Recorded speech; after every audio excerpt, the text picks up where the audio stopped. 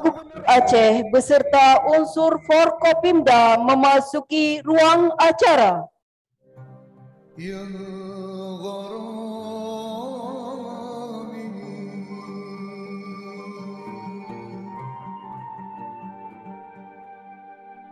صلاة بالسلام المبين لنقطة التعيين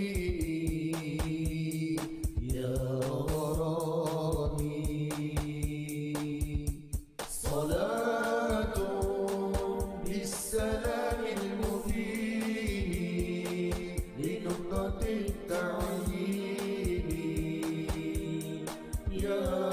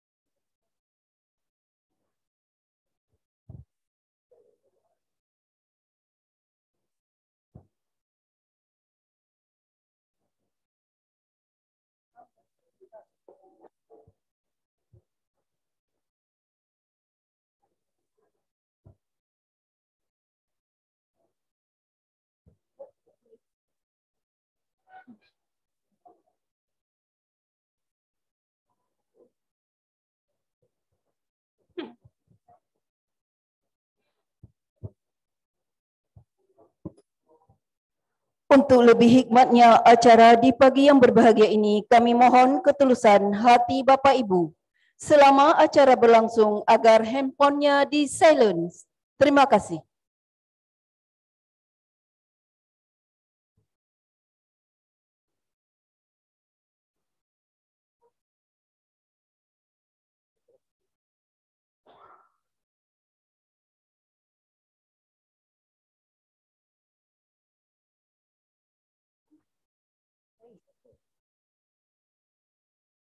Assalamualaikum warahmatullahi wabarakatuh. Yang Mulia Ketua Mahkamah Agung Republik Indonesia, yang terhormat Bapak Gubernur Aceh, yang kami hormati Bapak Ketua DPRA, yang kami hormati Ibu Ketua Mahkamah Syariah Aceh dan unsur Forkopimda Aceh, Bapak Ibu para peserta seminar, baik di dalam maupun yang berada di luar negeri yang kami muliakan, yang tidak dapat kami sebutkan satu persatu.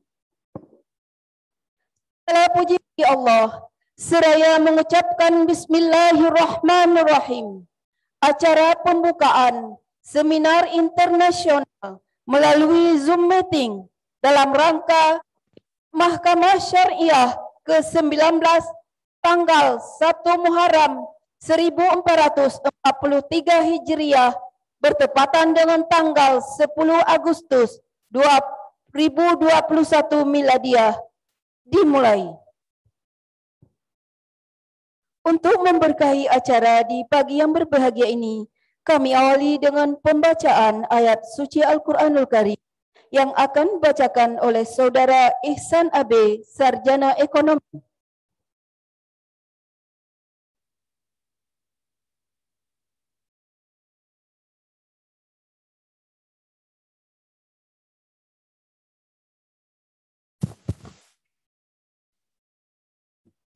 Assalamualaikum warahmatullahi wabarakatuh.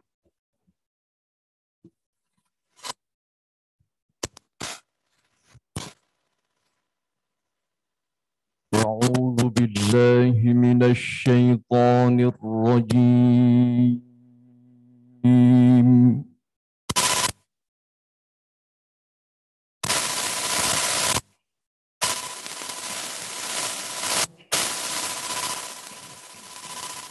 بسم الله الرحمن الرحيم.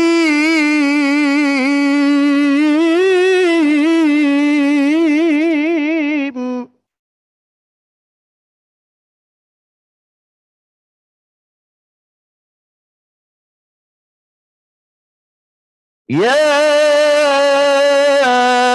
أيها الذين آمنوا إذا قيل لكم تفسحوا في المجالس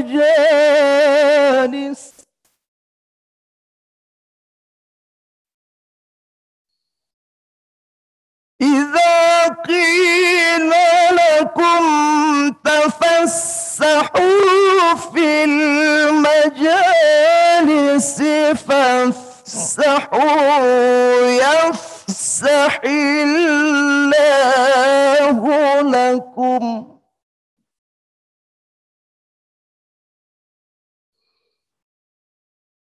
وإذا قيل انشزوا فانشزوا يرفع الله الذين آمنوا منكم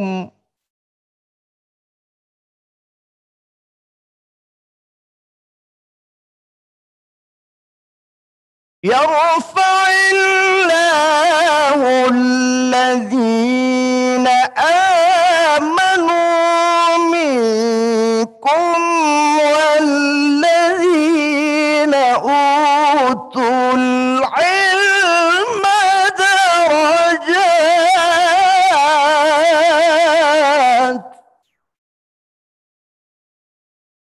والله بما تعملون خبير.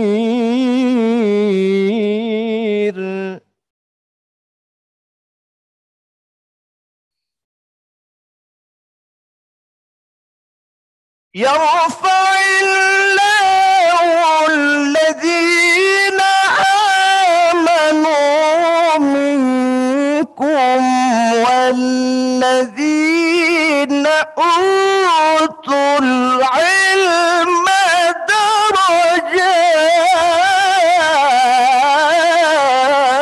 درجات والله بما تعملون خبير. والله بما تعملون خبير.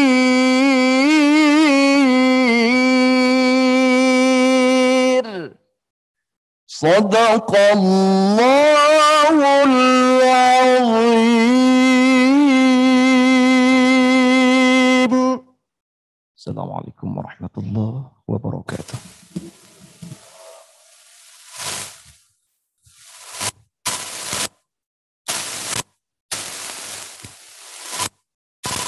Menyanyikan lagu Indonesia Raya dan dilanjutkan dengan himne Mahkamah Agung Republik Indonesia. Hadirin dimohon berdiri.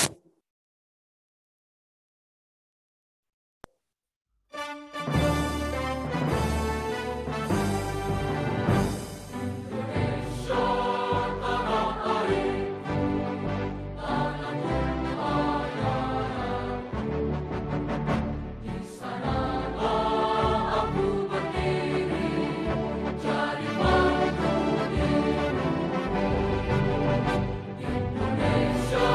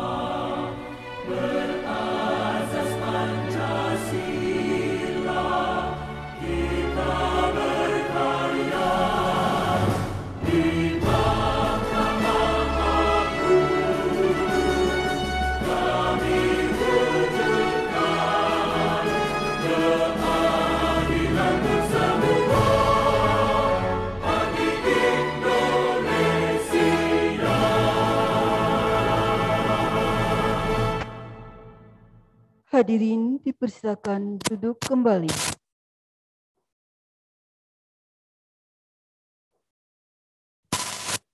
Sambutan Ketua Mahkamah Syariah Aceh kepada Ibu Dr. Anda Hajah Rosmardani SHMH, kami persilakan.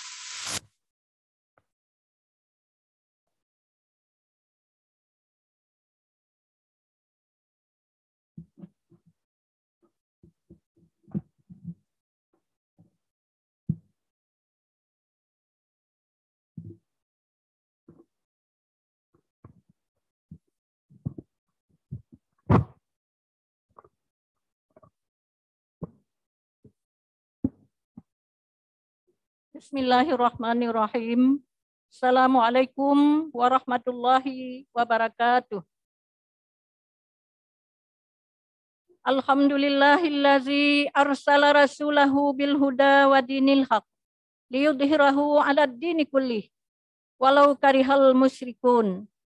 Asyhadu an la ilaha illallah wahdahu la syarikalah wa asyhadu anna Muhammadan abduhu wa rasuluh.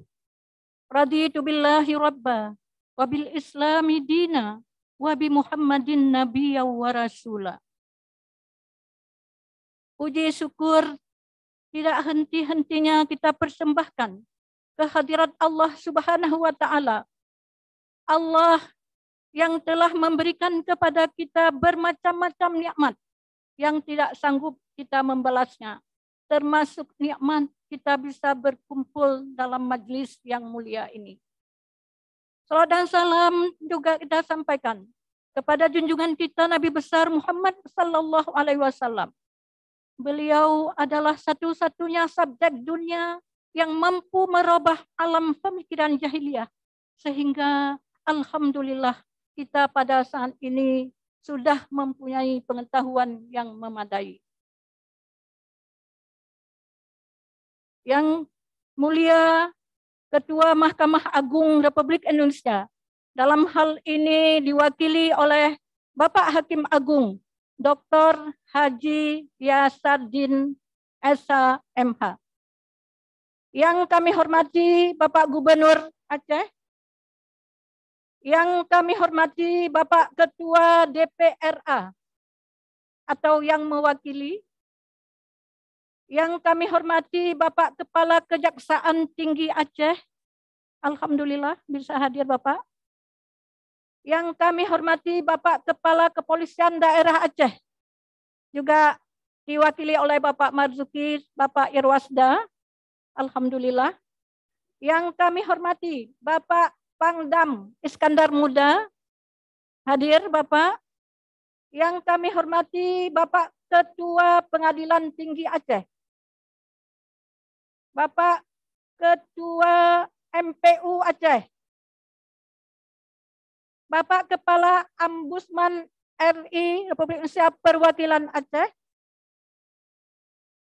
Bapak Ketua Majelis Adat Aceh, Bapak Kepala Kementerian Hukum dan HAM Aceh, Bapak Rektor UIN Ar-Raniri, dalam hal ini diwakili oleh Direktur Pasca Sarjana UIN Ar-Raniri, Bapak Rektor Universitas Syakuala, Direktur Utama Bank Aceh,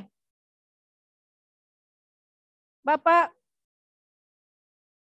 yang hadir di sini juga Bapak Nasir Jamil, beliau mewakili, bukan mewakili ya, sebagai Kepala Ketua Porbes DPR RI DPD Perwakilan Aceh. Yang kami hormati pejabat kami, Ketua Hakim Syar'i Malaysia, yang juga sudah berhadir pada saat ini yang akan memberikan materi nantinya. Yang kami hormati Bapak Haji Amalik Radin, Komisaris BUMN, juga hadir.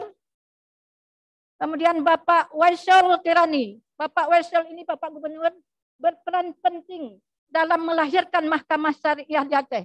Karena dari mulut beliau katanya dulu harus ada Mahkamah Syariah di Aceh dengan adanya syariat Islam. Tepuk tangan buat Pak Waisel.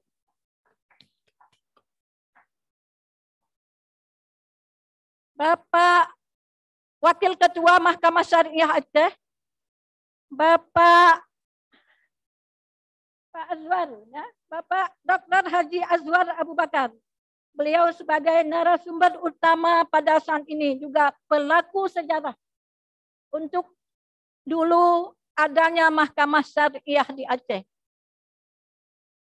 Bapak yang tidak memungkinkan kami mohon maaf, ini tidak jelas pula dari jauh, kami mohon maaf yang tidak memungkinkan kami sebutkan satu persatu. Ada dari Satpol PP, ada dari dari Wali Nanggro Bapak, yang mulia Paduka Wali Nanggro, mohon maaf. Beliau semula memang hadir untuk memberikan sambutan, tetapi karena acaranya bersamaan yang tidak diduga-duga sehingga beliau belum bisa. Tapi kalau sudah selesai di sana nanti beliau akan segera menuju tempat kita ini. Bapak Kepala Dinas Syariat, ya, Kepala Dinas Syariat Islam, Kepala Dinas Pendidikan Dayah, Kepala Biro Keistimewaan, kalau hadir juga tidak nampak ini yang lainnya. Saya mohon maaf Bapak, tidak memungkinkan saya sebutkan satu persatu.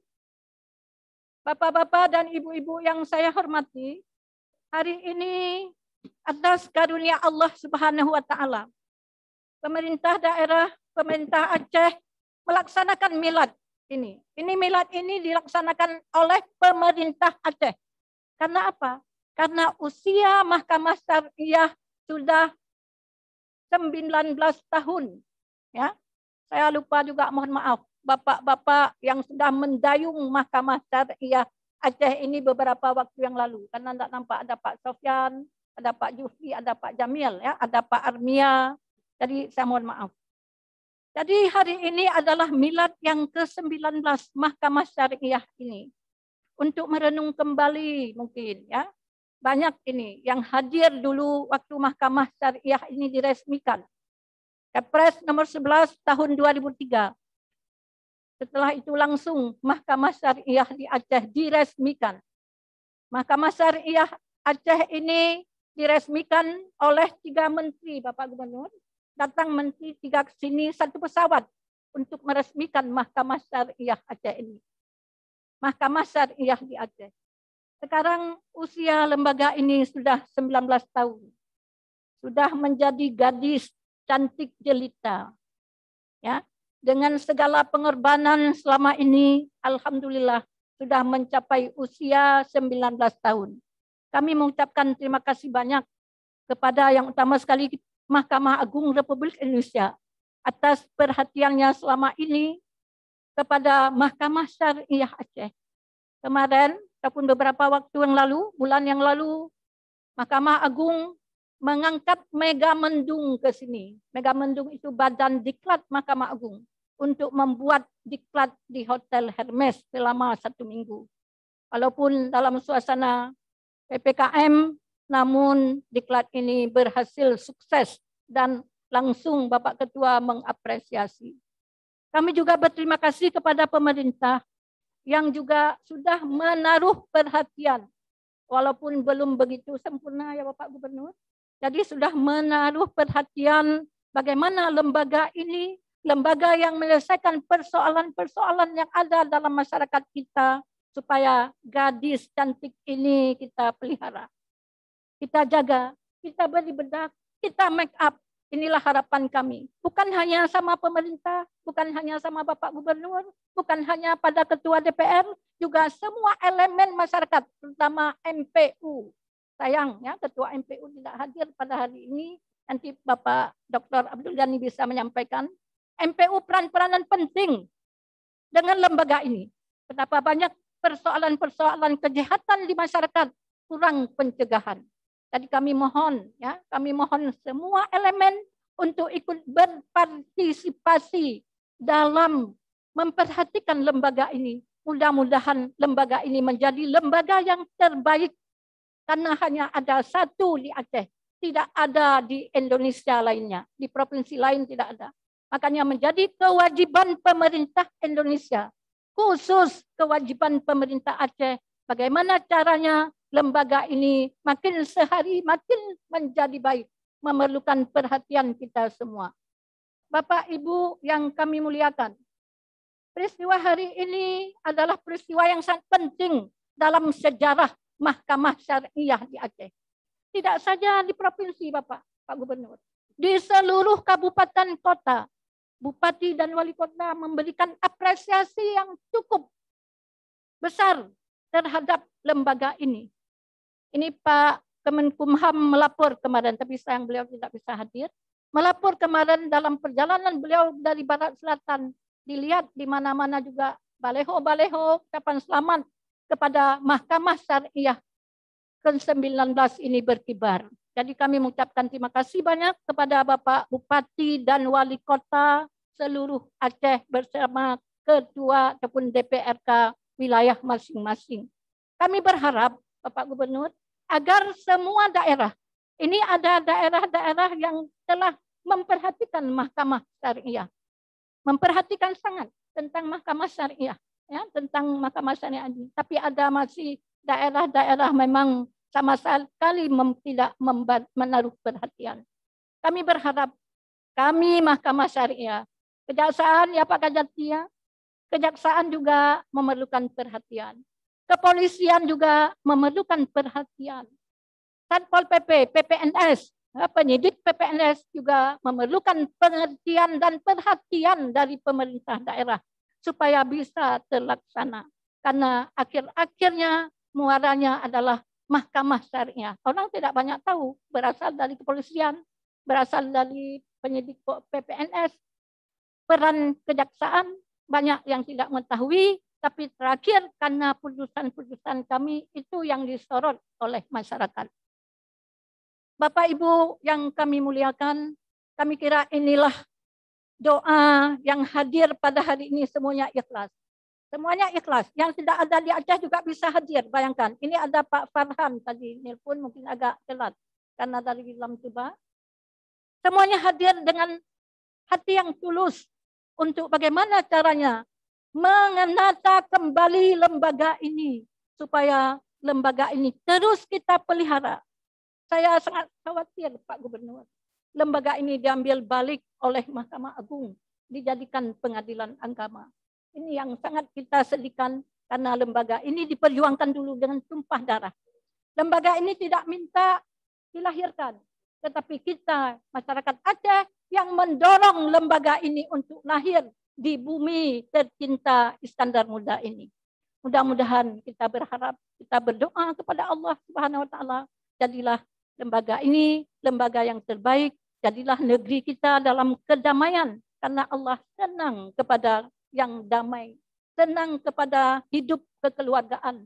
Dalam Al-Quran Allah berfirman, La as'alukum alaihi ajran illal mawaddah fil qurba. Aku tidak meminta sesuatu upah pun kepada hamba-hambaku. Yang kuminta adalah kebahagiaan dalam kekeluargaan. Alhamdulillah, keluarga-keluarga kita, keluarga yang hadir pada hari ini akan dicatat oleh Allah Subhanahu wa taala menjadi amal ibadah.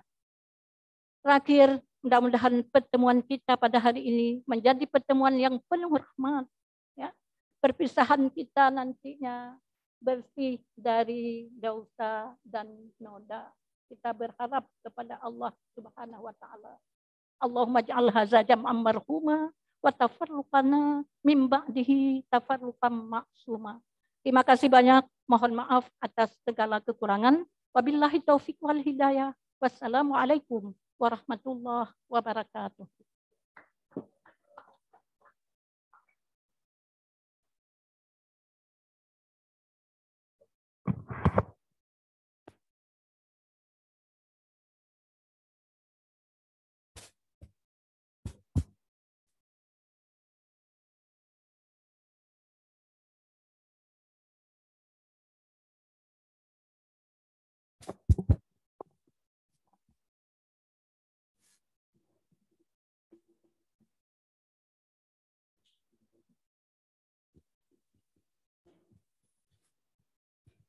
Hadirin yang berbahagia, berikutnya sambutan Gubernur Aceh kepada Bapak Insinyur Haji Nova Iriansyah MT. Kami persilakan.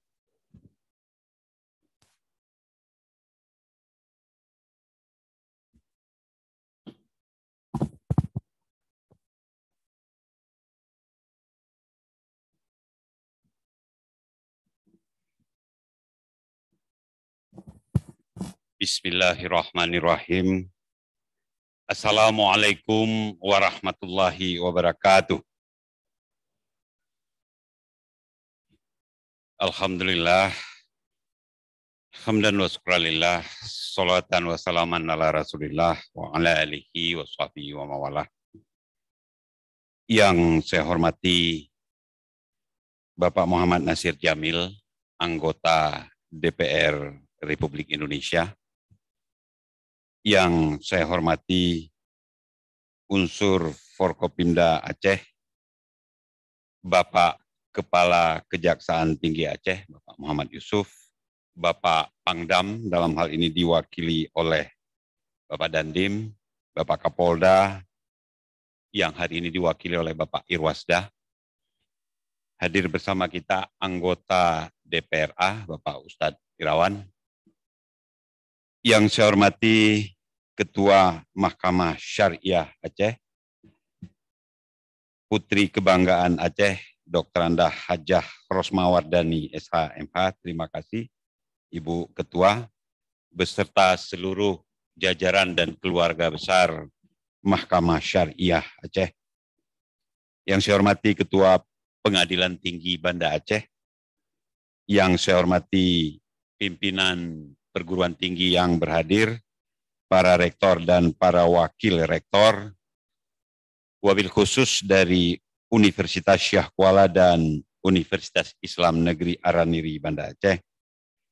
Yang saya hormati, yang kita banggakan bersama, Menteri Penertiban Aparatur Negara dan Reformasi Birokrasi 2011-2014, Bapak Dr. Insinyur Haji Azwar Abu Bakar, hari ini hadir sebagai pemateri yang insya Allah akan memberikan materinya pada saatnya nanti.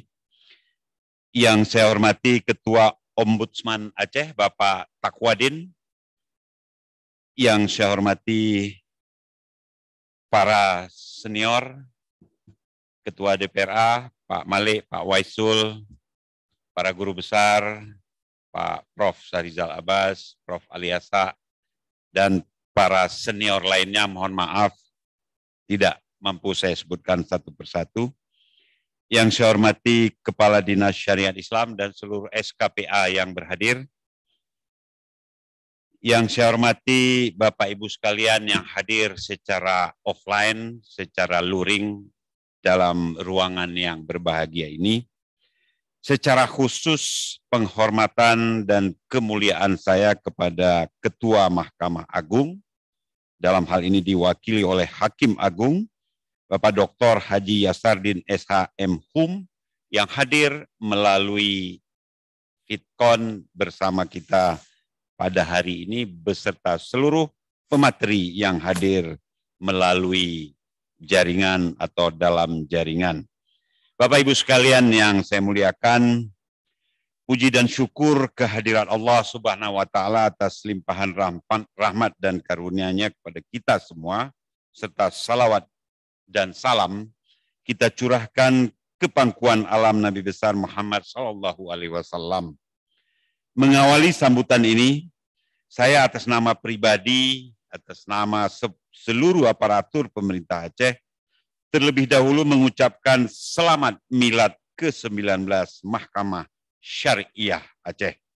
Usia 19 tahun adalah usia yang sudah memasuki kelompok usia dewasa, sudah cakap dalam bertindak, dan segala langkah serta keputusan yang dibuat sudah tentunya dipertimbangkan dengan sangat-sangat matang.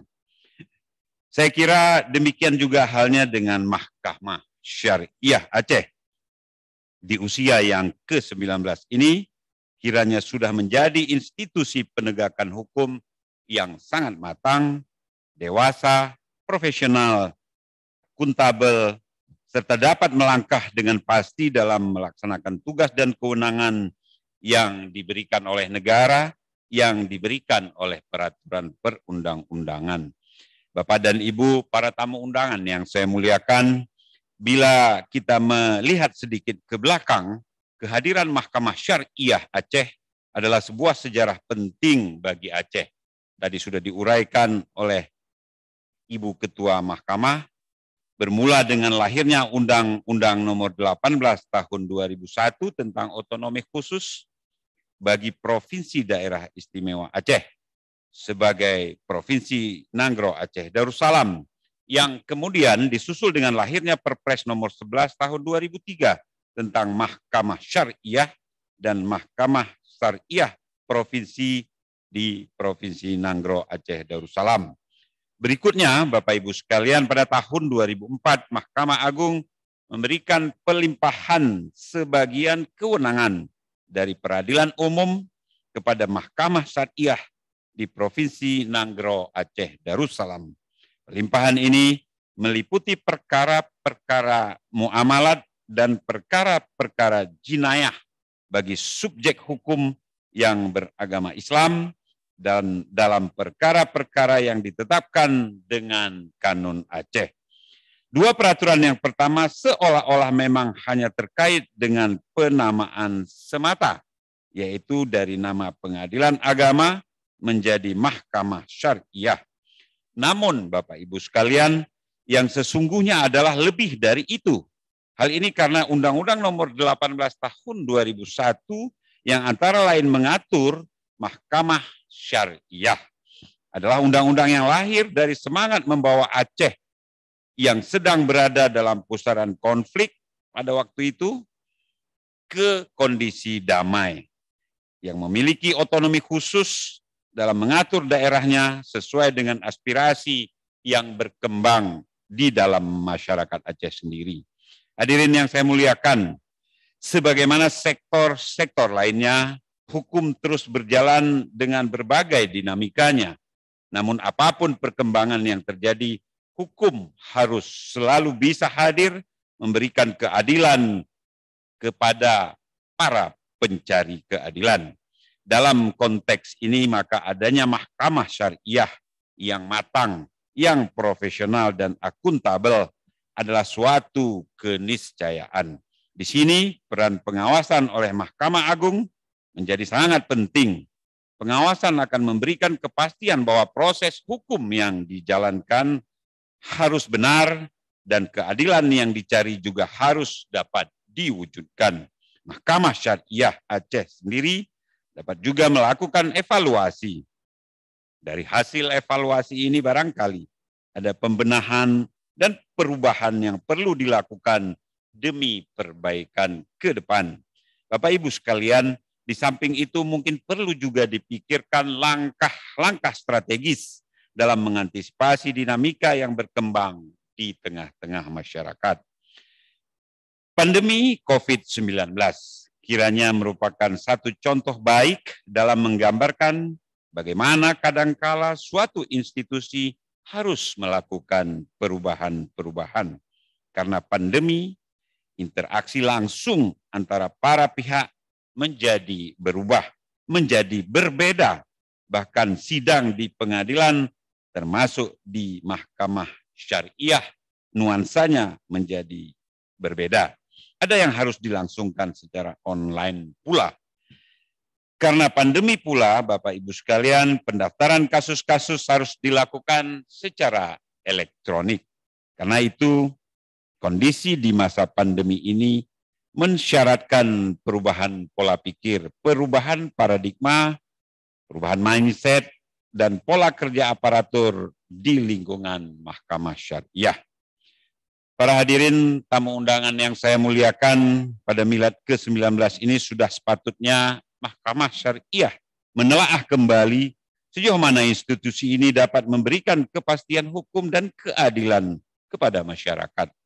Putusan majelis hakim yang menjatuhkan hukuman kepada terbukti bersalah juga perlu dikaji ulang sejauh mana manfaat hukuman itu kepada terpidana. Ketiga hal yang saya sebutkan tadi, Bapak Ibu sekalian, yaitu kepastian hukum, keadilan, dan kemanfaatannya memang tidak selalu dapat dicapai sekaligus dengan mudah. Namun, mahkamah syariah harus selalu berupaya sekuat mungkin untuk selalu memiliki persepsi yang positif di mata publik, baik terhadap mahkamah sebagai sebuah institusi maupun terhadap para hakim yang bekerja di mahkamah syariah. Menurut hemat kami, mahkamah syariah harus berada di garis depan untuk memastikan bahwa fungsi-fungsi hukum berjalan dengan baik, tidak hanya untuk kepentingan internal, melainkan juga untuk eksternal dan untuk masyarakat umum. Melalui kinerja mahkamah syariah, kita mendambakan suatu keadaan di mana semua pihak memiliki pedoman dalam bertindak, melakukan perubahan-perubahan ke arah yang lebih baik, saling meningkatkan pengawasan terhadap satu sama lain, dan menjadi pendorong dalam membangun relasi yang saling hormat-menghormati dalam aktivitas kehidupan keseharian kita semua, termasuk masyarakat dalam spektrum yang lebih luas.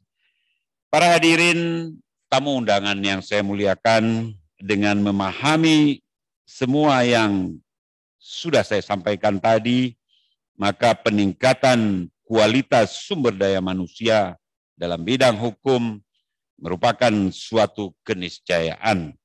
Kualitas sumber daya manusia yang dimaksud bukan hanya ditentukan oleh keahliannya saja, melainkan juga diiringi dengan sikap mental yang baik dan terpuji yang dapat dipertanggungjawabkan baik kepada diri sendiri maupun kepada masyarakat, bangsa dan negara, dan tentunya kepada Allah Subhanahu wa Ta'ala, Tuhan yang Maha Esa. Bapak Ibu sekalian, tamu undangan yang saya muliakan, demikian beberapa hal yang dapat saya sampaikan pada kesempatan yang baik ini. Mudah-mudahan bermanfaat bagi kita semua. Sekali lagi, saya ucapkan selamat milad ke-19 Mahkamah Syariah Aceh. Semoga selalu dalam ridha Allah Subhanahu wa Ta'ala. Wabillahi taufik wal hidayah. Wassalamualaikum warahmatullahi wabarakatuh.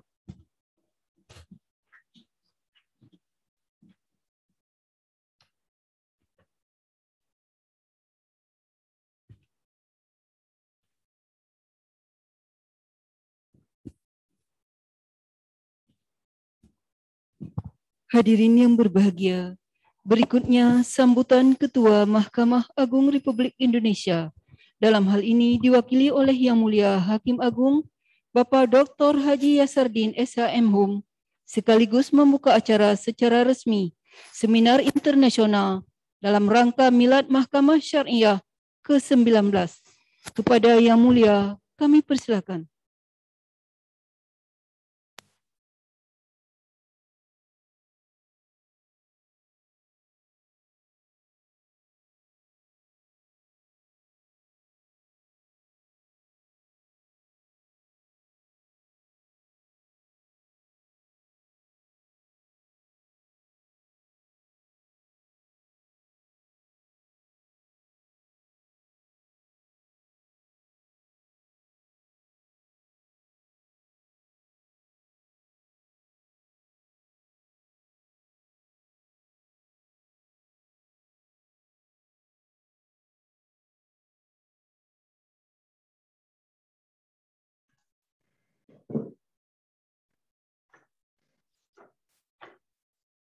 Assalamualaikum warahmatullahi wabarakatuh.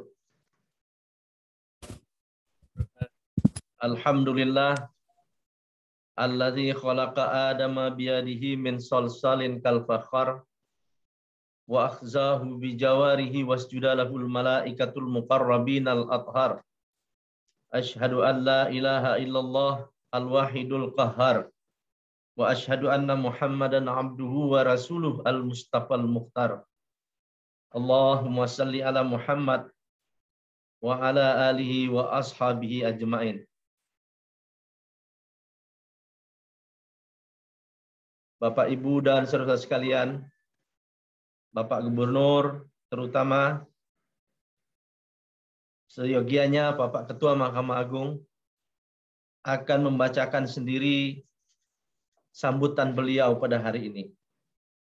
Akan tetapi beliau mohon sampaikan maaf kepada Pak Gubernur, Pak Ketua DPR, Ibu Ketua Mahkamah Syariah Aceh, dan semua yang hadir pada hari ini karena ada acara dinas Ketua Mahkamah Agung beserta pimpinan tidak bisa hadir bersama-sama bapak-bapak dan ibu-ibu pada hari ini. Oleh karena itu, izinkan saya membacakan sambutan beliau dalam acara pembukaan seminar dan sekaligus peringatan Milad ke-19 Mahkamah Syariah di Aceh. Bismillahirrahmanirrahim. Assalamualaikum warahmatullahi wabarakatuh. Yang terhormat Gubernur Aceh, yang terhormat Ketua DPR Aceh, yang terhormat segenap unsur Forum Komunikasi Pimpinan Daerah Aceh, yang terhormat Yang Mulia Tengku Malik Mahmud Al-Haitar, Wali Nagru Aceh, yang terhormat Ketua Majelis Permusyawaratan Ulama Aceh, yang terhormat Ketua Mahkamah Syariah Aceh, para hakim tinggi, para pimpinan dan hakim serta hakim pengadilan tingkat pertama sewilayah Mahkamah Syariah Aceh. Yang terhormat Ketua Pengadilan Tinggi Aceh, yang amat arif, Profesor Ajung Datuk Setia Haji Muhammad Naim bin Haji Mukhtar, Ketua Hakim Syar'i pada Jabatan Kehakiman Syariah Malaysia. Yang terhormat Bapak Dr. Haji Azwar Abu Bakar MM, Menteri Pemberdayaan Aparatur Negara dan Reformasi Birokrasi, periode 2011-2014. Yang terhormat Ketua Dharma Yukti Karini, wilayah maupun cabang beserta segenap pengurus di wilayah Mahkamah Syariah Aceh. Yang terhormat para guru besar dan para akademisi, serta segenap hadirin yang tidak dapat saya sebutkan satu persatu. Puji syukur, marilah kita persembahkan kehadiran Allah Subhanahu wa Ta'ala yang telah melimpahkan rahmat dan karunia-Nya kepada kita semua. Hingga pada pagi hari ini kita dapat bersama-sama hadir, baik secara fisik maupun secara virtual, dalam rangka peringatan Milad Mahkamah Syariah Aceh yang ke-19 pada tahun ini. Tidak lupa mengingat suasana pandemi COVID-19 yang masih kita rasakan dampaknya hingga saat ini. Maka saya tak bosan-bosan mengingatkan kita bersama, khususnya warga Mahkamah Syariah Aceh, agar senantiasa berdisiplin menjalankan protokol kesehatan yang telah ditetapkan pemerintah, minimal dengan menerapkan pola 5M, yaitu memakai masker, mencuci tangan, menjaga jarak, menghindari kerumunan, serta mengurangi mobilitas. Kita tentu tidak ingin suasana mencekam seperti ini terus berlarut-larut. Oleh karena itu, kita tidak boleh lengah dan abai terhadap protokol kesehatan. Namun, di saat bersamaan, tentu saja kita tetap harus memberikan pelayanan prima kepada masyarakat pencari keadilan. Oleh karena itu, saya berpesan agar kita semua benar-benar memanfaatkan perangkat teknologi informasi dan sarana digital yang telah tersedia di tiap-tiap satuan kerja Mahkamah Syariah. Hadirin yang saya hormati, di kesempatan baik ini, saya ingin mengucapkan selamat milad Mahkamah Syariah yang ke-19 menjelang genap 2 dasawarsa usia Mahkamah Syariah. Peringatan milad tahun ini tentu saja memiliki arti penting dan keistimewaan tersendiri, baik bagi warga Aceh secara khusus maupun bagi bangsa Indonesia secara umum. Sejak dikeluarkannya Undang-Undang Nomor 18 Tahun 2001 tentang otonomi khusus Aceh, eksistensi Mahkamah Syariah Aceh memasuki babak baru dalam sejarah panjang peradilan Islam di Indonesia. Perjalanan historis Mahkamah Syariah sejak era Kesultanan Islam yang tegak berdiri di bumi serambi Mekah seakan mencapai titik kulminasi dengan diterimanya Mahkamah Syariah sebagai realita pluralitas hukum di tanah air, di mana pada tanggal 1 Muharram 1424 Hijriah bertepatan dengan tanggal 4 Maret tahun 2003, Mahkamah Syariah diresmikan oleh Ketua Mahkamah Agung waktu itu, Profesor Dr. Bagir Manan SH MCL, sebagai perwujudan lembaga peradilan syariat Islam di Aceh dalam bingkai sistem hukum nasional.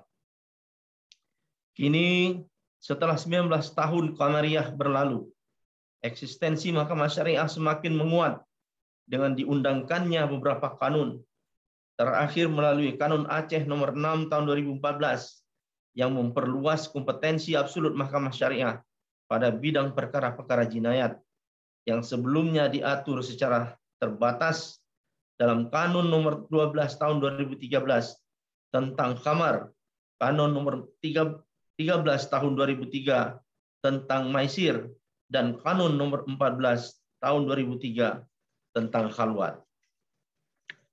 Hadirin yang saya hormati, dalam pengamatan saya pribadi, pelimpahan kewenangan perkara jinayat ini telah dijalankan secara optimal oleh Mahkamah Syariah. Terbukti sepanjang tahun 2020, Mahkamah Syariah di seluruh Aceh telah menerima 268 perkara jinayat, meningkat 3,47% jika dibandingkan dengan tahun sebelumnya, tahun 2019, yang menerima sebanyak 259 perkara. Yang mengembirakan, dari keseluruhan perkara tersebut, rasio produktivitas memutus perkara jinayat sudah mencapai angka 96,42% dengan ketepatan waktu memutus perkara 100%, yakni diputus dalam tenggang waktu paling lama 5 bulan, sebagaimana ketentuan Surat Edaran Mahkamah Agung nomor 2 tahun 2014. Selain itu, dari keseluruhan perkara yang telah diputus dan telah berkekuatan hukum tetap, tidak ada satupun yang diajukan peninjauan kembali ke Mahkamah Agung. Saya berharap semoga kinerja positif Mahkamah Syariah ini tetap dipertahankan atau bahkan ditingkatkan pada masa-masa yang akan datang. Kita menyadari masyarakat akan terus memantau dan memperhatikan proses peradilan, terlebih di era keterbukaan informasi sekarang ini. Hal ini tentu saja menjadi pekerjaan rumah bagi kita. Dalam rangka itu, Mahkamah Agung selaku lembaga peradilan tertinggi di Indonesia akan terus berusaha meningkatkan fungsi pembinaan dan pengawasan bagi badan-badan peradilan yang ada di bawahnya, termasuk Mahkamah Syariah Aceh. Selain mengintensifkan pendidikan, pelatihan bagi para hakim dan aparatur Mahkamah Syariah, langkah penting efektif untuk meningkatkan pelayanan peradilan di masa sekarang ini adalah dengan memanfaatkan teknologi informasi yang telah tersedia. Oleh karena itu, saya ingin menegaskan bahwa pemanfaatan teknologi informasi di lembaga peradilan adalah harga mati yang tidak dapat ditawar-tawar lagi. Kita tentu tidak ingin mundur ke belakang dengan mempertahankan cara-cara kerja konvensional yang kurang efektif dan efisien. Momentum peringatan Milad Mahkamah Syariah yang bertepatan pula dengan peringatan Tahun Baru Islam 1 Muharram 1443 Hijriah harus kita maknai bahwa kita harus berani berubah, berani hijrah, dan berani untuk selalu berbuat yang lebih baik dari tahun-tahun sebelumnya. Bapak Ibu hadirin yang dimuliakan Allah, akhir kata saya ucapkan selamat milad yang ke-19 bagi Mahkamah Syariah di Aceh. Mari bersama-sama kita memajukan dunia peradilan Indonesia demi tegaknya keadilan di bumi pertiwi, sehingga kesejahteraan yang kita idamkan dapat terwujud dalam bingkai negara yang baldatun thayyibatun wa rabbun ghafur. Terakhir, dengan mengucapkan Bismillahirrahmanirrahim. Dengan ini saya buka secara resmi seminar internasional dalam rangka Milad ke-19 Mahkamah Syariah Aceh.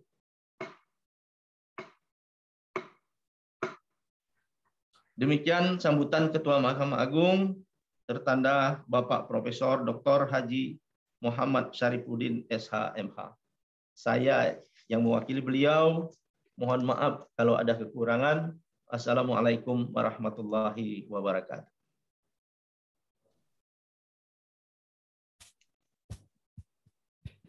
Terima kasih kami ucapkan kepada Bapak Hakim Agung dan para hadirin yang berbahagia. Sebagai wujud rasa syukur kita kepada Allah, mari sejenak kita menadahkan tangan seraya berdoa yang akan pimpin oleh Bapak Dr. Andes Haji M. Yusar, MH, Hakim Tinggi Mahkamah Syariah Aceh.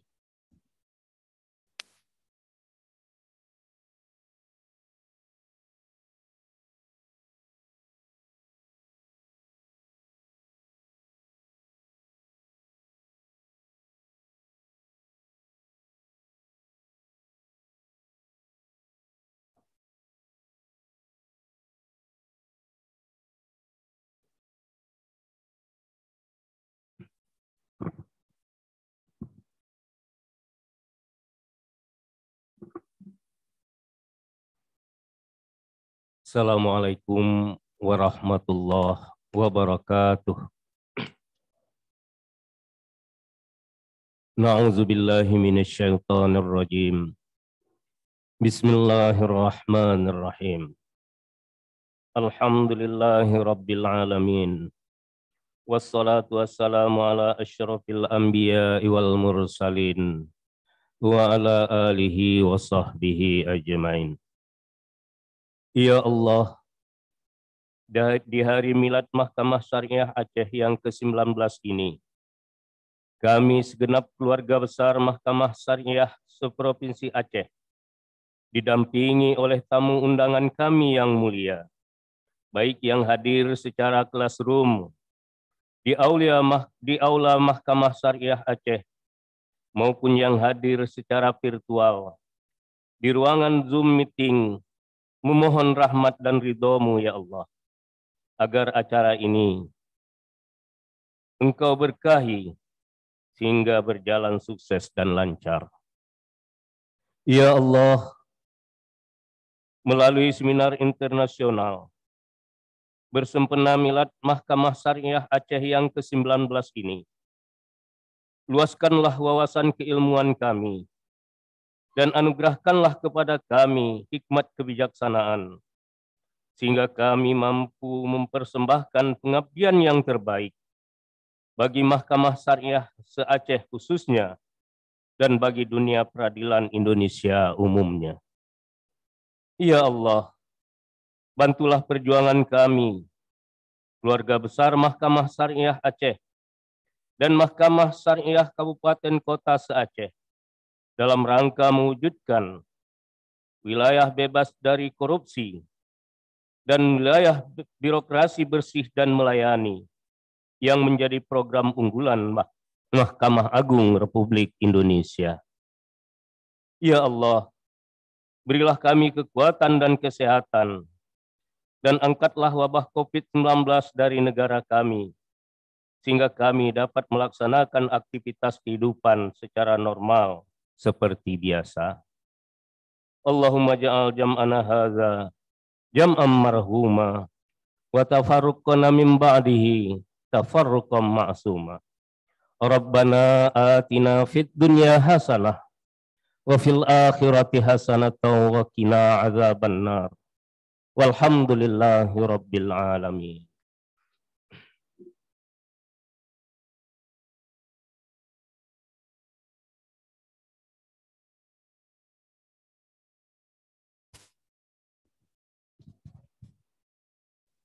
Bapak Gubernur dirahmati Allah, kami panitia mengucapkan terima kasih kepada Bapak Gubernur Aceh yang sudah hadir pada acara seminar di pagi hari yang berbahagia ini. Selanjutnya Bapak Gubernur meninggalkan ruangan untuk mengikuti kegiatan penting berikutnya.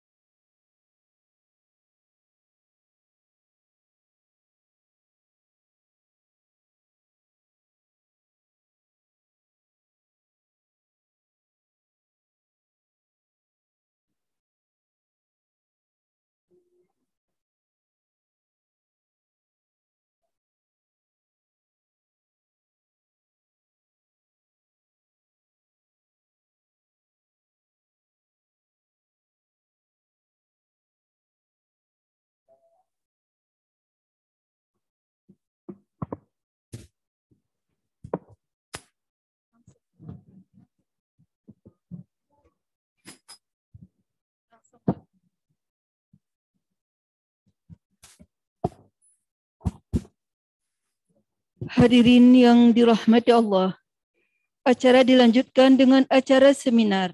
Acara seminar akan dipimpin langsung oleh moderator yang terhormat Bapak Profesor Dr. Haji Syahrizal Abbas. Kami persilakan.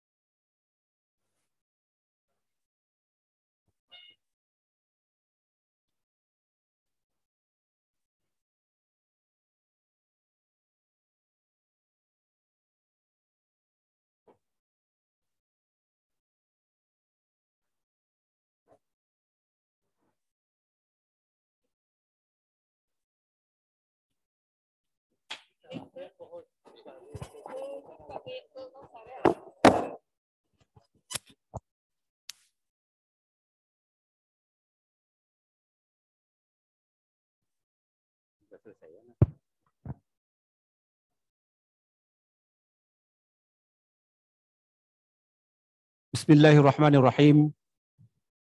Assalamualaikum warahmatullahi wabarakatuh. Alhamdulillahi rabbil alamin. Wassalatu wassalamu ala asyrafil anbiya'i wal mursalin. Sayyidina Muhammadin wa ala alihi wa ashabihi ajma'in. Amma ba'd. Pertama-tama marilah kita senantiasa memanjatkan puji syukur kehadirat Allah Subhanahu wa taala atas izin dan perkenannya kita masih diberi kesehatan dan kemampuan dalam rangka menjalankan kegiatan kita sebagai hamba Allah dan sebagai anggota masyarakat. Alhamdulillah kita bisa hadir ke aula Mahkamah Syariah Aceh dalam rangka seminar internasional pada peringatan milad ke-19 Mahkamah Syariah. Kemudian selawat salam mari sama-sama kita sampaikan keharibaan Nabi besar Nabi Muhammad sallallahu alaihi wasallam. Nabi yang memberi petunjuk, memberi bimbingan, memberi contoh teladan kepada kita agar manusia ini hidup mulia dan terhormat sesuai dengan fitrah penciptaannya sebagai makhluk yang sempurna. Yang mulia, para narasumber dalam hal ini telah bergabung di dalam forum ini. Kita menggunakan pola hybrid. Jadi ada yang mengikuti seminar ini secara virtual dan ada juga dalam pola tatap muka. Yang kami hormati Bapak Ibu hadirin hadirat peserta seminar yang berbahagia. Kita punya waktu setelah acara pembukaan tadi. Sekarang menurut jam saya jam 10 lewat 2 menit. Oh, jam 10 lewat ya 2 menit kalau jam saya. Mungkin jam bapak-bapak masih 9.56. Baik, dalam kesempatan ini ada 3 narasumber yang akan menyampaikan presentasi. Yang pertama, yang mulia, Hakim Agung pada Mahkamah Agung Republik Indonesia, Bapak Dr. Haji Yasardin SH MHum. Yang kedua, Bapak Dr. Haji Azwar Abu Bakar MM.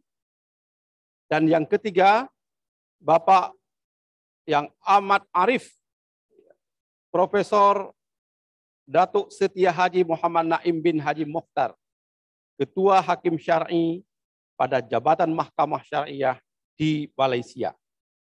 Bapak Ibu hadirin yang terhormat, pada sesi pertama, kita berikan kesempatan kepada para narasumber untuk menyampaikan presentasinya. Lebih kurang 30 menit masing-masing narasumber. Setelah itu, kita akan melanjutkan dengan diskusi. Baik melalui tatap muka yang ada di sini maupun secara virtual. Secara virtual nanti ada 2 kemungkinan diskusinya. Pertama, bisa menyampaikan secara langsung. Dan yang kedua bisa juga menggunakan pola chatting. Dan nanti operator akan menyampaikan pertanyaan-pertanyaan yang diajukan di dalam kesempatan ini. Tentu kami menyampaikan apresiasi dan penghormatan kepada para tamu undangan, para bupati wali kota yang hadir dalam kesempatan ini, dan juga para peserta yang tidak bisa bergabung secara tatap muka, tapi mereka mengikuti secara virtual dari seluruh Indonesia. Hadirin dan hadirat yang terhormat, untuk kesempatan yang pertama, mari kita dengar dulu presentasi Yang Mulia Hakim Agung pada Mahkamah Agung Republik Indonesia, Dr. Haji Yasardin SH.M.Hum, dengan judul makalahnya Peran Mahkamah Agung Republik Indonesia dalam Membina Mahkamah Syariah di Aceh. Untuk kesempatan pertama kami persilahkan Yang Mulia Hakim Agung Dr. Yasardin. Silakan, waktu maksimal 30 menit. Silakan.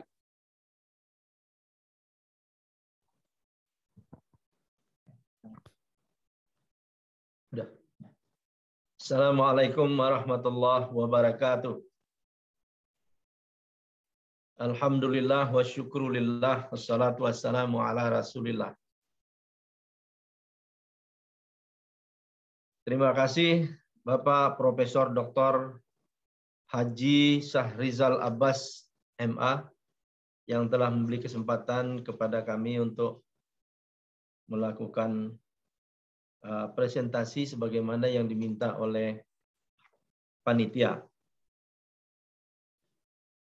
Yang kami hormati Bapak Dr. Insinyur Haji Azwar Abu Bakar MM sebagai narasumber. Yang kami hormati juga Profesor Ajung Datuk Setia Haji Muhammad Naim bin Haji Mukhtar dari Malaysia juga sebagai narasumber.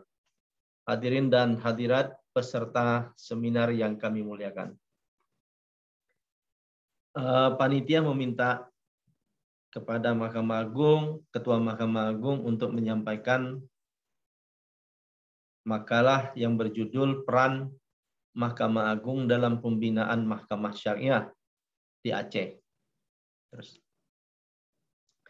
Lanjut.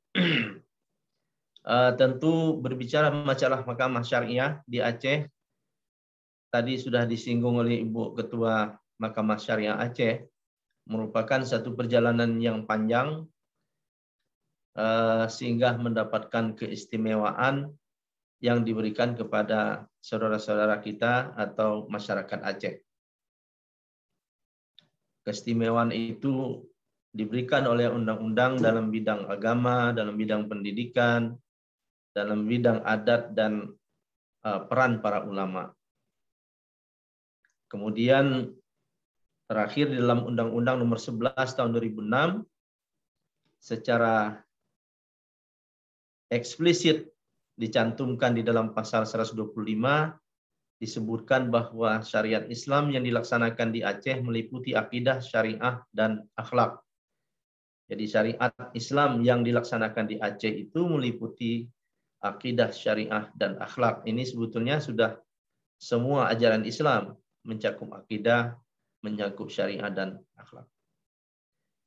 Kemudian dalam pasal 2-nya disebutkan bahwa syariat Islam sebagaimana dimaksud dalam ayat 1 meliputi ibadah, ahwal syakhsiyah atau hukum keluarga, muamalah atau hukum perdata, jinayat atau hukum pidana, qada, peradilan, tarbiyah atau pendidikan, dakwah, syiar, dan pembelaan Islam.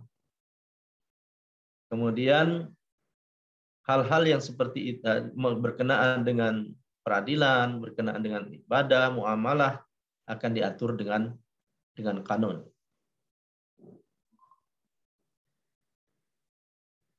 Kemudian Mahkamah Syariah sebagaimana diatur dalam undang-undang yang saya sebutkan tadi, Undang-Undang 11 2006, disebutkan lagi dalam pasal 28 adalah peradilannya, masalah peradilannya. Peradilan syariat Islam di Aceh adalah merupakan bagian dari sistem peradilan nasional dalam lingkungan peradilan. Jadi Mahkamah Syariah di Aceh itu merupakan bagian dari sistem peradilan nasional.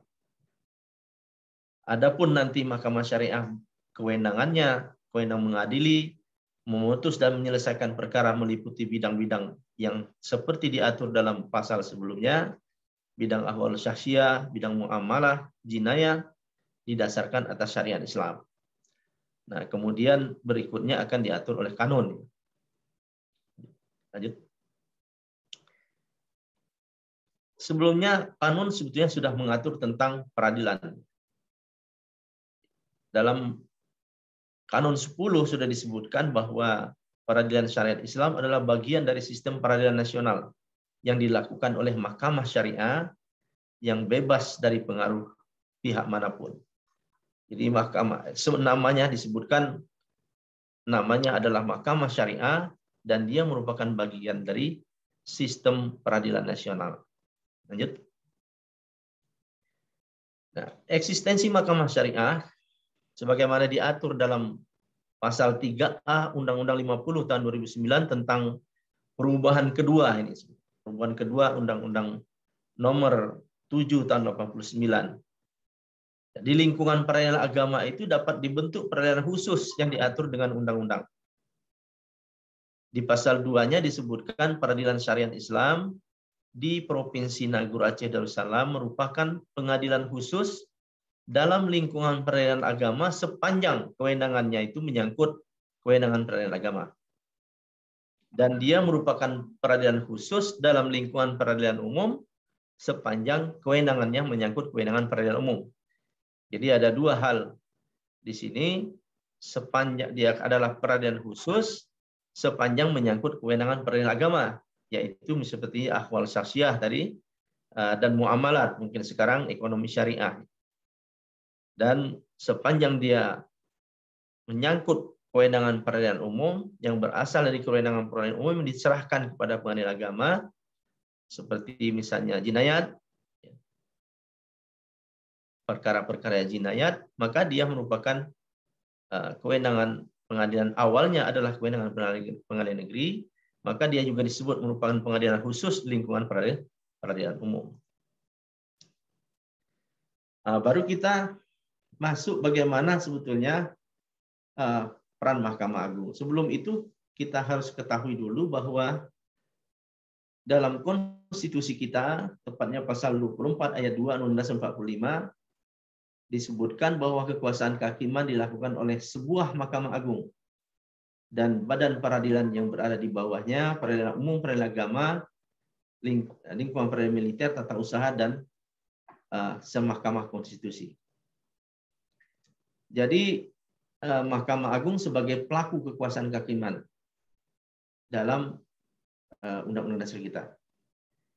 Kekuasaan kehakiman dilakukan oleh sebuah Mahkamah Agung dalam badan peradilan di bawahnya dalam lingkungan peradilan umum, peradilan agama, lingkungan peradilan militer, dan tata usaha negara, ya, dan semua konstitusi. Ini dalam Undang-Undang 48 tahun 2009 tentang kekuasaan kehakiman. Jadi lanjutan dari pasal 24 ayat 2 Undang-Undang Dasar 1945. Nah, berdasarkan itu, Mahkamah Agung sebagai pelaku kekuasaan kehakiman itu mempunyai fungsi. Pertama, fungsi peradilan, fungsi mengadili, kemudian fungsi pengawasan, kemudian fungsi mengatur, dan fungsi untuk memberikan nasihat. Kita lihat satu persatu secara global atau secara umum saja dari fungsi-fungsi tersebut. Fungsi peradilan, Mahkamah Agung adalah pengadilan kasasi yang bertugas membina keseragaman dalam penerapan hukum melalui putusan kasasi dan peninjauan kembali. Nah, jadi dengan sebetulnya dengan putusan-putusan kasasi dan putusan peninjauan kembali itu juga merupakan pembinaan Mahkamah Agung ke bawah, ke pengadilan tingkat banding maupun tingkat kasasi di seluruh lingkungan di Indonesia, termasuk Mahkamah Syariah. Jadi putusan kasasi atau putusan peninjauan kembali itu adalah pembinaan, pertama pembinaan terhadap keseragaman. Jangan sampai ada disparitas putusan dalam persoalan yang sama, kemudian disparitas juga penerapan hukumnya. Jadi pembinaan Mahkamah Agung melalui putusan-putusannya dalam tingkat kasasi dan peninjauan kembali. Dan Mahkamah Agung juga punya kewajiban untuk memastikan berjalannya peradilan sebagaimana mestinya di seluruh tingkatan peradilan, ya, tingkat banding dan tingkat pertama. Adapun yang dimaksud dengan fungsi pengawasan, Mahkamah Agung melakukan pengawasan tertinggi terhadap jalannya peradilan di semua lingkungan peradilan dengan tujuan agar peradilan dilakukan diselenggarakan dengan seksama dan wajar dengan berpedoman pada azas sederhana, cepat, dan biaya ringan. Jadi pengawasan itu ditujukan kepada peradilan di bawahnya untuk memastikan peradilan diselenggarakan dengan seksama dan wajar, dan azas sederhana, cepat, dan biaya ringan itu dilaksanakan. Mahkamah Agung sudah memberikan beberapa kebijakan, baik berupa surat edaran Mahkamah Agung maupun peraturan Mahkamah Agung, agar peradilan itu bisa dilaksanakan dengan seksama dan wajar, dan azas sederhana, cepat, dan biaya ringan itu dapat terlaksanakan dengan baik. Di antaranya misalnya dengan peraturan Mahkamah Agung tentang e-litigasi, yang sebelumnya itu adalah e-code, e-file, and e-payment. Sebelumnya, kemudian peraturan Mahkamah Agung tentang e-litigasi adalah untuk supaya azas sederhana, cepat, dan biaya ringan itu dapat dilaksanakan. Dan itu tidak hanya surat edaran dikeluarkan, tetapi Badan Pengawasan Mahkamah Agung melaksanakan pengawasan terhadap jalannya atau diterapkannya surat edaran dan peraturan-peraturan Mahkamah Agung tersebut. Selanjutnya, fungsi mengatur. Mahkamah Agung dapat mengatur lebih lanjut hal-hal yang diperlukan bagi kelancaran penyelenggaraan peradilan apabila terdapat hal-hal yang belum cukup diatur dalam undang-undang. Memang biasanya begitu diundangkannya sebuah undang-undang, baru dirasakan bagaimana kekurangannya. Oh, ternyata undang-undang ini belum mengatur masalah ini. Undang ini belum mengatur atau tidak jelas mengatur dalam masalah yang diaturnya setelah dia diterapkan. Jadi baru saja undang-undang itu diundangkan, baru banyak tanggapan-tanggapan, kritik-kritik, pembahasan-pembahasan, diskusi-diskusi bahwa aturan-aturan itu belum lengkap atau belum jelas pengaturannya.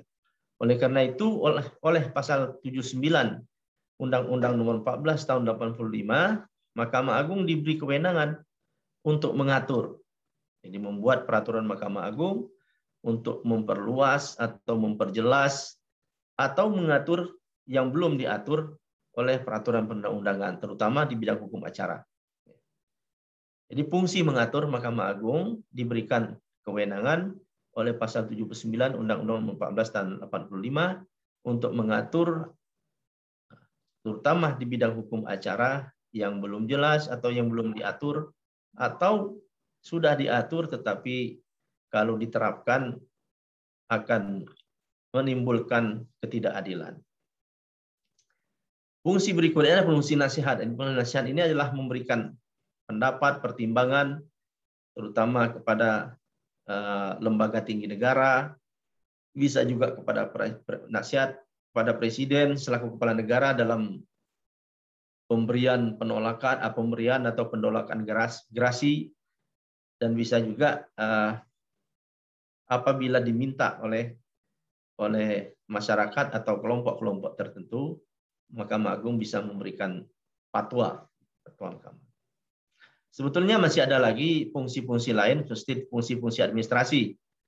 Maka sejak 2004 itu dengan one roof system, dengan satu atapnya Mahkamah Agung menjalankan fungsi-fungsi administrasi, kepegawaian, keuangan, administrasi umum, dan lain sebagainya. Lanjut. Pembinaan yang dilakukan oleh kepada badan peradilan termasuk Mahkamah Syariah di Aceh itu dilakukan oleh Mahkamah Agung yang kita sebut dengan pembinaan internal, dan dilakukan juga oleh Komisi Yudisial ya, yang kita sebut dengan pembinaan eksternal. Mahkamah Agung ini tentu dalam memberikan pembinaan-pembinaan secara eksternal ini dalam bentuk berbagai macam. Adapun pembinaan yang dilakukan oleh Komisi Yudisial dalam rangka menjaga kehormatan hakim yang sudah dilakukan oleh Komisi Yudisial dengan pelatihan-pelatihan, misalnya kode etik PPH, pedoman perilaku, kode etik dan pedoman perilaku hakim yang dilaksanakan oleh Komisi Yudisial, dan pembinaan dalam bentuk yang lain. Kita akan melihat lebih dalam tentang pembinaan internal yang dilakukan oleh Mahkamah Agung.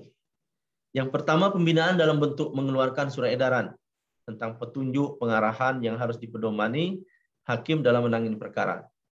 Mahkamah Agung setiap tahun mengadakan rapat kerja, setiap biasanya dilakukan pada akhir tahun, pada bulan November, Desember, melakukan rapat kerja Mahkamah Agung, kemudian sekaligus dalam forum itu setiap kamar membahas hal-hal yang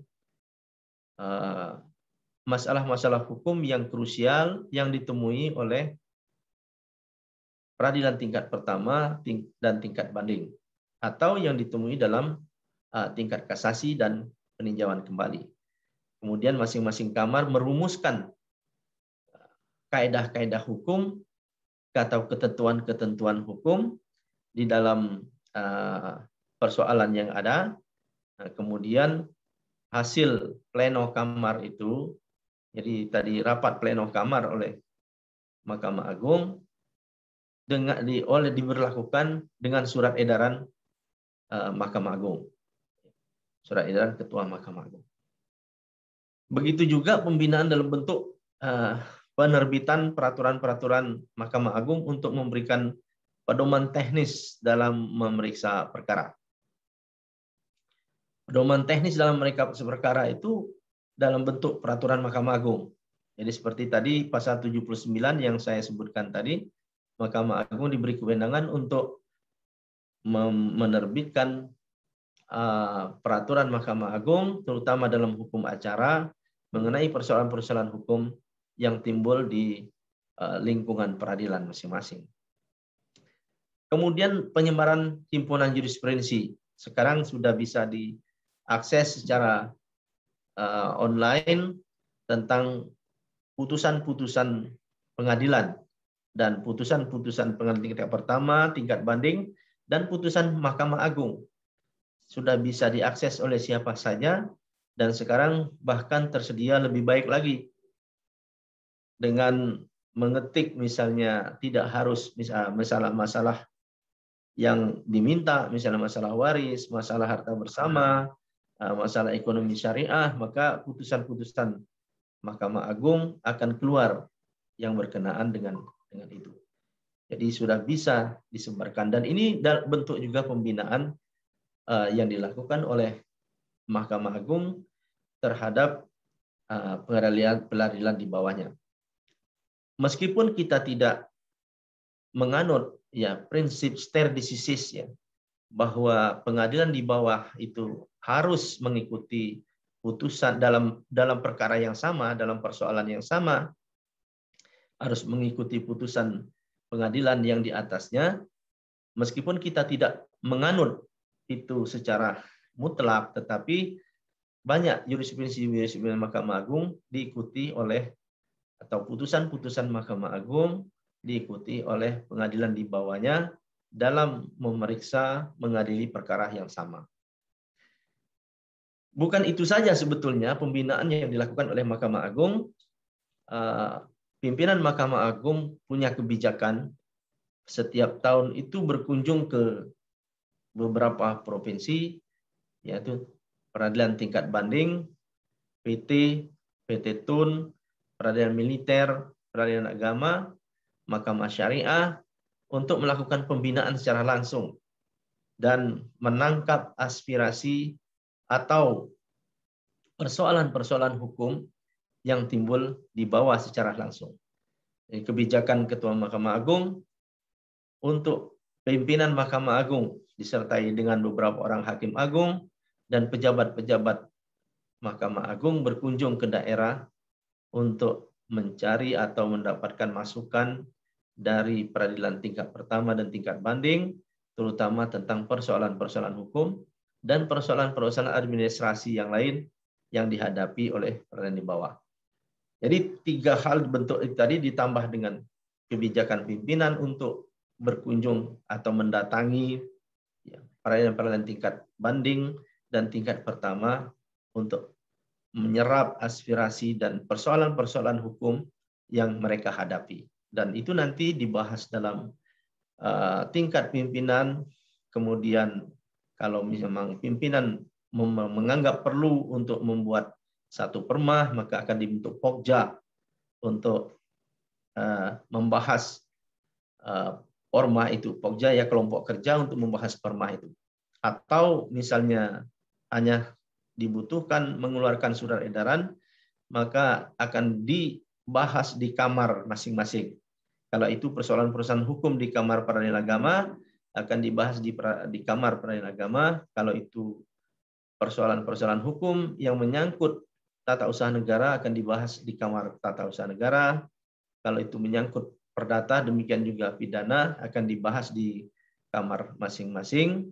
Kemudian nanti Ketua Mahkamah Agung mengeluarkannya dalam bentuk surat edaran untuk menjadi pedoman bagi teman-teman kita ya di tingkat pertama maupun tingkat banding. Sebetulnya Undang-Undang Nomor 48 Tahun 2009 telah menyatakan bahwa pembinaan ada disebut dengan pembinaan terpadu. Penyelenggaraan, pengelolaan, dan pembinaan peradilan dilakukan secara terpadu pada semua tingkatan peradilan di bawah Mahkamah Agung. Jadi semua tadi baik dalam bentuk surat edaran maupun dalam bentuk peraturan Mahkamah Agung, kemudian dalam bentuk jurisprudensi dilakukan secara terpadu supaya ada konsistensi, dan menghindari sedapat mungkin tidak ada disparitas.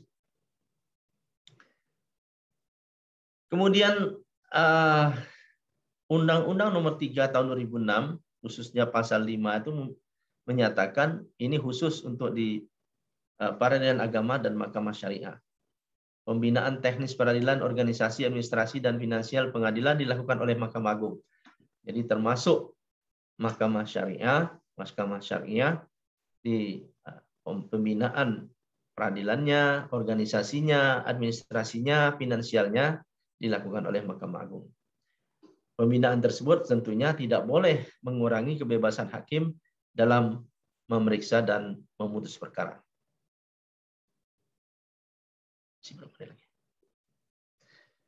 Kemudian sudah banyak kebijakan-kebijakan Mahkamah Agung, hanya di antaranya saja ini saya sebutkan surat keputusan Ketua Mahkamah Agung nomor 70 tahun 2004 misalnya, yang menyerahkan kewenangan kewenangan peradilan negeri yang mengadili perkara pidana, tetapi sepanjang berkenaan dengan jinayat yang diatur oleh kanun, maka diserahkan kepada Mahkamah Syariah.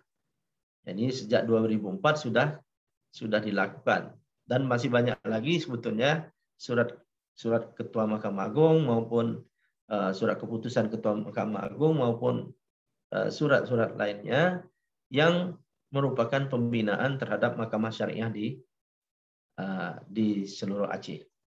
Mahkamah Syariah Aceh maupun Mahkamah Syariah Kabupaten dan Kota. Kemudian khusus untuk pembinaan sumber daya manusia, sebagaimana yang disebut-sebut oleh Pak Gubernur tadi, merupakan satu sumber daya manusia adalah penentu lembaga itu sendiri. Kalau sumber daya manusianya baik, dilengkapi dengan teknologi yang baik, teknologi informasi yang baik, maka hasilnya juga akan baik. Tetapi meskipun teknologinya baik, tetapi karena sumber daya manusianya itu tidak baik, maka hasilnya tidak akan maksimal. Oleh karena itu, menyadari itu, Mahkamah Agung khususnya untuk Mahkamah Syariah di Aceh, baik itu Mahkamah Syariah Aceh di provinsi maupun Mahkamah Syariah di kabupaten dan kota, Mahkamah Agung dalam hal pendidikan sumber daya manusia sangat concern dalam hal ini melalui Pusdiklat Mahkamah Agung. Jadi Pusdiklat Mahkamah Agung sudah melakukan pelatihan beberapa kali, pelatihan misalnya ekonomi syariah, ya, sertifikasi ekonomi syariah, ataupun diklat fungsional ekonomi syariah kepada hakim-hakim kita di Aceh, mau baik hakim itu Mahkamah Syariah, hakim Mahkamah Syariah Kabupaten Kota maupun hakim tinggi pada Mahkamah Syariah Aceh. Tidak itu saja, tetapi dalam perkara jinayat juga demikian. Pusdiklat Mahkamah Agung sudah beberapa kali mengadakan pelatihan sertifikasi hakim anak misalnya, sertifikasi peradilan anak. Sertifikasi peradilan anak memang belum bisa semua, ya, belum bisa semua dilakukan sertifikasi karena keterbatasan Mahkamah Agung dalam melakukan pelatihan setiap tahun. Khususnya diklat, Pusdiklat Mahkamah Agung melakukan sertifikasi setiap tahun itu terbatas sehingga belum bisa semua dilakukan sertifikasi. Tetapi seperti disinggung oleh Ibu Ketua MS Aceh tadi bahwa Mahkamah Agung pada tahun ini juga telah melakukan pelatihan fungsional, ya, diklat fungsional, baik itu ekonomi syariah maupun terhadap kewenangan jinayat. Ya, baru saja pada bulan lalu itu dilaksanakan di Aceh sendiri. Jadi ada kebijakan diklat sekarang untuk melakukan supaya lebih banyak hakim-hakim kita di Mahkamah Syariah, baik di kabupaten kota maupun hakim tingginya mendapatkan pelatihan tentang ekonomi syariah dan jinayat. Jadi itu kebijakan-kebijakan terakhir Mahkamah Agung dalam rangka pembinaan. Dan tidak itu saja sebetulnya, pengawasan juga. Jadi pembinaan tanpa ada pengawasan tentu tidak bisa kita ketahui apakah kebijakan-kebijakan itu dilakukan atau tidak. Oleh karena itu, Badan Pengawasan Mahkamah Agung baik secara rutin maupun ada pengaduan-pengaduan melakukan pengawasan kepada Mahkamah Syariah di Aceh. Sebetulnya ya tidak hanya kepada Mahkamah Syariah, tetapi seluruh badan peradilan dan seluruh lingkungan peradilan di Indonesia ini dilakukan pengawasan oleh Badan Pengawasan Mahkamah Agung. Tetapi khusus untuk Aceh memang mendapat concern tersendiri karena ini merupakan kewenangan baru. Tentu masih banyak hal-hal yang perlu didiskusikan dan perlu kita pikirkan tindak lanjutnya. Bapak, Ibu, dan saudara sekalian, Bapak narasumber yang lain, dan Pak Moderator, Prof. Syahrizal, itu saja yang dapat saya sampaikan mewakili Pak Ketua Mahkamah Agung. Mohon maaf kalau ada yang kurang berkenan. Assalamualaikum warahmatullahi wabarakatuh. Waalaikumsalam warahmatullahi wabarakatuh. Kita beri apresiasi dan aplaus kepada Hakim Agung kita, Bapak Dr. Haji Yasardin SH MHum.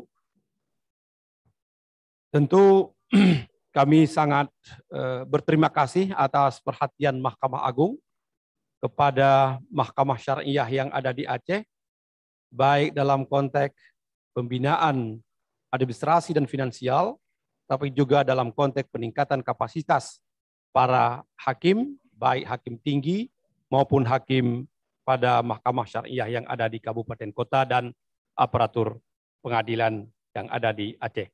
Sekali lagi kami sampaikan apresiasi dan terima kasih. Kita akan lanjutkan dengan pemateri yang kedua, yaitu Bapak Dr. Haji Azwar Abu Bakar MM, yang menggunakan waktu yang sama dengan judul makalahnya Pemerintahan Kolaboratif dalam Implementasi Syariah Islam di Aceh. Untuk itu kami persilakan yang terhormat Bapak Dr. Haji Azwar Abu Bakar. Silakan.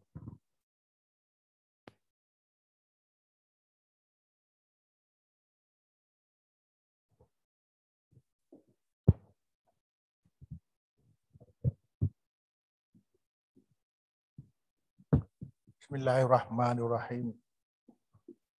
Assalamualaikum warahmatullahi wabarakatuh. Alhamdulillahirabbil alamin.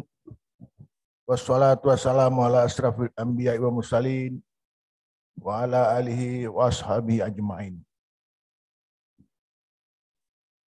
Yang saya hormati Pak Moderator yang telah memberikan waktu, Ibu Ketua Mahkamah Syariah Aceh, yang saya hormati Bapak Nasir Jamil, anggota DPR Aceh, RI di Aceh, pimpinan Prokopinda, ya ada masih yang mewakili Pak Kajati, ada polisi mewakili Pak Kapolda, pimpinan DPR udah pulang. Kemudian yang saya hormati Pak Hakim Agung pada Mahkamah Agung, Bapak Dr. Yasardin SH.M.Hum, yang tadi telah memberikan makalah. Ya, banyak juga yang kita baru tahu.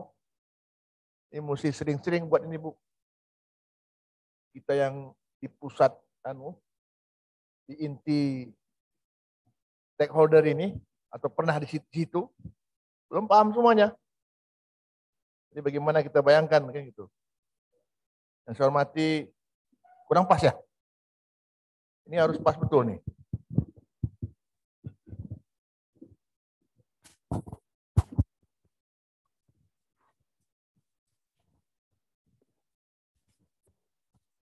Kalau acara nomor 1 sound, nomor 2 sound, nomor 3 sound, baru nomor 4 gedung. Itu kata Pak SBY.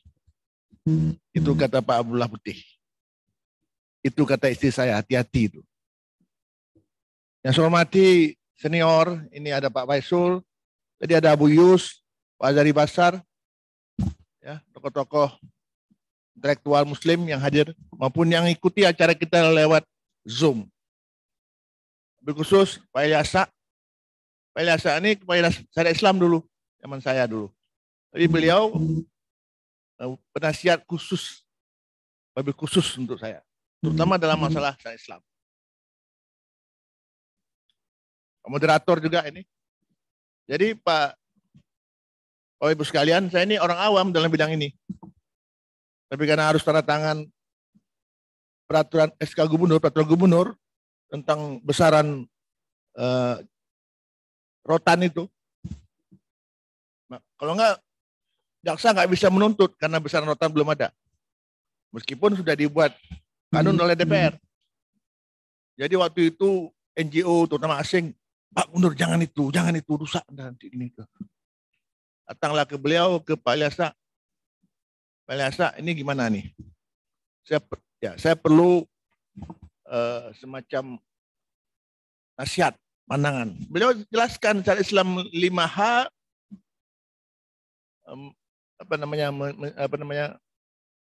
menjaga akidah, menjaga nasab, jangan zina, menjaga harta, jangan 5H saja.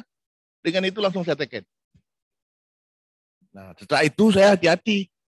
Karena orang yang teken itu nggak boleh lagi ikut begitu. Kan begitu. Hati-hati kita. Jadi banyak yang membuat kita setelah terjun itu mesti ibda' binafsi. Tentu jauh dari kesempurnaan proses. Kemudian yang mengikuti Zoom, para bupati, wali kota, ini saya minta sama Ibu, ini undang aja semua. Ini kesempatan kita dakwah. Karena terus terang tidak semua paham. Ya, kita pegat. Bagaimana sekarang kita nggak tahu juga. Tadi waktu jelaskan nama Mahkamah Agung luar biasa. Tapi masih ada orang, ini cilet-cilet, ini setengah hati, ya. Mudah-mudahan ini bisa, momen ini bisa memberikan sesuatu yang berharga buat kita menuju baldatun thayyibatun wa rabbun ghafur. Slide pertama pendahuluan. Lanjut. Nah, ada dulu buku tebal Ensiklopedia Britannica. Itu harganya itu kalau sekarang mungkin 80 juta. Tapi 5 tahun yang lalu Ensiklopedia Britannica dijual dengan harga buku. Nilai yang ada lagi. Kenapa? Karena udah ada CD-ROM. Dengan IT, itu buku-buku tebal tidak perlu lagi. Jadi dia bangkrut, tutup buku, tutup perusahaan. Tapi saya masih ada satu kalimat yang masih ingat saya. Saya buka Ensiklopedia Britannica, waktu saya mau beli, Aceh. Aceh. Ya. The strongest Muslim who live in North Sumatra. Jadi orang Muslim yang paling kuat yang hidup di Pulau Sumatera, di ujung Sumatera. Apa makna kuat? Bisa aja fanatik, bisa aja fanatik melawan Belanda, bisa menegakkan keadilan dan sebagainya. Itu tangkapan saya waktu itu. Dia cuma satu kalimat saja dijelasin. Nah, sekarang IT itu membuat kita, walaupun 40 orang di sini, tapi ada 4 orang yang bisa mendengar. Ini juga satu hukum Allah. Tilkal ayam nudawiluha benar. Sehari-hari itu kuperdirikan di antara manusia. Jadi kita betapa sementaranya kita hidup ini. Berubah terus, berubah terus, berubah terus. Nah, dalam Aceh dalam sejarah, kita melihat bahwa, tolong saya punya ini aja. Teksnya.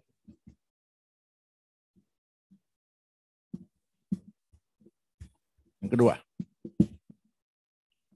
Jadi Aceh 16-18, abad 16-18 itu sebelumnya.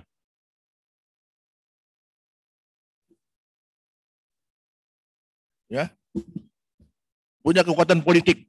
Saya tahulah hampir 60% Sumatera, tambah beberapa bagian sebenarnya Malaka. Perdagangan internasional, perpajakan yang luar biasa, efektif. Ini yang paling penting pusat peradaban dan ilmu pengetahuan. Kita lihat sederet ulama besar, Hamzah Pansuri. Kalau kita baca sejarah saja sufistiknya luar biasa. Sampai kepada Nurid Araniri, yang buku-buku beliau dipakai di Nusantara, Asia Tenggara, bahkan di Afrika. Ini kata Profesor Syahrizal Abbas.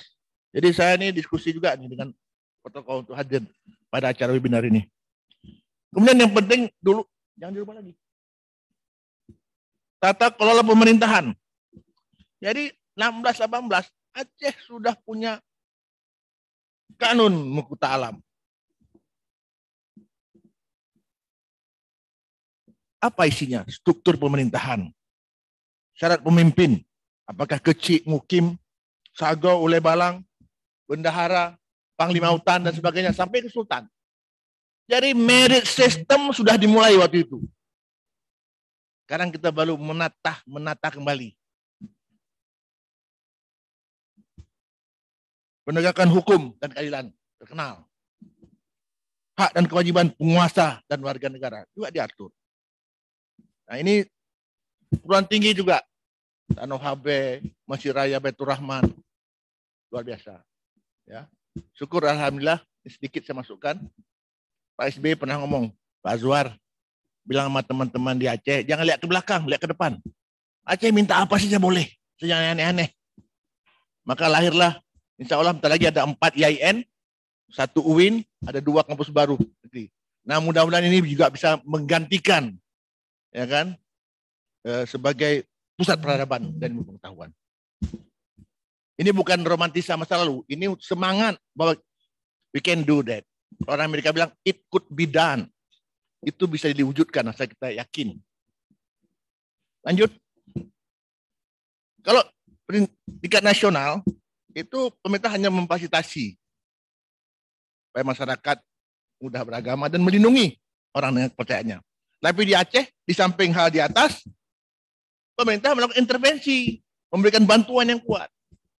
Jadi ada intervensi. Nah, intervensi ini yang perlu kita lihat. Bagaimana cara intervensi? Bagaimana berdakwah secara bijaksana? Bagaimana membangun governance, keterbukaan, sosialisasi dan sebagainya. Lanjut. Nah, ini bahan bagus Prof. Syahrizal.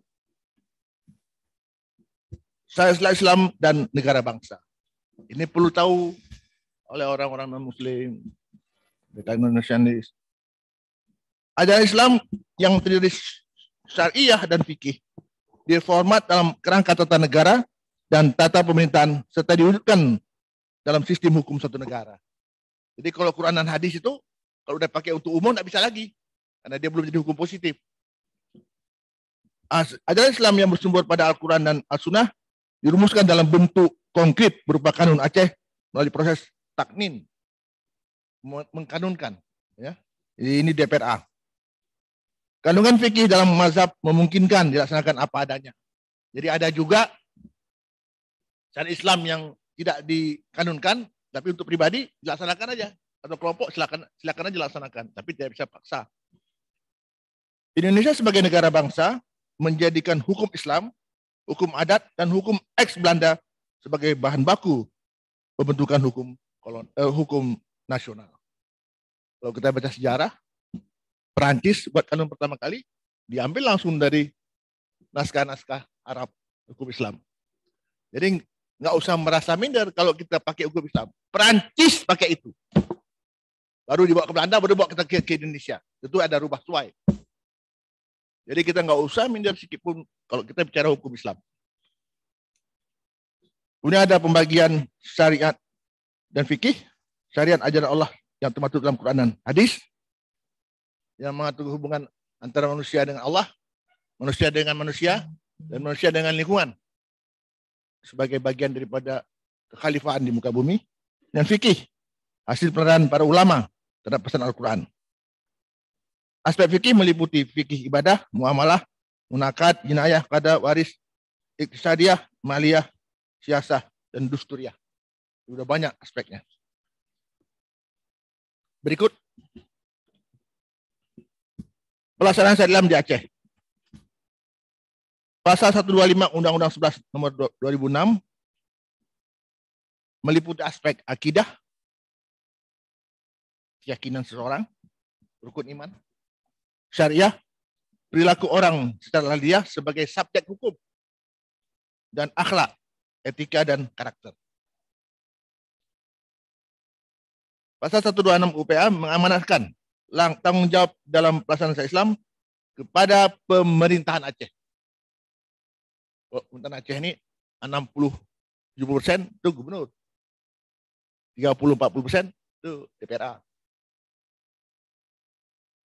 Melaksanakan legislasi, penganggaran, dan pengawasan.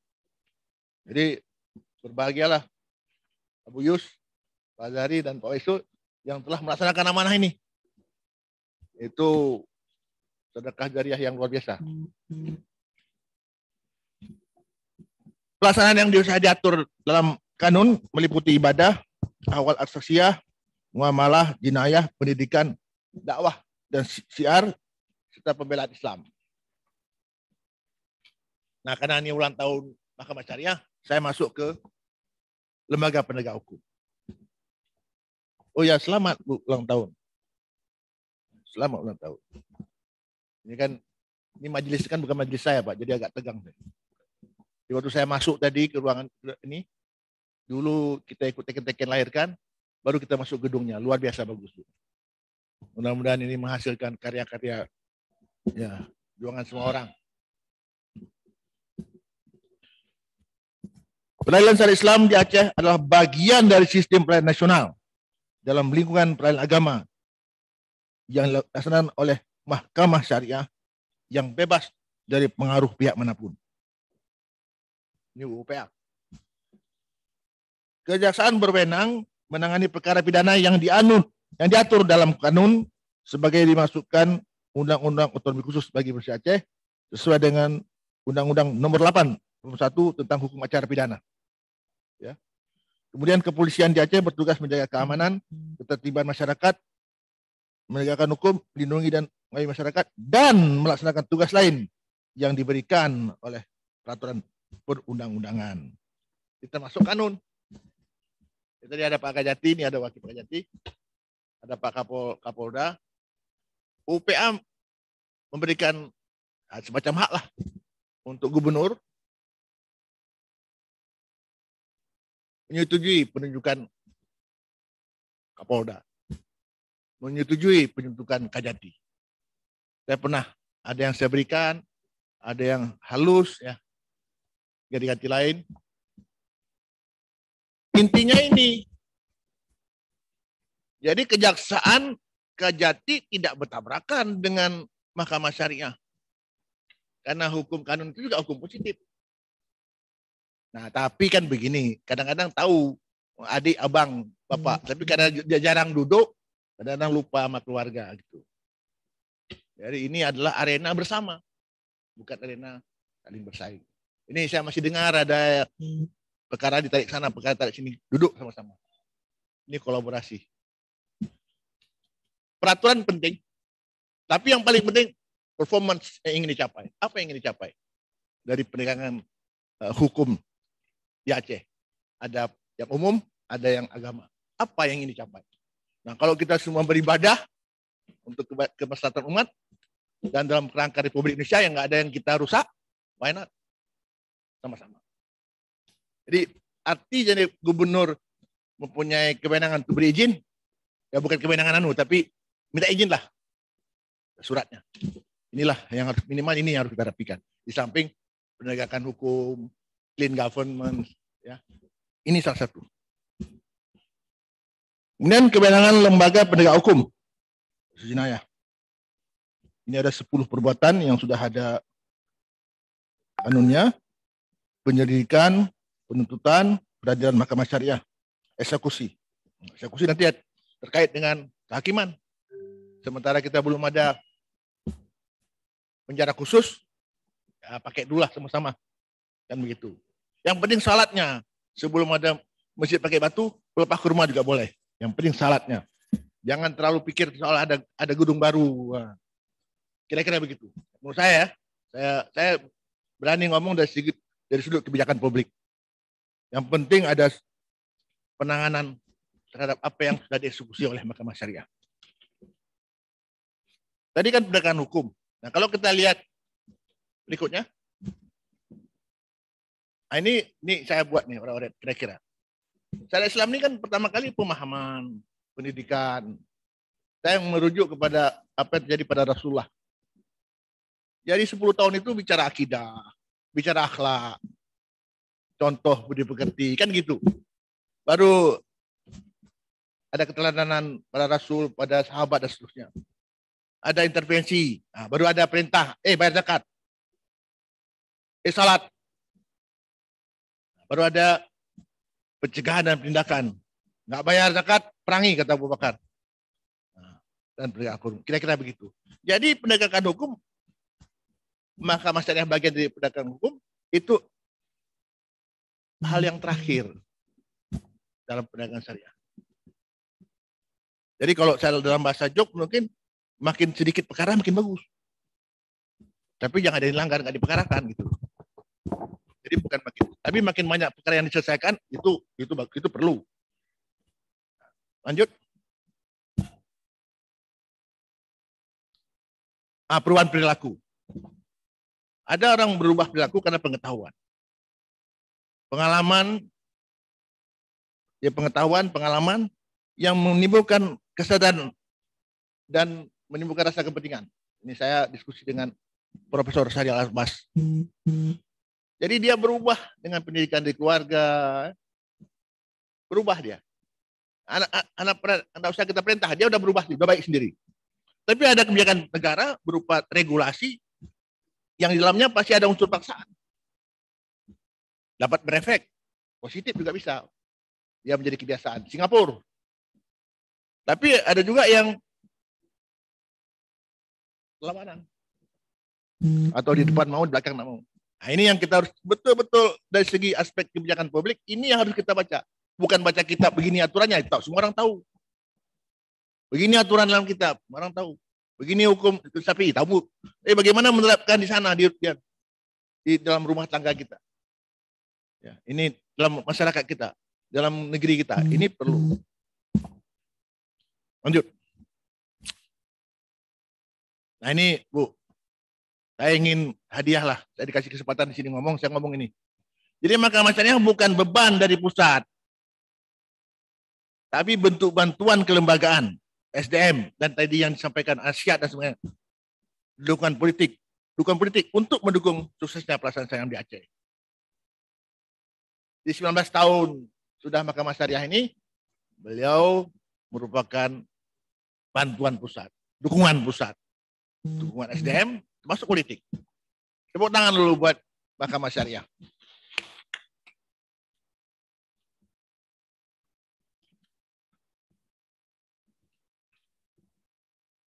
Nah, ini kira-kira secara awam saya diskusi dengan beberapa selama seminggu ini habis ceramah para dokter-dokter yang ceramah subuh itu saya dekatin. Kira-kira ini masalahnya, Bu. Ya. Masuk Pak Jasa.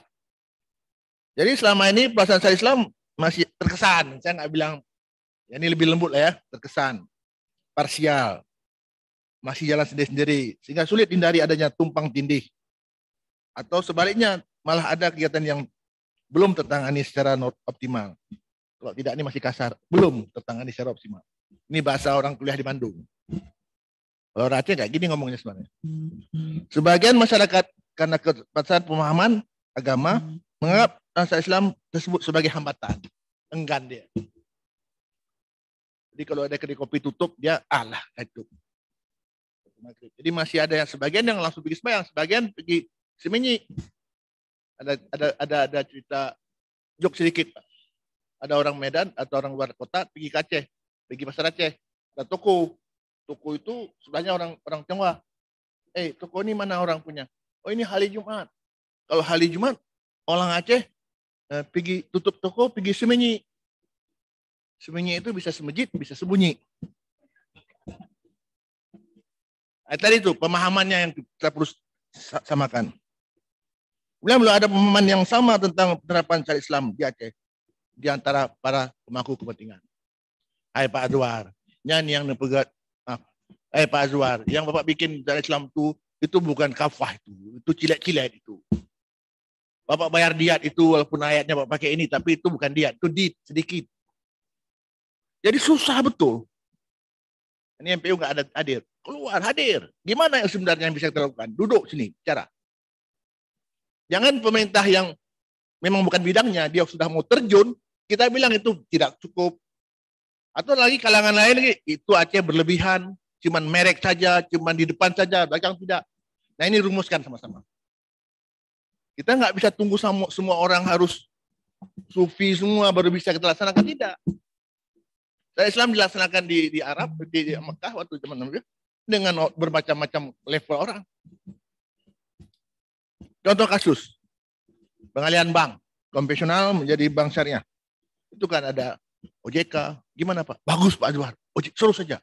Saya bicara dengan petinggi dari Bank Mandiri. Sempatan bagus Pak Azwar. Erik bagus, bahkan bikin BSI. Ya, tapi sekarang kok jadi hal-hal teknis, kok bisa merusak keyakinan kita bahwa hukum syariah itu lebih jelek daripada hukum konvensional. Ini bahaya. Harus kita turun tangani. Dulu gimana? Di mana yang belum beres? Apa yang belum beres? Apa hambatan kepada pengusaha besar? Seperti itu. Kita selesaikan. Kemudian yang kedua, contoh kecil. Pendidikan IT. Ini kalangan-kalangan dari sahabat-sahabat Pak Nasir Jamil, Sairawan, banyak bikin sekolah SDT dan Al-Azhar. Itu anak-anak betul-betul bisa menyerap dua hal. Ilmu umum, katakanlah gitu, ada ilmu agama. Tidak. Bagus sekali lulusan itu. Nah, Aceh kan boleh buat SD semua SDT.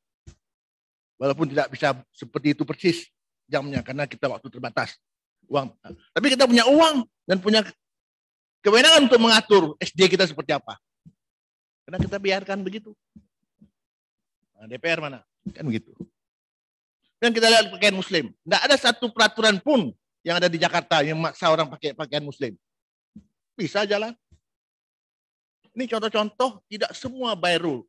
Dalam kami manajemen, jangan rule based. Rule perlu. Tapi jangan hanya aturan. Tapi performance based. Kasih tahu bahwa yang muslim itu kau lebih cantik. Rahel Mariam satu sama saya, kalau kamu pakai baju yang lebih tertutup, kamu lebih baik. Rahel Mariam satu komisi sama saya, Pak Nasir. Seminggu kemudian datang, gini bagus nggak Pak Zuan? Sekarang dia pakai terus, nggak ada pakai peraturan. Nah inilah yang sebenarnya kita harus cari, mana yang pakai peraturan, mana yang pakai ajakan, mana yang pakai pemberitahuan dan sebagainya. Luas betul aspek implementasi Islam di Aceh. Nah, karena ada hal seperti itu, ini contoh kasus saja. Perlu mekanisme baku, organisasi dan kelembagaan terkait koordinasi lembaga keseimbangan Aceh dan lembaga pemerintah terkait dan kelompok penerima manfaat atau masyarakat atau komunitas. Manfaatnya ini bukan manfaat bantuan loh, manfaat perubahan dari yang kurang baik menjadi lebih baik. Perlu grand design pelaksanaan Islam Aceh. Seperti apa? Menurut Tengku Walid Hasanul Samalanga kibat. Menurut Abu Kuta kibat. Menurut Abu Tumin kibat. Pegah Bapak. Ini bukunya, ini syariatnya. Yang bisa dilaksanakan sekarang yang mana? Coba jelaskan. Di masyarakat loh, bukan di pesantren. Di masyarakat. Harus jelas dulu. Baru kita bisa bergerak. Kalau menyuarakan terpakat, tak bisa bergerak. Susah. Akhirnya masing-masing. Kalau masing-masing, udah pasti efektivitasnya jauh berkurang. 1 + 1 bukan 2. Apalagi jadi kelima, bisa 20 dia. Perlu pemimpin yang fasilitasi dan menjadi teladan dalam memimpin orkestrasi. Orkestrasi itu banyak alat musiknya. Jadi ada konduktor. Kalau di sana Zubin Mehta dengan baju jas belalangnya itu. Di Aceh siapa? Jadi saya bilang Pak Gubernur, Don, di Aceh. Anda Pak Gubernur. Ya kita bukan orang hebat, betul Pak Nasir Jamil. Kata Walid Husaini, kita orang tua, kita orang beragama. Jadi kata beliau, walaupun capik-capik, tetap anak harimau itu ada kuringnya. Jadi walaupun kakinya agak nggak pas, tapi anak harimau ada belalangnya, ada belangnya. Ayo kita mulai sekarang. Mulai sekarang kita perbaiki diri kita dan semuanya. Nggak ada yang terlambat. Menurut saya ada fondasi utama dalam masyarakat Islam ada beberapa. 5 menit lagi ya. Pendidikan formal, sekolah, madrasah, non formal, informal. Sekarang udah ada lembaga tahfidz di mana-mana. Jadi kalau Ustaz Ali Bajeber mengatakan kita perlu sejuta hafidz, Aceh kalau berdasarkan persentase populasi minimal 20.000. Kalau dia bicara Islam, dia 50.000 minimal.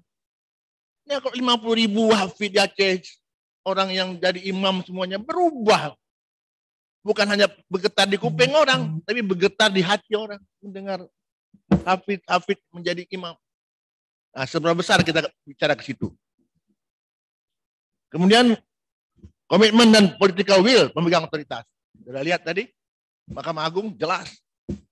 Ya, tapi yang lain gimana? Kejaksaan, polisian, baru yang nanti yang penunjang.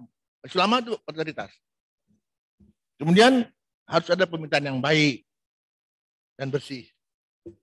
Clean government, good governance. Harus. Nggak percaya kita. Kalau kita nggak kerja dengan clean government, nggak percaya orang. Kalau masih ada unsur macam-macam, nggak percaya orang. Hanya berkat. Kemudian partisipasi masyarakat. Karena masyarakat yang ingin kita ajak berubah. Kalau dia nggak ngerti apa yang kita mau bawa, kemana dibawa, nggak ada peta jalan, dia nggak mau ikut. Ini Pak Ombudsman, Pak Taqwadin. Sorry, saya nggak kasih. Kemudian perlu pemerintahan kolaboratif antar pemegang otoritas. Ta'awanu 'alal birri wat taqwa. Jelas sekali. Jadi bekerja sama dengan ikhlas untuk kebaikan dan ketakwaan. Saya Islami kan ketakwaan. Kemudian harus ada grand design. Kemana kita mau pergi? Grand design ini jangan tunggu lengkap. Sedikit Pak ya. Pak Haji Ibrahim almarhum. Beliau diangkat jadi gubernur baru sebulan. Saya datang sebagai mahasiswa. Ada 7 kami termasuk Mawardi Nurdin. Pak Majid, apa rencana Bapak sebagai gubernur? Hanya menang. Dulu saya waktu sebelum jadi gubernur, saya bilang begini, menang kutak, menang kucang, akan buat begini-begini. Setelah saya jadi, ternyata masalahnya besar. Nah, tentara nggak buat keputusan, kalau dia nggak sampai 3 bulan. Dipelajari dulu. Tapi, kita nggak boleh terlalu lama. Nah, ini kalimat ini penting. Saya sering bawa nih. Kalau terlalu banyak perencanaan detail, sampai habis, nggak jalan-jalan, itu orang jadi filosof. Tapi kalau nggak pakai perencanaan jak laju, nyan biadab. Itu kalimat almarhum. Kalau jak laju hana pakai kebencanaan, ya kecuali tutung rumah itu lainlah. Darurat namanya. Jadi grand design buat bertahap saja. Kemudian berikutnya, nah ini sedikit teori. Bapak bisa buka. Detailnya ada 5-6 macam teori tentang collaborative governance. Itu perlu dibaca, Pak. Baca satu-satu. Jadi kita ini yang penting itu kemitraan institusi, pemegang otoritas, sporting, masyarakat, itu gabung. Jadi dia menghasilkan tujuan bersama, dan hasilnya lebih bagus daripada masing-masing. Apalagi kalau masing-masing, tadi saya katakan di awal, ada yang dikerjakan berlapis-lapis, ada yang tidak dikerjakan. 6 kriteria penting dalam membangun kolaborasi, yaitu forum yang diprakarsai oleh lembaga publik atau lembaga. Ini gubernur, co-chair dengan Mahkamah Syariah, dengan asisten bidang Kisma Aceh, baru merumuskan. Peserta dalam forum termasuk aktor non-state, LSM, yang terkait. Orang-orang lama seperti Pak Waisul, Pak Azhari, Abu Yus, panggil, duduk.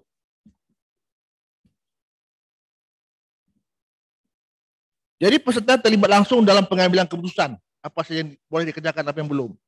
Jadi bukan dikasih tahu sudah jadi. Sekarang kan lagi saya dengar dari Pak Ustaz Mustalin sudah dibuat grand design.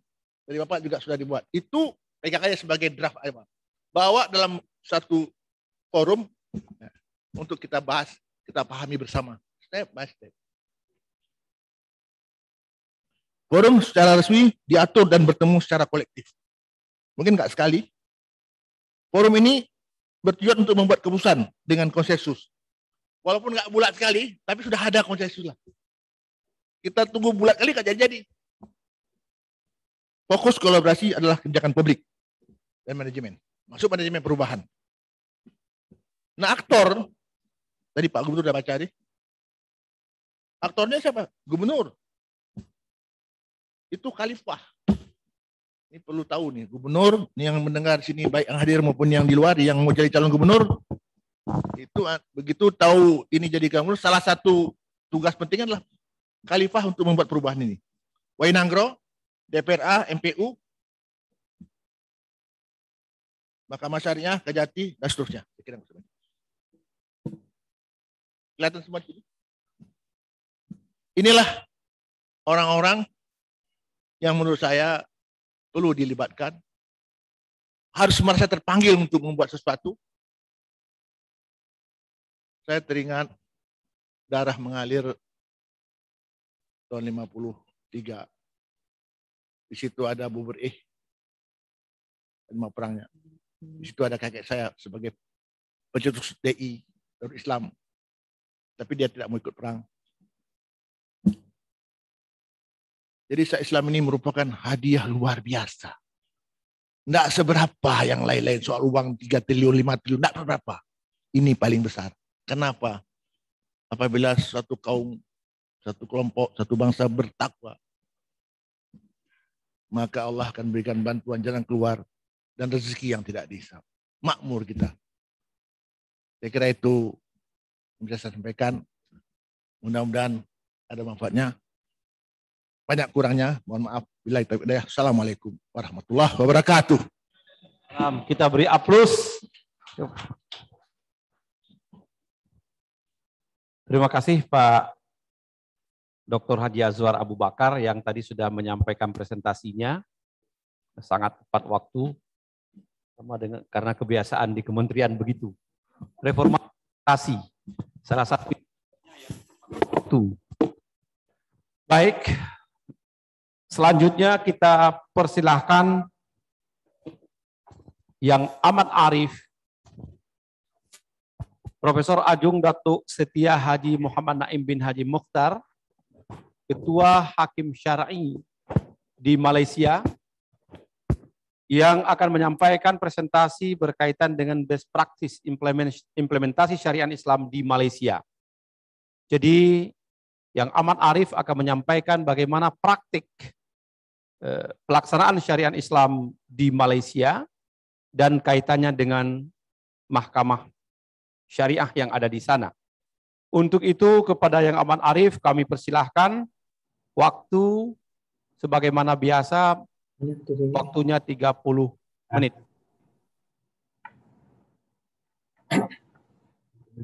A'udzubillahi minasyaitonirrajim. Bismillahirrahmanirrahim. Alhamdulillah wa bihi nasta'in. Wassalatu wassalam ala rasulihil karim wa ala alihi wa sahbihi ajma'in, amma ba'. Assalamualaikum warahmatullahi ta'ala wabarakatuh. Yang saya kasihi Profesor Dr. Shahrizal Abbas, moderator pada sesi forum pada pagi ini. Yang dikasihi Hakim Mahkamah Agung Yang Mulia Dr. Haji Yasardin. Seterusnya Yang Berusaha Dr. Insinyur Haji Azwar Abu Bakar yang baru saja present sebentar tadi. Saya mengambil kesempatan ini untuk mengucapkan jutaan terima kasih khusus kepada Ibu Yang Mulia Ibu Hajah Rosmawardani SHMH, Ketua Hakim Mahkamah Syariah Aceh, atas jemputan saya untuk bersama-sama dengan Profesor Dr. Shahrizal, Dr. Yasardin dan juga Dr. Insinyur Haji Azwar untuk berkongsi pengalaman atas tajuk yang diberikan kepada saya pada pagi ini. Saya mengambil kesempatan ini juga untuk mengucapkan milad, selamat menyambut tahun yang ke-19 milad Mahkamah Syariah Aceh. Saya doakan semoga Mahkamah Syariah Aceh akan terus cemerlang dan dapat melaksanakan keadilan dan menjadi contoh kepada mahkamah pengadilan agama, seterusnya menjadi antara mahkamah yang terbaik sebagai reflection the institution of the Sharia system, not only in Indonesia but also to the whole world, insya-Allah. Yang berbahagia Profesor Dr. Shahrizal, seperti mana yang disebutkan tadi, saya ada 30 minit saja untuk membincangkan. Saya ada sediakan slides sekitar 14 slides, tapi memandangkan masa yang agak pendek diberikan kepada saya, maka saya teruskan kepada slides yang ke-7.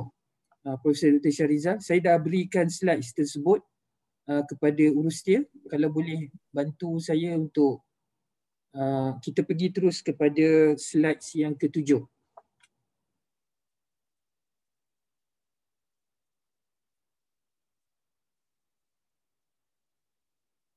Okey.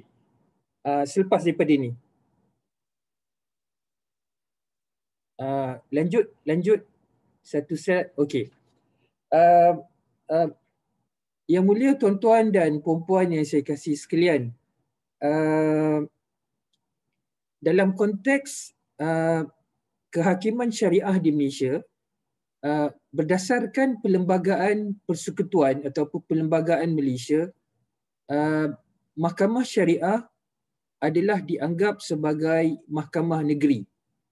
Dengan lain perkataan, di Malaysia ini kita ada 14 provins ataupun 14 negeri, maka kita ada 14 mahkamah syariah di Malaysia ini. Dan pada tahun 1998, bagi memastikan mahkamah syariah negeri ini dapat diselaraskan pentadbiran keadilannya, maka pada bulan November 1998 ditubuhkan satu jabatan di peringkat persekutuan di Putrajaya, ketika itu di Kuala Lumpur, sebagai Ibu Negara. Jabatan kehakiman yang ditubuhkan pada tahun 1998 itu, Profesor Dr. Syarizal, dinamakan Jabatan Kehakiman Syariah Malaysia. Yang mengetuainya adalah dipanggil sebagai Ketua Pengarah dan dalam masa yang sama dia adalah Ketua Hakim Syar'i Malaysia. Jadi dia memegang dua songkok ataupun dua topi. Satu sebagai Director General, Ketua Pengarah, dan satu lagi adalah sebagai Ketua Hakim Syar'i. Dan Alhamdulillah, saya adalah merupakan Ketua Pengarah ataupun Ketua Hakim Syar'i yang keempat dilantik selepas daripada penubuhan pada tahun 1998. Yang berbahagia Profesor Dr. Syarizal, tuan-tuan dan puan-puan yang saya kasih sekalian, memandangkan Mahkamah Syariah ini adalah mahkamah negeri, maka sudah tentu setiap Mahkamah Syariah negeri ini akan melaksanakan keadilan mengikut negeri tersebut. Maka apa yang terjadi ialah satu negeri ataupun provins Mahkamah Syariah akan memperkenalkan its own best practice. Contohnya Mahkamah Syariah Selangor ada undang-undangnya yang tersendiri. Mahkamah Syariah Melaka ada undang-undangnya tersendiri. Ketua Hakim Mahkamah Syariah Melaka dan Mahkamah Syariah Negeri Selangor ini dengan cara pentadbiran mereka menghasilkan best practices in their own Syariah courts. Maka apa yang terjadi Profesor Dr. Syarizal, sebelum 1998 kita dapati terdapat perbezaan amalan pentadbiran keadilan antara satu provins negeri dengan negeri yang lain.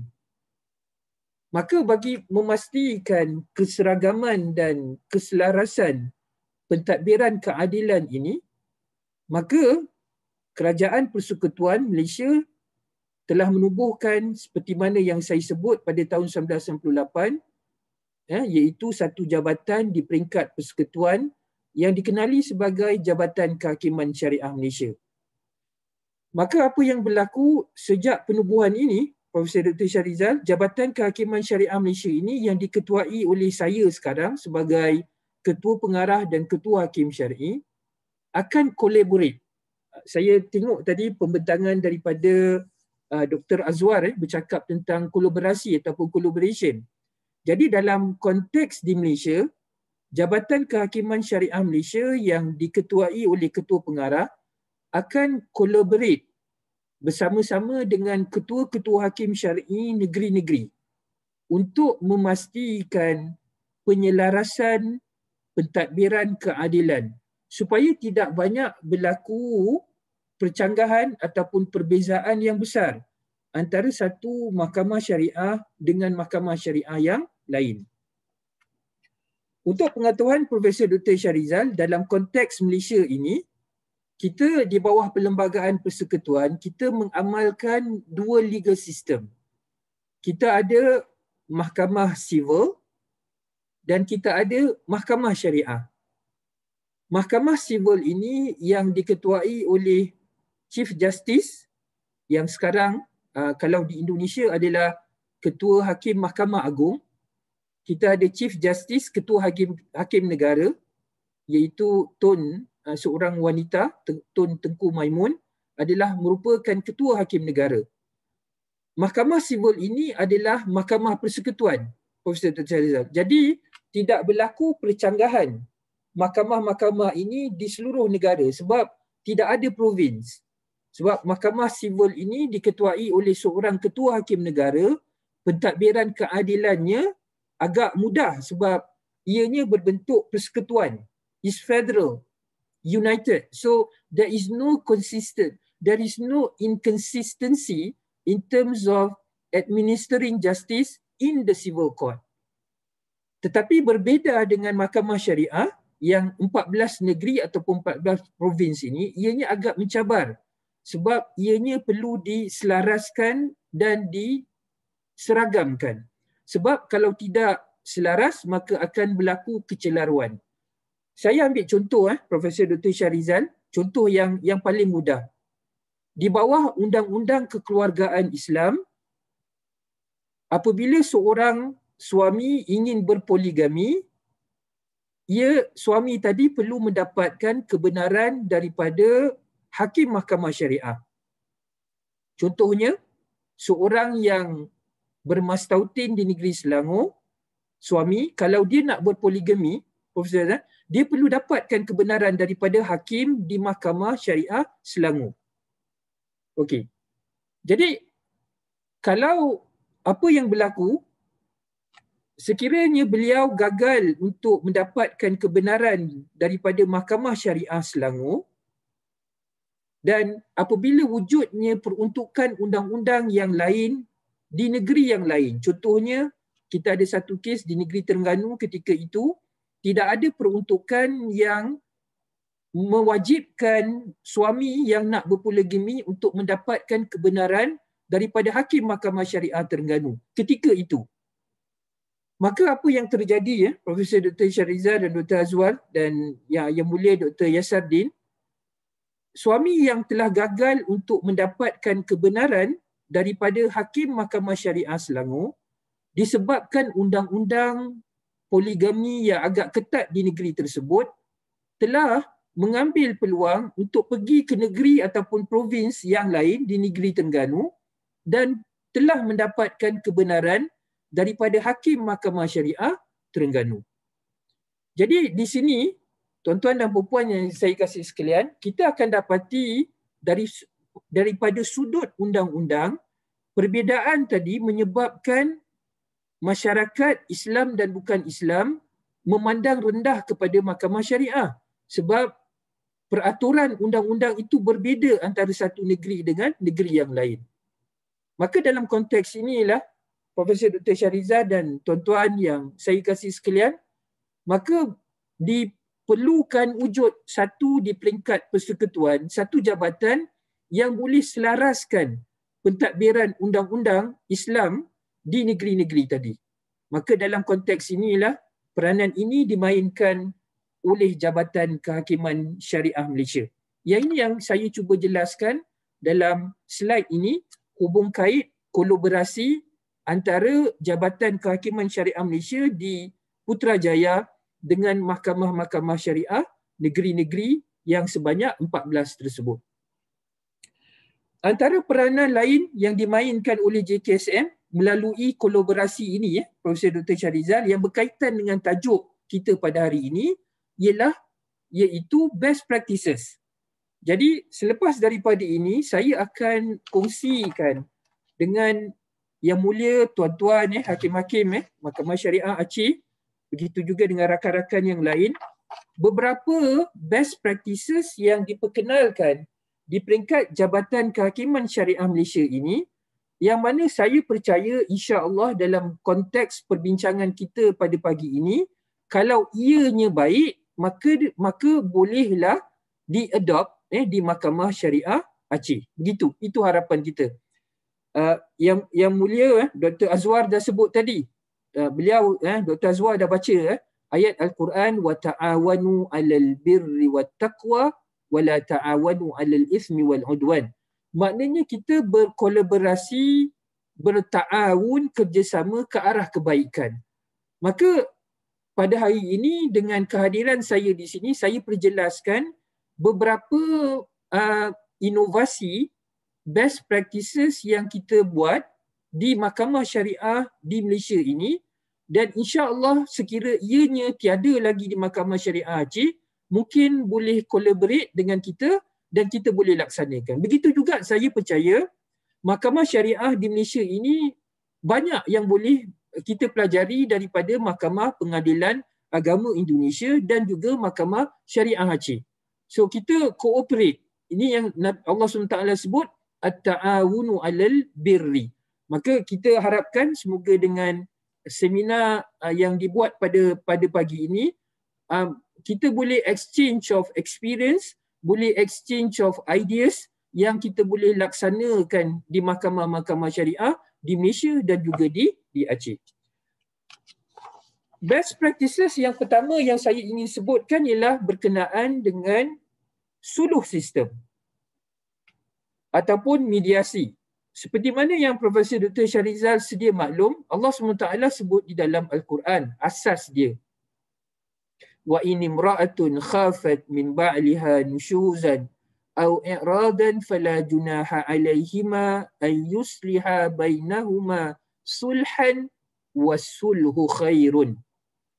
Di dalam ayat ini Allah SWT telah mengajar kepada kita bahawa al-aqdu bihi hullatil husumah, iaitu satu akad yang mana pihak-pihak bersetuju untuk menyelesaikan pertikaian itu dengan cara yang baik adalah merupakan jalan yang terbaik. Dengan lain perkataan, falsafah di dalam Islam ialah menggalakkan pihak-pihak yang bertikai untuk menyelesaikan pertikaian mereka dengan cara yang baik. Ini adalah asas. Dan saya percaya inilah yang disebut, kita boleh kekal pada slide yang tadi tu. Yang ini yang atas asas, lepas daripada ni, atas asas bahawa di dalam Islam, lanjut slide selepas daripada ni, minta tolong. Halo, ini slide di Ya ni, biar kekal di sini. Saya bercakap di sini. Nanti kalau saya cakap lanjut, nanti boleh kita tukar. Jadi dalam konteks apa yang disebut penghayatan syariah di dalam Al-Quran yang menggalakkan kita untuk menyelesaikan secara pertikaian secara baik, maka pada tahun 2002, Jabatan Kehakiman Syariah Malaysia telah memperkenalkan satu falsafah yang disebut sebagai court center mediation. Dengan lain perkataan, Profesor Dr. Syarizal, setiap kes yang difailkan di mahkamah-mahkamah syariah di seluruh negara diwajibkan melalui satu unit yang dikenali sebagai unit suluh. Kalau dahulu semua pertikaian kekeluargaan yang difailkan di mahkamah-mahkamah syariah akan terus dibawa di hadapan hakim-hakim mahkamah syariah.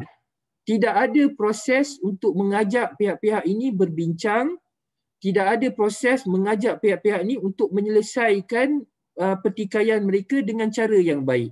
Alhamdulillah, pada tahun 2002, dengan mengambil kira falsafah suluh yang dinyatakan di dalam Al-Quran, kita telah mewujudkan satu unit di mahkamah syariah yang mewajibkan semua pertikaian yang melalui difailkan di mahkamah-mahkamah syariah di seluruh negara wajib diperantarakan oleh seorang pegawai yang dikenali sebagai pegawai suluh.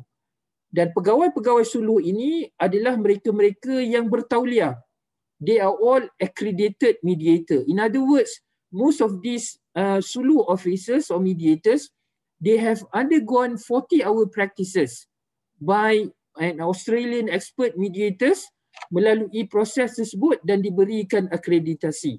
So Alhamdulillah, Profesor Dr. Syarizal, apabila adanya unit suluh ini, since 2002, bila ada pegawai-pegawai suluh yang dilantik, lebih daripada 70% pertikaian yang difailkan di mahkamah-mahkamah syariah, apabila dibawa di hadapan pegawai-pegawai suluh ini untuk diperantarakan, maka 70% kes yang dahulunya terpaksa dibicarakan, being litigated before the Sharia Court judges, berjaya diselesaikan dengan cara yang baik, yang mana kemudiannya terma-terma persetujuan ini dibawa di hadapan hakim-hakim mahkamah syariah untuk diendorsekan dan menjadi satu perintah persetujuan.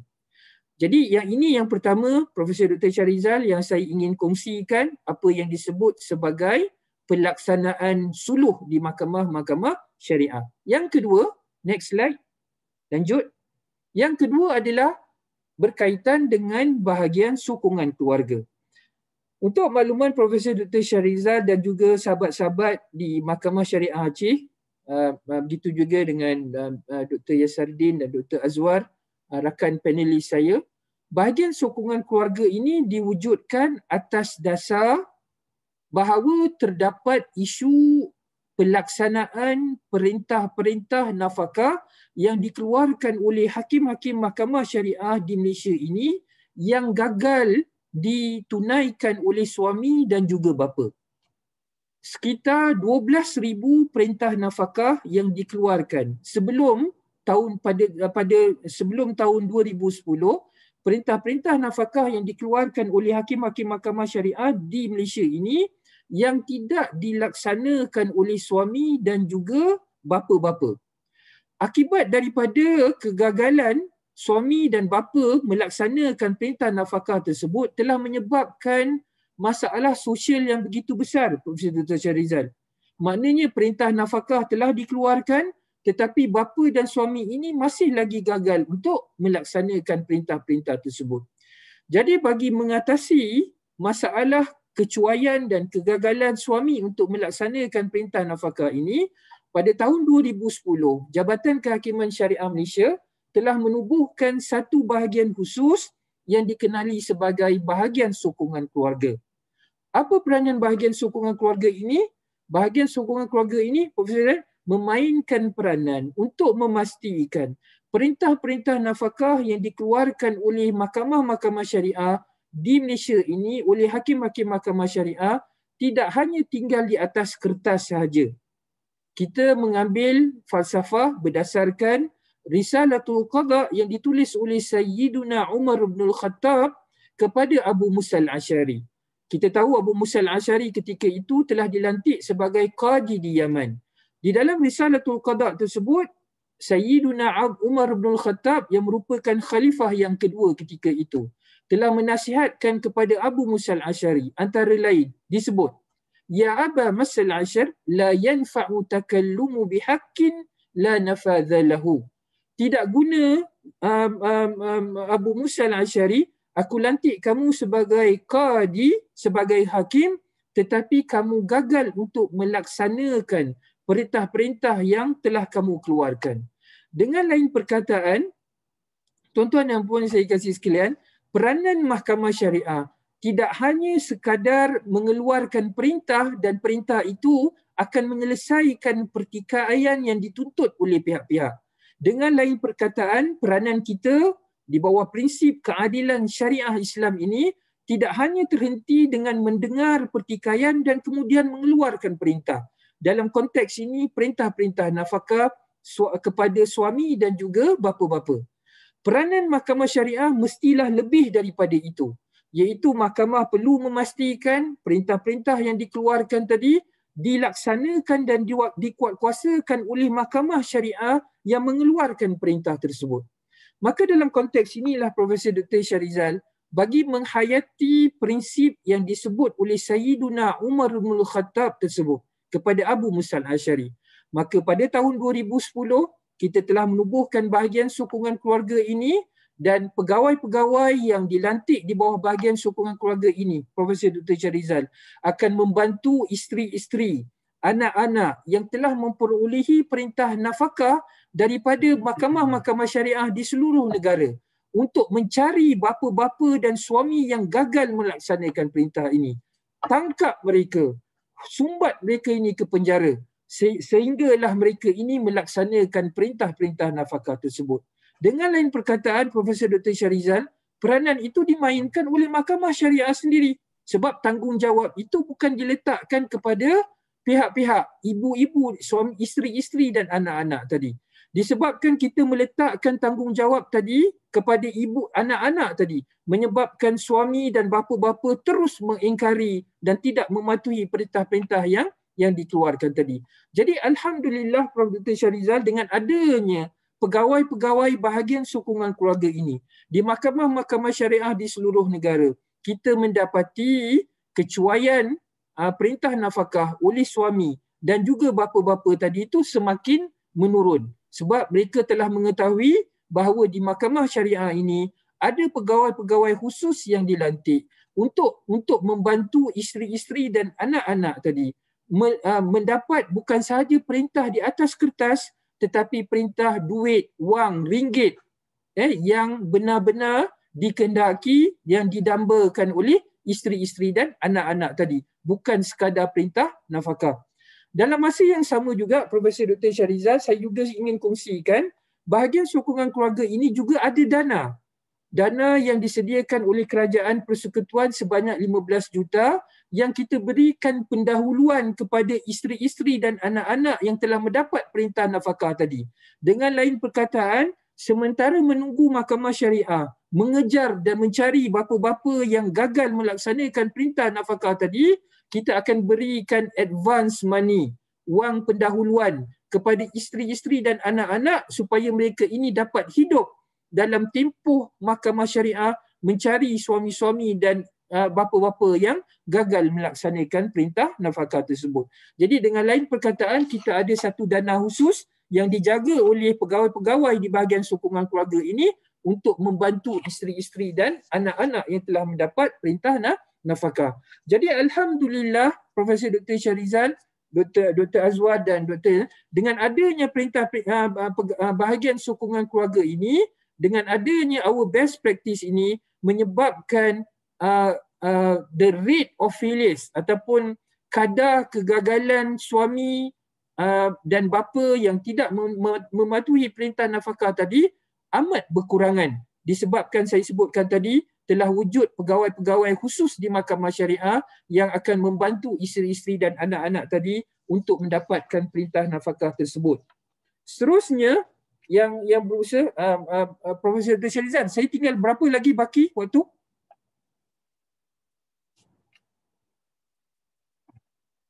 Bapak Profesor Dr. Syarizal, berapa minit lagi baki saya?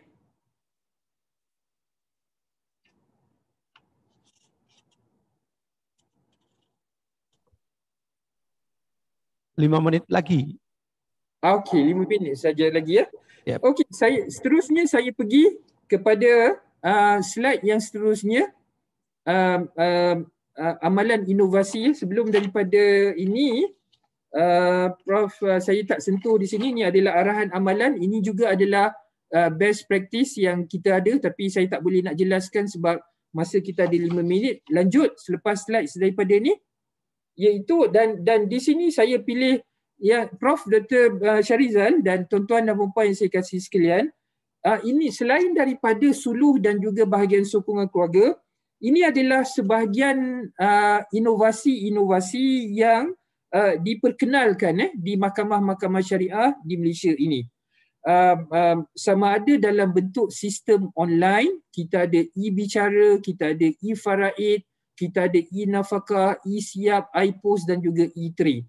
Yang ini saya rasa lebih kurang sama seperti mana yang disebut oleh Yang Mulia Dr. Yasardin semasa pembentangan beliau, di mana dalam memastikan islah ataupun reformasi kepada pentadbiran kehakiman syariah ini, sama ada di Indonesia maupun di Malaysia, penggunaan IT ataupun information technology ini tidak boleh diketepikan dan kita tinggalkan.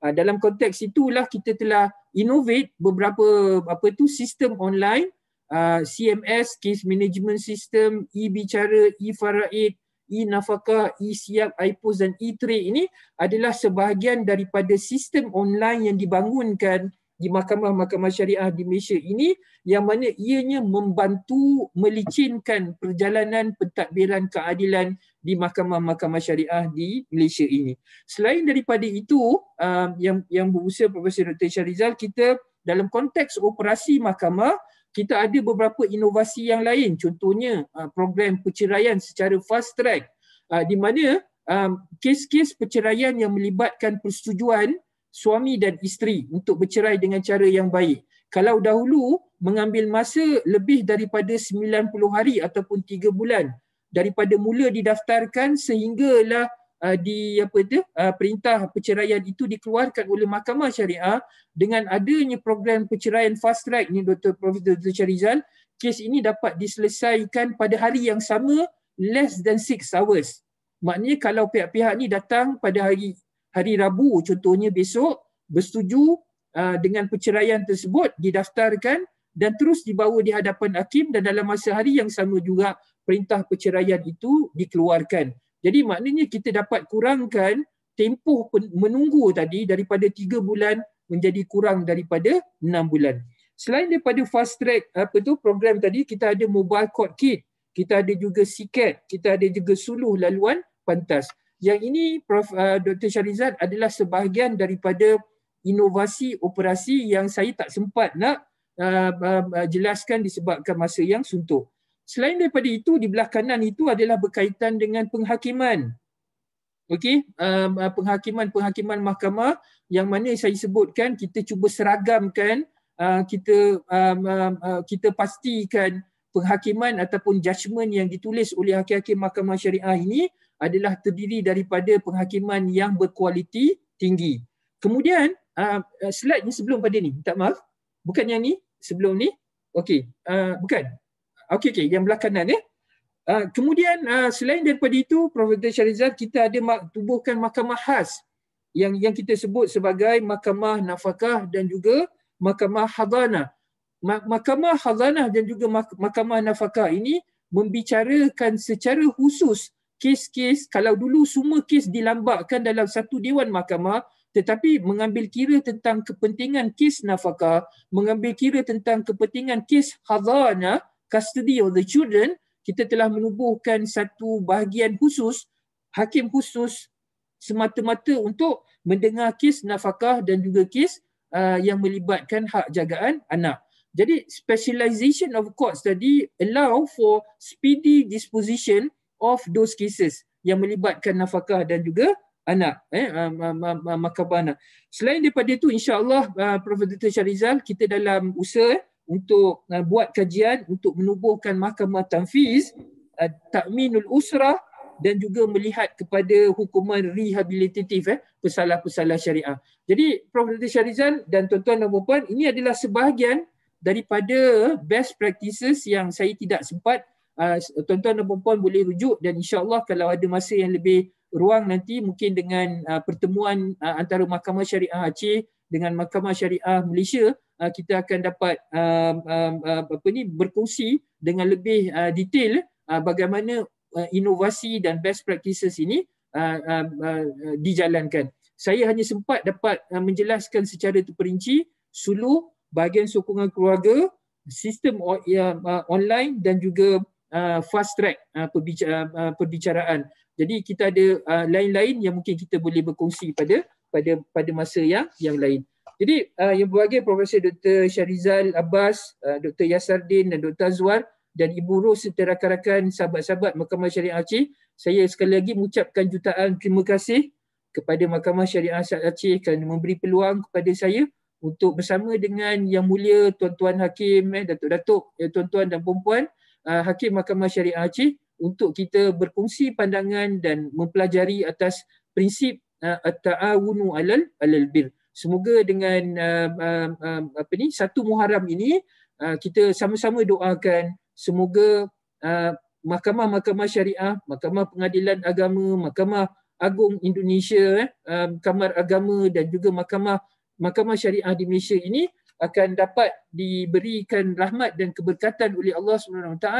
Allah SWT lindungi kita semua, dijauhi kita daripada wabak COVID-19 ini, dan insya-Allah pesanan yang diberikan oleh Yang Mulia Dr. Yasardin itu sepatutnya menjadi peringatan kepada seluruh warga mahkamah agar kita kita benar-benar berusaha melaksanakan SOP dan kemudian kita bertawakal kepada Allah SWT.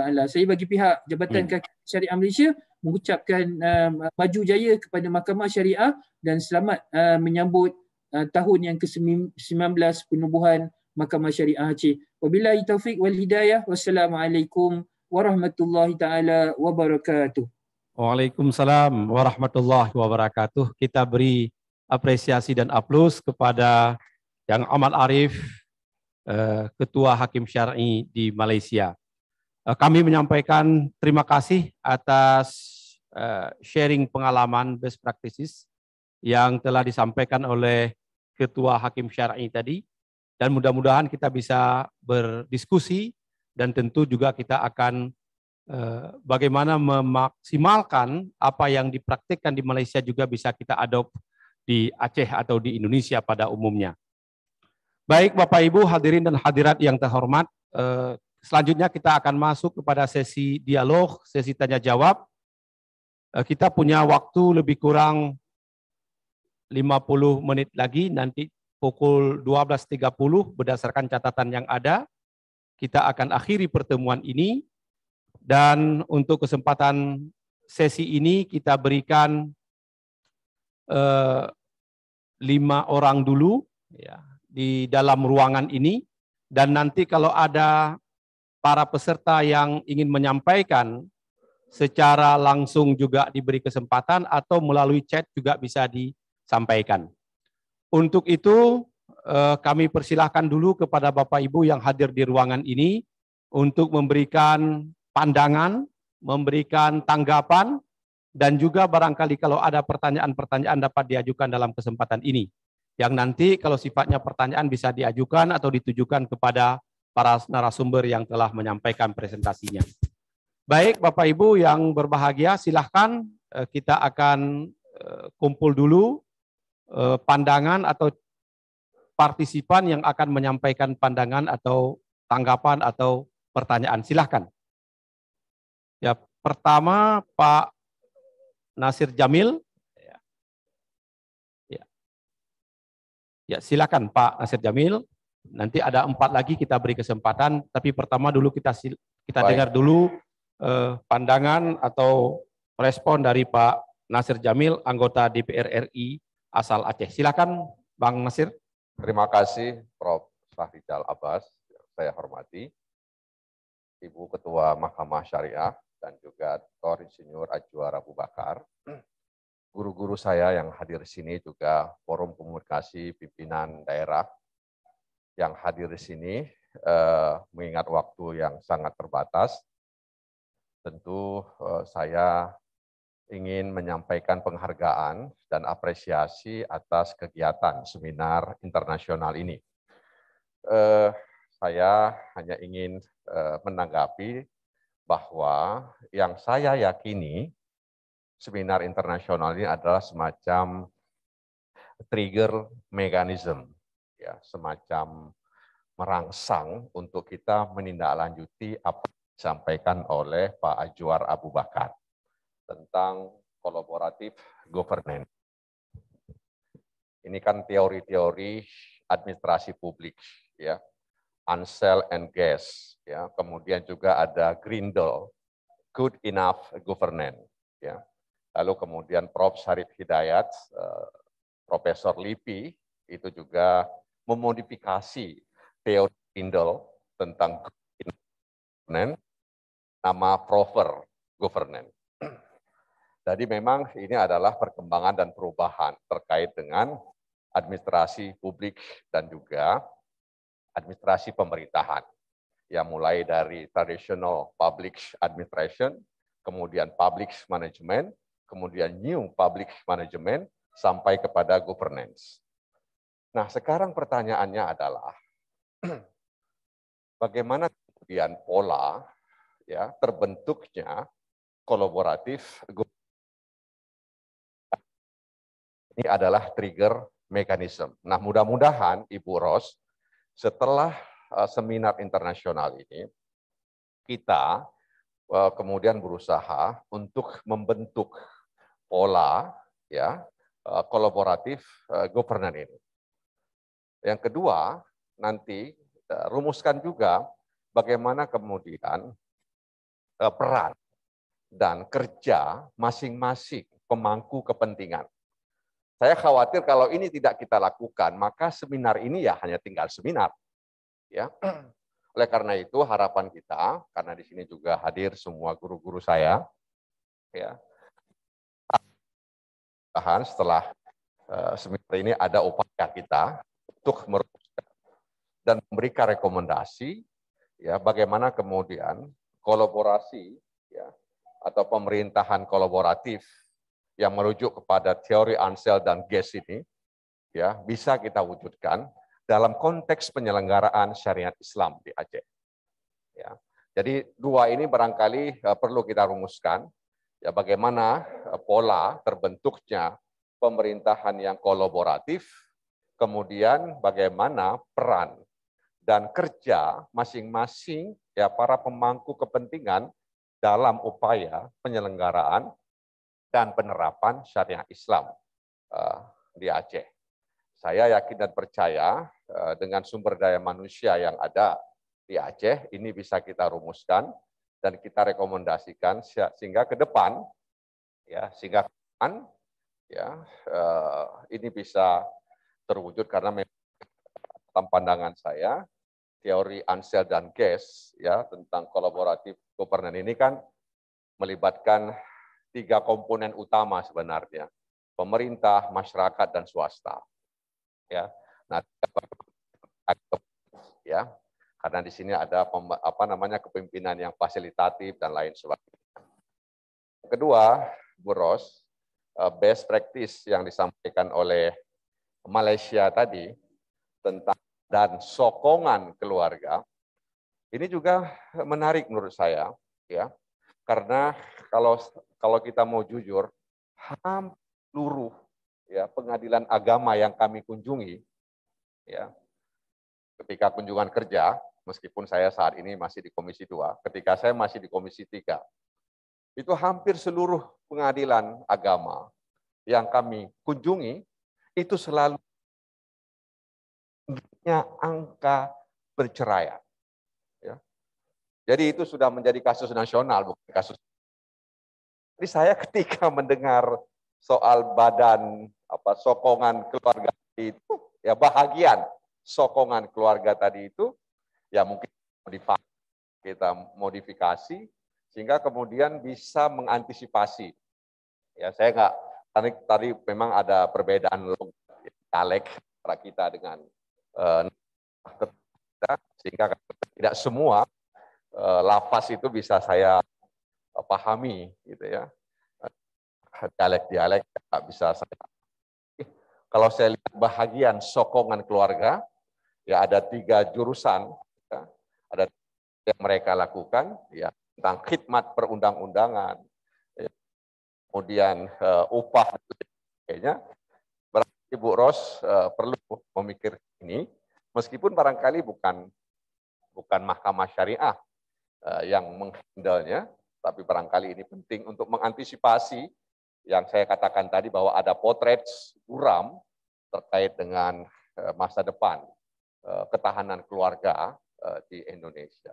Demikian, terima kasih. Mohon maaf jika ada hal yang kurang berkenan dari apa yang saya sampaikan.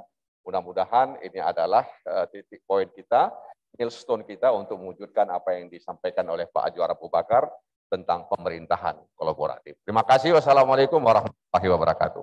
Terima kasih. Ya, kita beri aplaus Pak Nasir Jamil ya, yang concern berkait dengan Mahkamah Syariah ini. Tentu banyak hal yang nanti kita bisa diskusikan secara intens, tapi starting point-nya atau core point-nya bahwa setelah seminar internasional ini akan ada tindak lanjut. Ya, itu sebetulnya yang ingin beliau sampaikan dengan nanti kita bisa melakukan modifikasi terhadap apa yang telah dipraktikkan di Malaysia. Baik, selanjutnya saya persilakan dari peserta yang lain. Ya, silakan. Ini Ketua Mahkamah Syariah Aceh Senior. Silakan Bapak Dr. Andes Haji Sofyan Saleh. SH. Assalamualaikum warahmatullahi wabarakatuh. Terima kasih pada moderator yang telah memberikan waktu kepada saya. Pertama, tentunya kita menyampaikan penghargaan dan terima kasih pada Ketua Mahkamah Syariah yang telah atau bersama dengan Pak Gubernur tadi sudah bersedia untuk melaksanakan suatu kegiatan bersejarah yang sangat penting bagi rakyat Aceh, yaitu miladnya Mahkamah Syariah. Bapak Ibu sekalian, barangkali mungkin kita tidak merasakan bahwa sebetulnya Mahkamah Syariah ini adalah sesuatu peradilan yang sangat luar biasa. Mahkamah diberi kewenangan mengadili perkara al-ahwalus syahsiyah dan juga perkara jinayah. Ini Bapak-Bapak sekalian satu-satunya peradilan di dunia yang seperti ini. Kita boleh cek, nggak ada di Saudi Arabia. Bapak boleh datang ke Mesir, nggak ada seperti ini. Bapak bisa datang ke Maroko, nggak ada seperti ini. Kemudian juga hakim Mahkamah Syariah diberi kekuasaan kewenangan yang sangat luar biasa.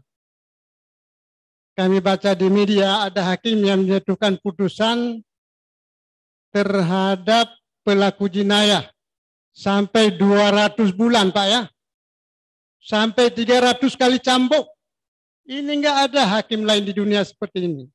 Hakim Aceh lah inilah yang diberi kewenangan yang sangat luar biasa. Bapak bisa pergi ke Arab Saudi, tempat lahirnya Islam. Bapak bisa ke Mesir, Bapak bisa ke mana saja. Enggak ada seperti ini. Oleh karena itu wajarlah ini kita peringati miladnya Mahkamah Syariah, karena ini sejarah yang sangat luar biasa. Bukan saja untuk Aceh, tapi juga untuk Indonesia. Karena masyarakat berharap mulanya dari Aceh, nanti akan menjalar ke wilayah-wilayah yang lain. Entah kapan kita nggak tahu. Kemudian yang kedua, pada Pak siapa Malaysia tadi? Bapak Dr. Naim. Bapak Dr. Naim, kita dulu pernah bersama-sama, saya lupa apa di Langkawi atau di Selangor, kita pernah membentuk Forum Kerjasama Peradilan Islam Asia Tenggara. Kami tanyakan bagaimana Pak perkembangannya.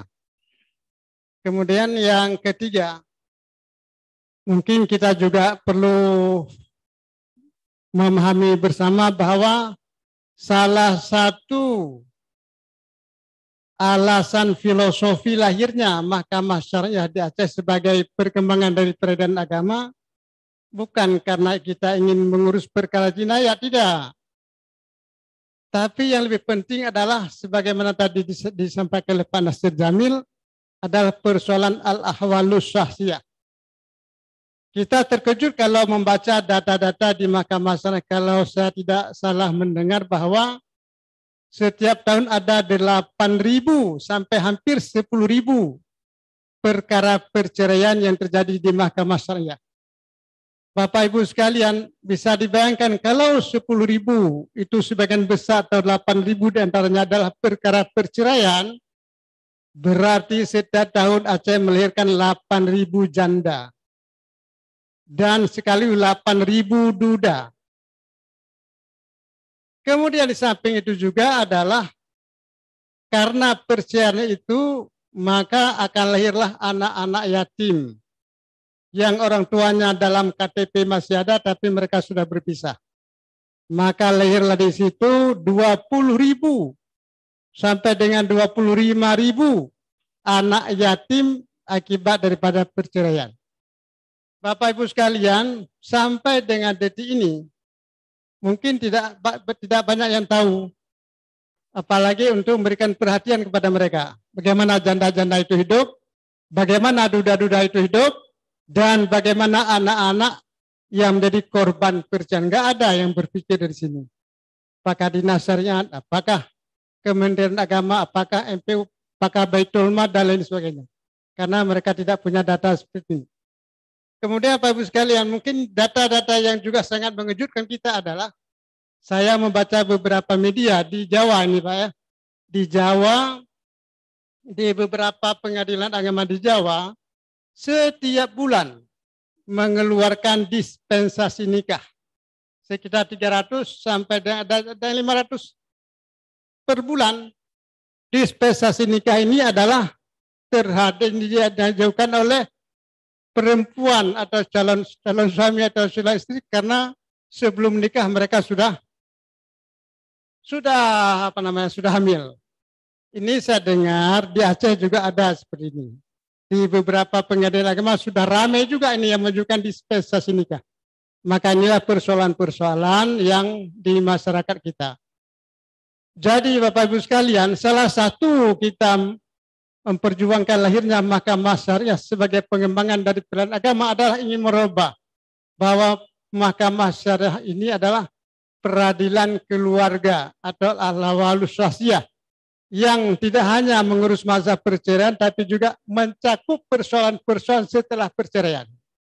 Maka Pak Ibu sekalian, ini menjadi sangat penting, barangkali dia menjadi salah satu faktor penyebab Aceh ini sampai dengan sekarang meski banyak dana dikucurkan oleh Jokowi ke Aceh, tapi tetap Aceh menjadi daerah masyarakat yang paling yang angka kemiskinannya sangat tinggi. faktornya salah satunya adalah faktor pecahnya keluarga yang melahirkan anak-anak yatim yang sangat banyak. Terima kasih. Assalamualaikum warahmatullahi wabarakatuh.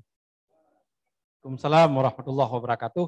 Terima kasih Pak Sofian Saleh yang telah menyampaikan beberapa catatan, termasuk nanti ada pertanyaan berkaitan dengan perkembangan Forum Hakim Syariah se-Asia Tenggara. Nanti akan kita beri kesempatan kepada Dr. Naim. Dan selanjutnya kita beri kesempatan kepada penanggap yang ketiga, Profesor Haji Alyasa Abu Bakar. Silakan, Prof.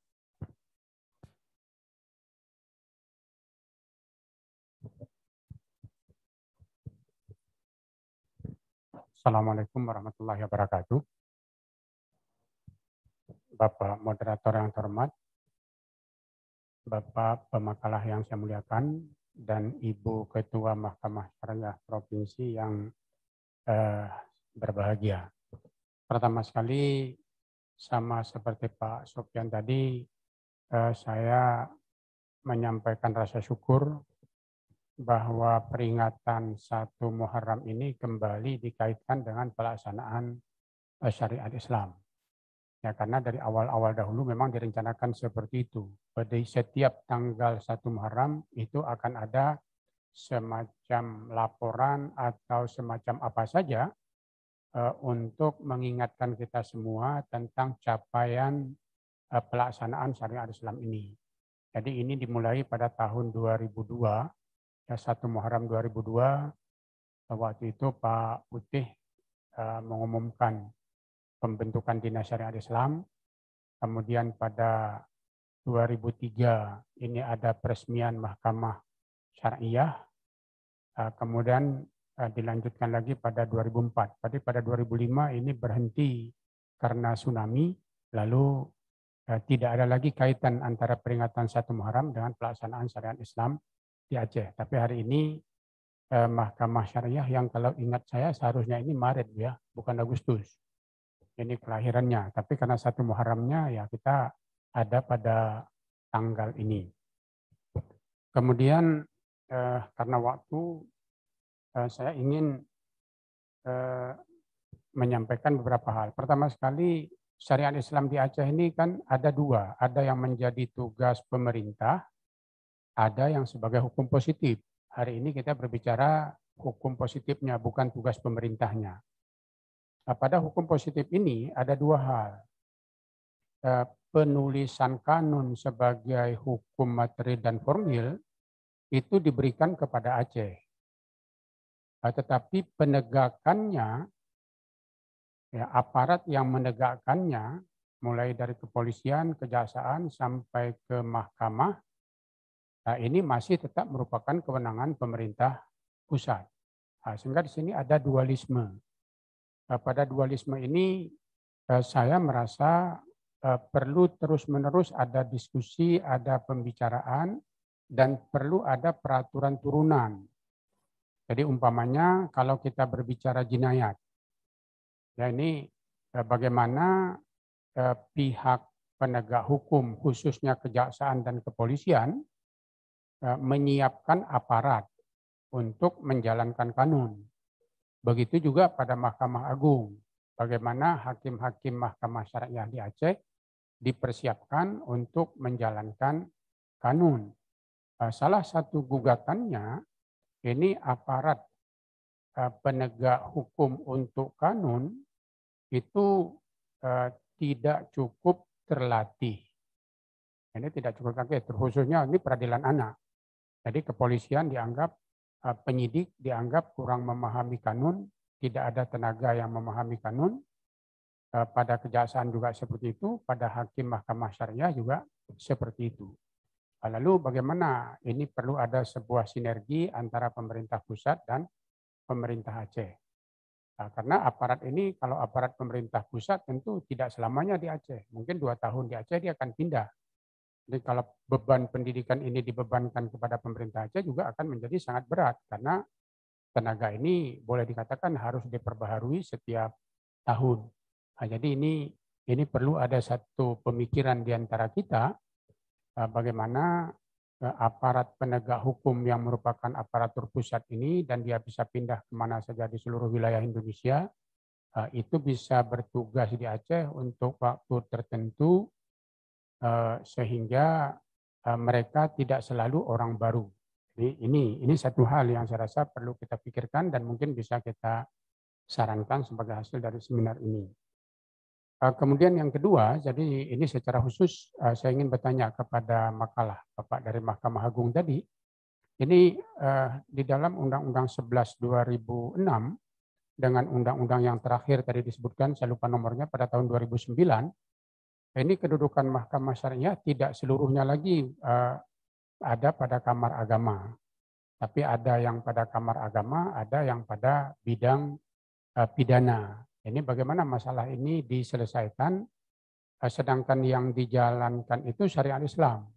Bagaimana syariat Islam ini dijalankan di Mahkamah Agung, tidak di Kamar Agama. Jadi ini kan masalah yang mudah-mudahan ada jalan keluarnya, sehingga di Mahkamah Agung pun semua yang menangani perkara dari Mahkamah Syariah ini memahami syariat Islam sebagai hukum material dan hukum formil dari pekerjaan tersebut.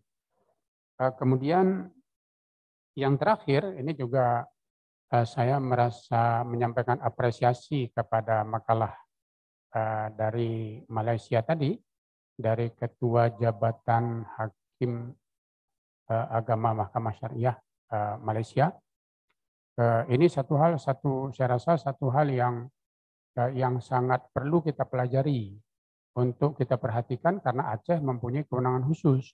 Bagaimana suami atau ayah yang tidak menunaikan kewajibannya di bidang perdata, ini bukan pidana, atau istri yang tidak menunaikan kewajibannya pada bidang perdata, itu bisa dibantu oleh pemerintah. Jadi sehingga kewajiban itu bisa mereka penuhi, atau dengan kata lain, bagaimana pemerintah bisa memaksa, ya, bagaimana pemerintah bisa memaksa orang yang tidak membayar utang untuk membayar utang. Sepengetahuan saya di bidang kita itu perdata. Jadi kekuatan pemerintah untuk memaksa itu kecil. Nah, tapi ini lebih dekat kepada syariah, karena kewajiban menafkahi anak itu harusnya bisa dipaksa, dan yang memaksa ini tentu harus pemerintah. Jadi Malaysia sudah punya tadi jabatan sokongan keluarga yang mungkin kita bisa pelajari, kita bisa lihat, sehingga ya apakah kita akan menulis kanun umpamanya tentang hal ini, dan saya rasa itu lebih perlu daripada mengatur beberapa hal lain yang secara nasional sudah diatur dan cukup baik.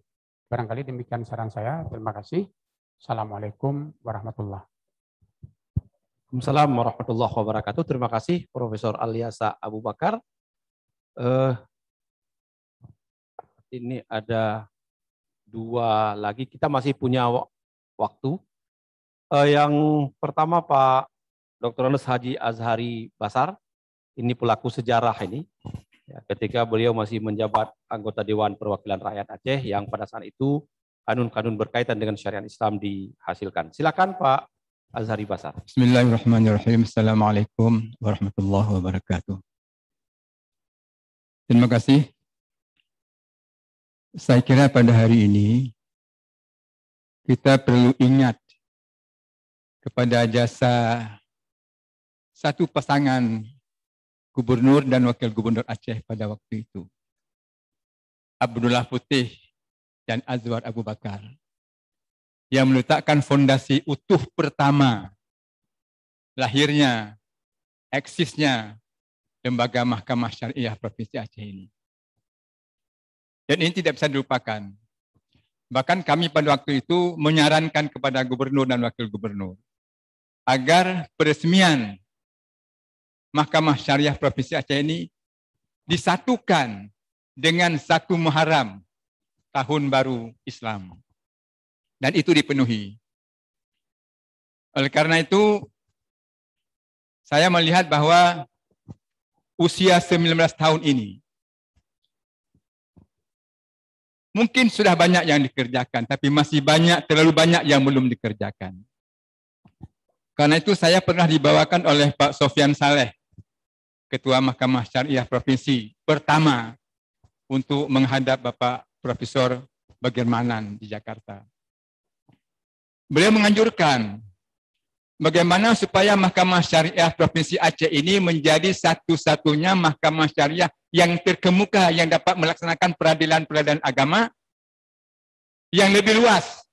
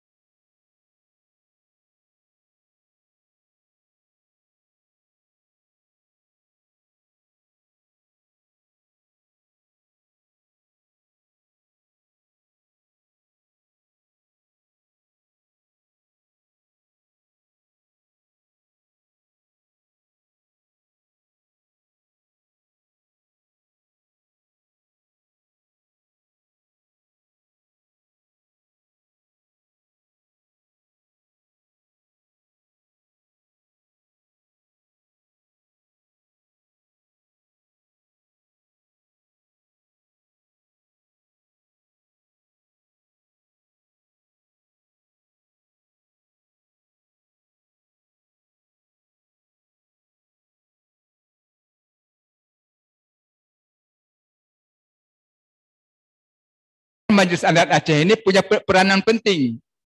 Bahkan ada beberapa perkara-perkara pidana ringan.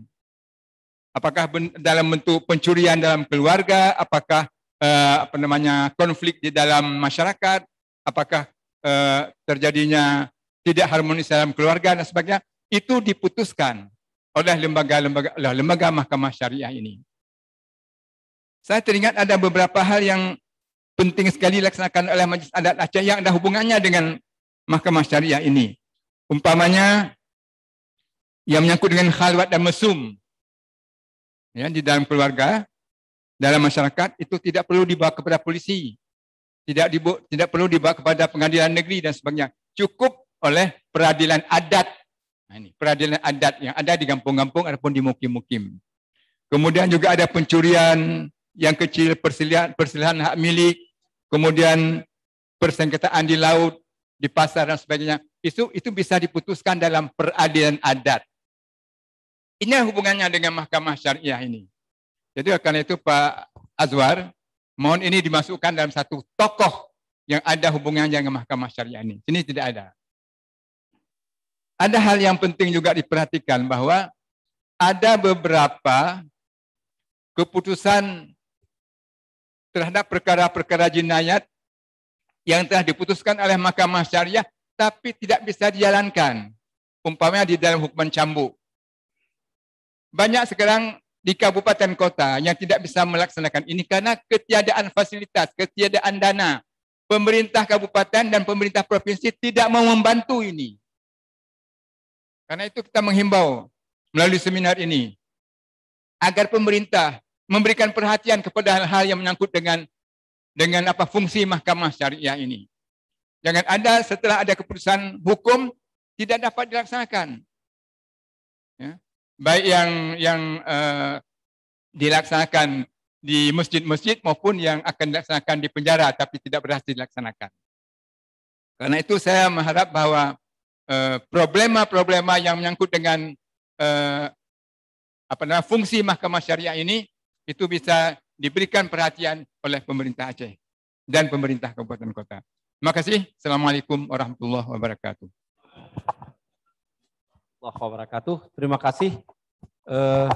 Ini ada 2 lagi karena hari milad, boleh kita tambah 1 lagi. Jadi ada pertama ini di samping Pak Azhari ada Profesor Hamid Sarung dan setelah itu nanti Bapak Dr. Agani Isa. Silakan Prof. Assalamualaikum warahmatullahi wabarakatuh. Terima kasih kesempatan yang telah diberikan. Saya tadi mengapresiasi sebuah konsep baru yang sebelumnya belum begitu berkembang dalam masyarakat kita, yaitu pemerintahan kolaboratif. Tadi Dr. Naim juga memberi contoh kolaborasi di Malaysia. Mahkamah memberi keputusan, kemudian ada BSK yang memberikan pertolongan kepada anak dan janda yang ditinggalkan oleh suami karena perceraian, karena kemiskinan dan sebagainya. Kira-kira seperti itu. Tadi saya katakan bahwa ide Dr. Azwar ini ide baru, ya, yang saya kira sekarang ini dalam masyarakat kita sepertinya tidak ada, baik dalam lingkungan peradilan maupun dalam lingkungan masyarakat sendiri. Kolaborasi antar masjid saja di Aceh ini tidak ada. Masing-masing masjid ada modelnya, ada cirinya, dan itu tidak habis-habis sampai sekarang. Ya, ini mungkin ini apa, tidak dalam sistem pemerintahan atau apa namanya ini. Saya kira Pak Azwar jangan berhenti dakwahnya hanya pada hari ini. Ini harus terus ini dibangun, terbangun kolaborasi. Saya dengar juga tadi Pak Sofyan mengatakan 8.000 janda dan duda.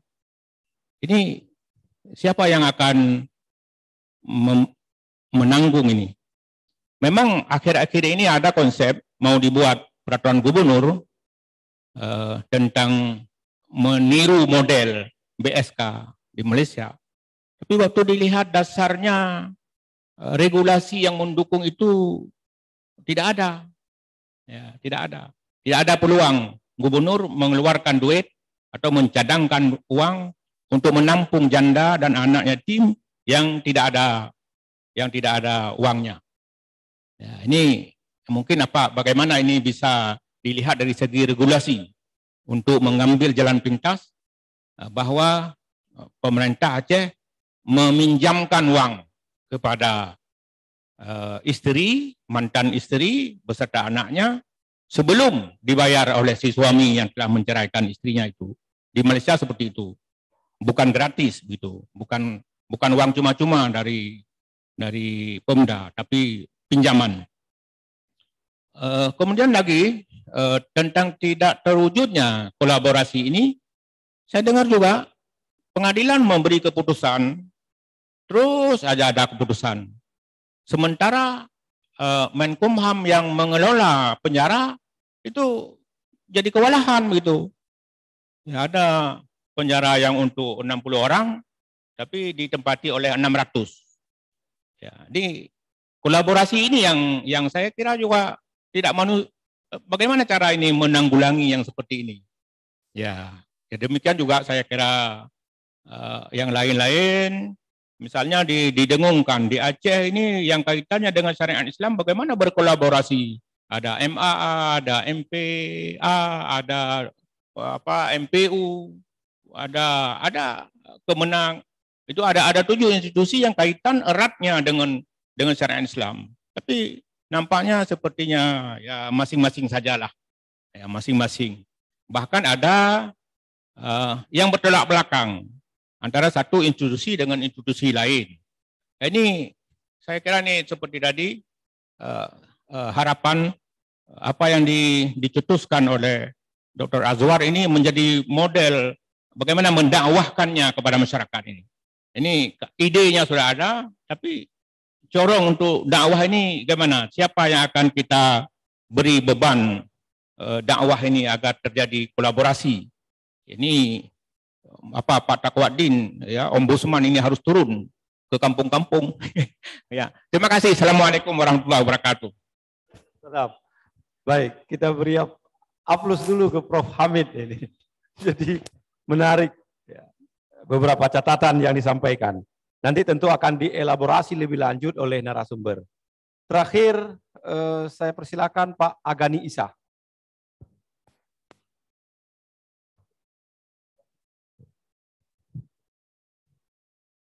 Bismillah. Terima kasih Pak Moderator dan narasumber serta Ibu Ketua Mahkamah, Pak hadirin sekalian. Mungkin saya sedikit saja. Yang pertama, saya mengulang sedikit pada tahun 2018-2019 dimotori oleh Dinas Syariah Islam Aceh, kita membahas berulang kali rancangan kanun hukum keluarga. Tapi akhirnya kita sedih karena lama kita bahas oleh pusat, oleh tingkat nasional itu hilang tanpa jejak. Malah sudah audiensi dengan Mendagri, Pemberdayaan Perempuan, Kementerian Agama, malah hari ini itu tidak dikenal lagi kemana. Dan ini salah satu yang dibahas itu rancangan kanun hukum keluarga adalah penguatan kapasitas keluarga untuk diberi kewenangan penuh mungkin kepada mahkamah syariah. Supaya seperti disampaikan tadi, tidak ada ketika terjadi perceraian, itu suami itu menafikan tanggung jawabnya terhadap anak. Jadi ini dalam rancangan kanun keluarga itu sudah ditegaskan. Tapi inilah jadi sebuah booming kepada kita. Mungkin tidak sama tadi seperti disampaikan dengan Malaysia dan sebagainya. Dan ini mungkin ada Pak Nasir Jamil, mungkin ini bisa membantu ya. Mungkin advokasi dengan Dinas Syariah Islam Aceh. Sampai di mana? Di mana sudah draft rancangan kanun hukum keluarga itu. Itu satu saya kira. Yang kedua, saya sependapat. Artinya Aceh punya kearifan lokal yang sangat luar biasa, local wisdom. Bisa, saya kira mungkin bisa ya. Kita memperkuat mungkin tidak pada legitasinya, mediasi, tapi mungkin di luar itu non-legitasi. Tokoh agama kita perankan. Jadi jangan semua tertumpuk ke mahkamah syariah. Persoalan keluarga, persoalan sedikit ya. Jadi ke mahkamah syariah semuanya. Jadi beban juga itu saya kira. Bagaimana ini memperkuat kearifan lokal kita, tokoh-tokoh agama, sebelum mereka secara langsung ke mahkamah syariah. Saya kira itu untuk menekan juga seperti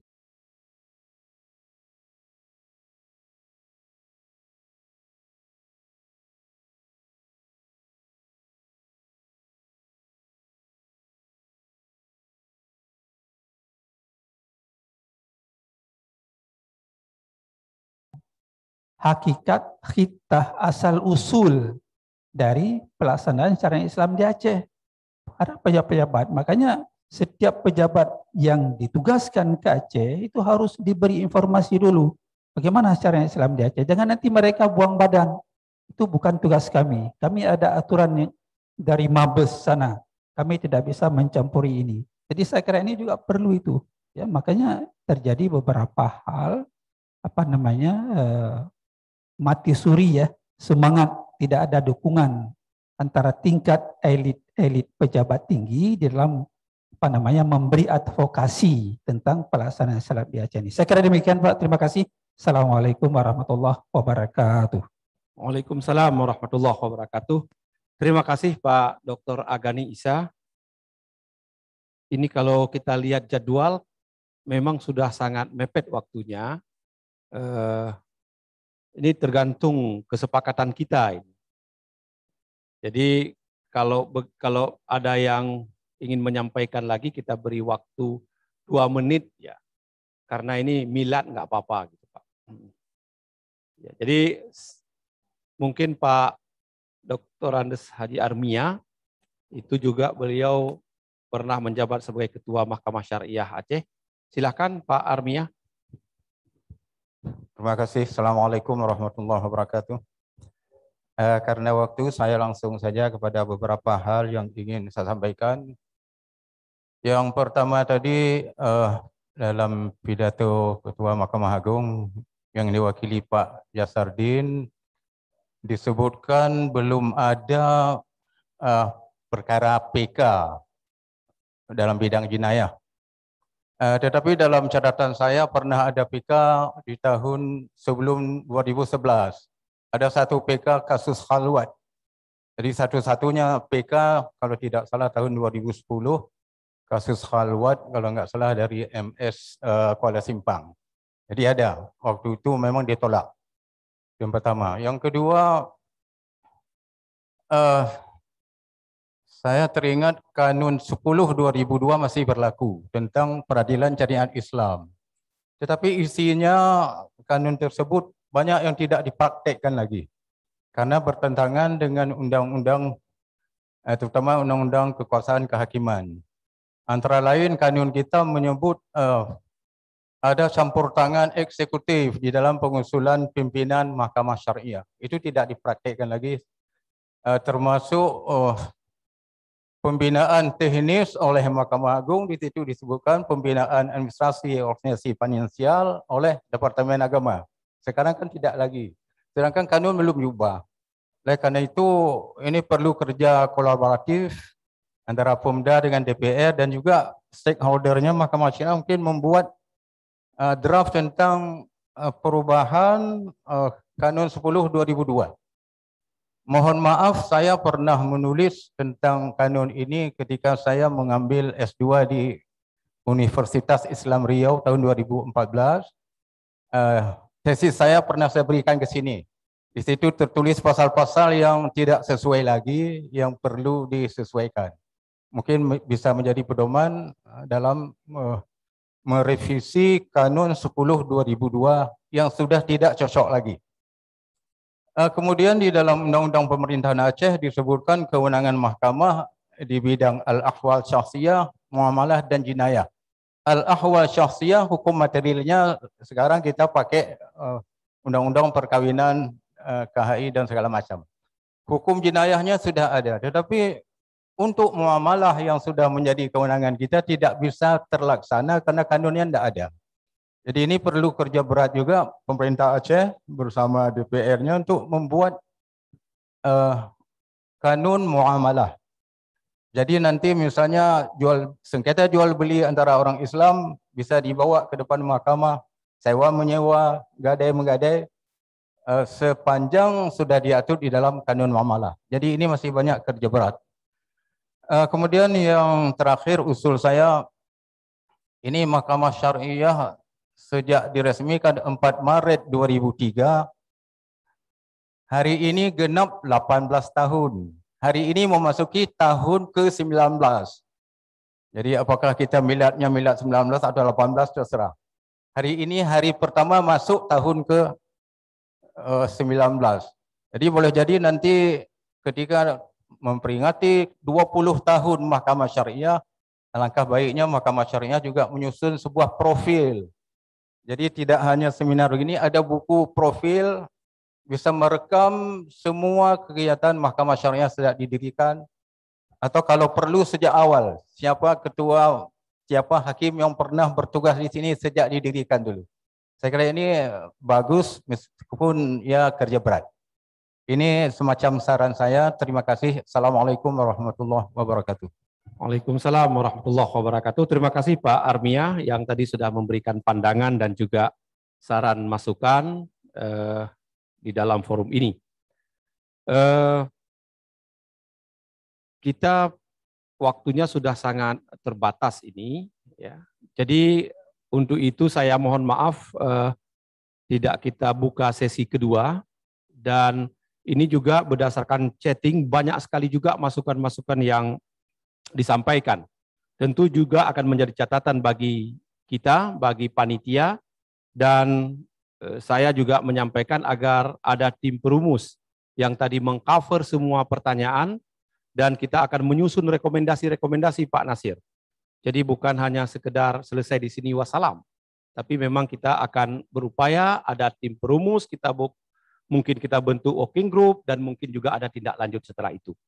Baik, untuk kesempatan pertama saya persilahkan Yang Mulia Hakim Agung pada Mahkamah Agung Dr. Haji Yasardin SH MHum untuk merespon beberapa tanggapan dan pandangan dari forum ini, termasuk berkaitan dengan kewenangan pelimpahan kewenangan kepada Mahkamah Syariah di satu sisi berada dalam lingkup peradilan agama, tapi dari sisi lain juga ada kewenangan yang diberikan yang berasal dari lingkup peradilan umum. Termasuk di dalamnya adalah pembinaan yang diberikan oleh Mahkamah Agung kepada Mahkamah Syariah berkait dengan peningkatan kompetensi dan penempatan hakim yang akan bertugas di Aceh ini agar siap dan memahami kearifan lokal dan tugas baru berkaitan dengan pelaksanaan syariat Islam di Aceh. Untuk itu kami persilakan Yang Mulia Dr. Yasardin untuk memberi respon dan memberi tanggapan terhadap beberapa pertanyaan yang diberikan oleh anggota forum ini. Silakan Yang Mulia. Assalamualaikum warahmatullahi wabarakatuh. Terima kasih Pak Moderator. Kok mati? Terima kasih Pak Moderator, Pak Profesor Dr. Sahrizal. Mohon maaf ini terputus-putus karena nggak tahu internet di mana yang ini videonya nggak mau dibuka. Jelas Tapi kedengaran Pak Sahrizal, kedengaran Pak ya? Terdengar suara ya? Pak Dokter ya. Tapi videonya nggak mau dibuka, ini kenapa? Sambil jalan aja Pak ya. Suka karena waktu. Jadi menanggapi pertanyaan dari Pak guru saya, Profesor Aljasa Abu Bakar, tentang pasal 3A ayat 2 Undang-Undang Nomor 50 Tahun 2009, perubahan kedua Undang-Undang Nomor 7 Tahun 89. Memang bunyinya ayat 2 itu adalah peradilan syariat Islam di Provinsi Nagro Aceh Darussalam merupakan pengadilan khusus dalam peradilan agama sepanjang kewenangannya menyangkut kewenangan peradilan agama dan merupakan peradilan khusus dalam lingkungan peradilan umum sepanjang kewenangannya menyangkut kewenangan peradilan umum. Ini asbabul burutnya pasal ini menurut para konseptornya dulu, para legislator mendiskusikan bagaimana kedudukan Mahkamah Syariah itu dalam sistem peradilan di Indonesia. Maka dicarilah jalan keluar, kedudukannya itu adalah sebagai peradilan khusus. Tetapi karena kewenangannya itu bukan hanya seperti kewenangan peradilan agama, ada kewenangan lain yaitu jinayat, yang tadinya pidana itu menjadi kewenangan peradilan umum, maka dia dibuatlah seperti ini pasalnya. Namun demikian, di Mahkamah Agung sudah sepakat bahwa perkara-perkara jinayat yang merupakan tadinya lingkungan peradilan umum itu masuk ke Mahkamah Agung, perkara kasasi maupun PK, itu tetap diadili oleh Kamar Agama. Jadi tidak diadili oleh kamar yang lain.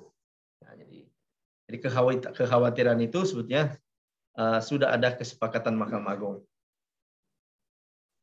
Kemudian ada dari Pak Armia Ibrahim tentang ada perkara PK 1. Memang ada Pak, tapi itu kan sebelum 2020. Data yang saya sampaikan tadi adalah data dari Badilak, Badan Peradilan Mahkamah Agung tahun 2020. Jadi datanya adalah data tahun 2020. Saya juga ingat sebelumnya itu ada memang PK. Tetapi dari sekian ratus itu yang PK hanya 1, ya saya kira ya mudah-mudahan diterima lah gitu putusan-putusannya itu oleh para pihak. Kemudian ada lagi yang sebetulnya tidak ditujukan kepada saya, tetapi menyangkut lingkungan peradilan agama, seperti yang disebut tadi oleh Pak senior saya Pak Sofyan tentang dispensasi nikah. Memang sejak adanya Undang-Undang Nomor 16 Tahun 2019 tentang perkara dispensasi nikah, tata cara mengadili perkara dispensasi nikah merupakan pengembangan dari pasal 7 Undang-Undang Nomor 1 Tahun 74. Usia nikah, kalau dalam bahasa Inggrisnya itu marriageable age-nya itu menjadi 19 tahun. Apa yang terjadi? dengan adanya usia nikah bagi perempuan 19 tahun itu, maka anak-anak yang udah usia 18 tahun lebih, yang belum 19 tahun, itu mau menikah, tidak boleh kalau tidak ada dispensasi nikah. Akibatnya perkara dispensasi nikah menjadi melonjak. Saya lupa minta datanya tadi berapa datanya, tapi yang jelas di mana-mana di seluruh Indonesia perkara dispensasi nikah itu meningkat secara signifikan karena peningkatan usia tadi. Nah, ini memang jadi persoalan bagi kita karena kehendak dari itu kan usulan NGO tadinya naiknya usia menjadi 19 tahun itu. Akibatnya dispensasi nikah menjadi meningkat. Memang sebagian dikabulkan, ada juga yang tidak dikabulkan. Saya kira itu Pak Zahrizal yang berkenaan dengan saya. Terima kasih. Assalamualaikum warahmatullahi wabarakatuh. Baik, terima kasih Yang Mulia Dr. Hadi Yasardin SHM yang tadi sudah merespon dan memberikan jawaban terhadap pertanyaan dari anggota yang hadir atau anggota forum yang hadir pada kesempatan ini. Selanjutnya kami persilahkan Yang Ahmad Arif, Ketua Hakim Syar'i Malaysia, Profesor Ajung Datuk Setia Haji Muhammad Naim bin Nadi Mukhtar. Tadi ada beberapa catatan yang disampaikan kepada Yang Ahmad Arif berkaitan dengan bagian sokongan keluarga, bagaimana ini bisa atau boleh, ya, kalau bahasa Melayu boleh. Jadi karena bisa itu lain maknanya. Jadi kalau boleh, gitu, negara memberikan sokongan finansial kepada perintah-perintah dari hakim mahkamah syariah itu, terutama kepada para suami yang tidak menunaikan nafkahnya. Dan beberapa pengalaman lain barangkali dapat di-share kepada forum ini sehingga kita bisa belajar lebih banyak lagi mana-mana yang dapat kita adopsi di dalam kegiatan kita di Aceh ini. Silakan Faltafal Yang Ahmad Arif Datuk Haji Setia Haji Muhammad Naim bin Haji Mukhtar. Silakan. Bismillahirrahmanirrahim. Terima kasih Profesor Dr. Syahrizal, moderator pada pagi ini.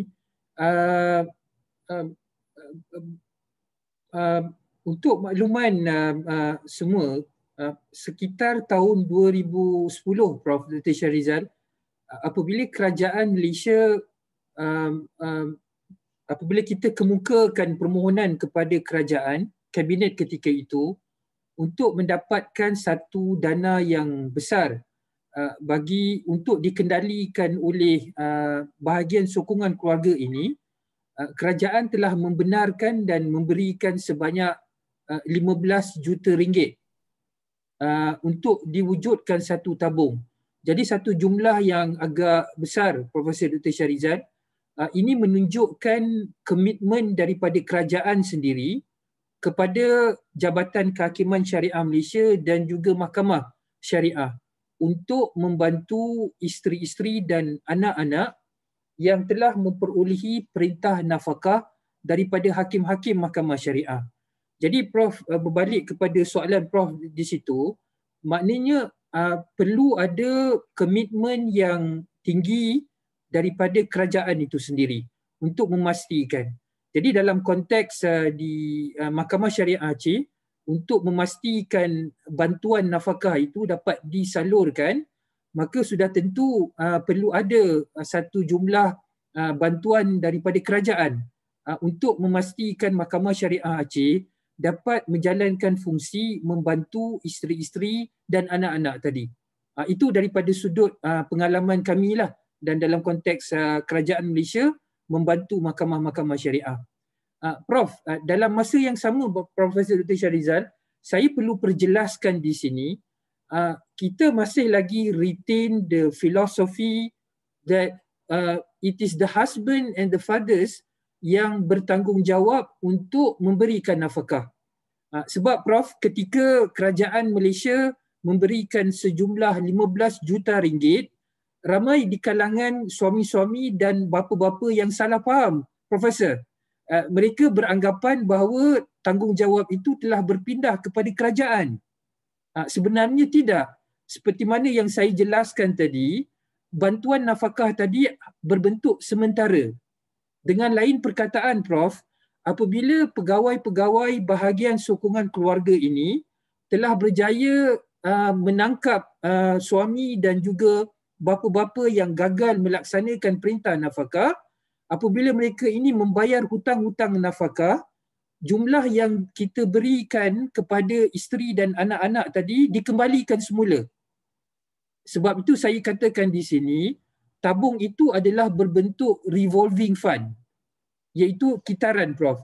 Maknanya apabila keluar, katakan jumlah keluar RM6,000, kita akan masukkan kembali RM6,000 tadi apabila kita memaksa suami dan bapa tadi membayar hutang-hutang nafkah tadi.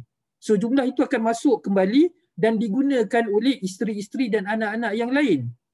Jadi maknanya saya tekankan di sini Prof, supaya tidak ada salah faham. Maknanya kerajaan will not assume the responsibility. The responsibility and obligation to pay maintenance on nafkah still lies with the father and also the husband.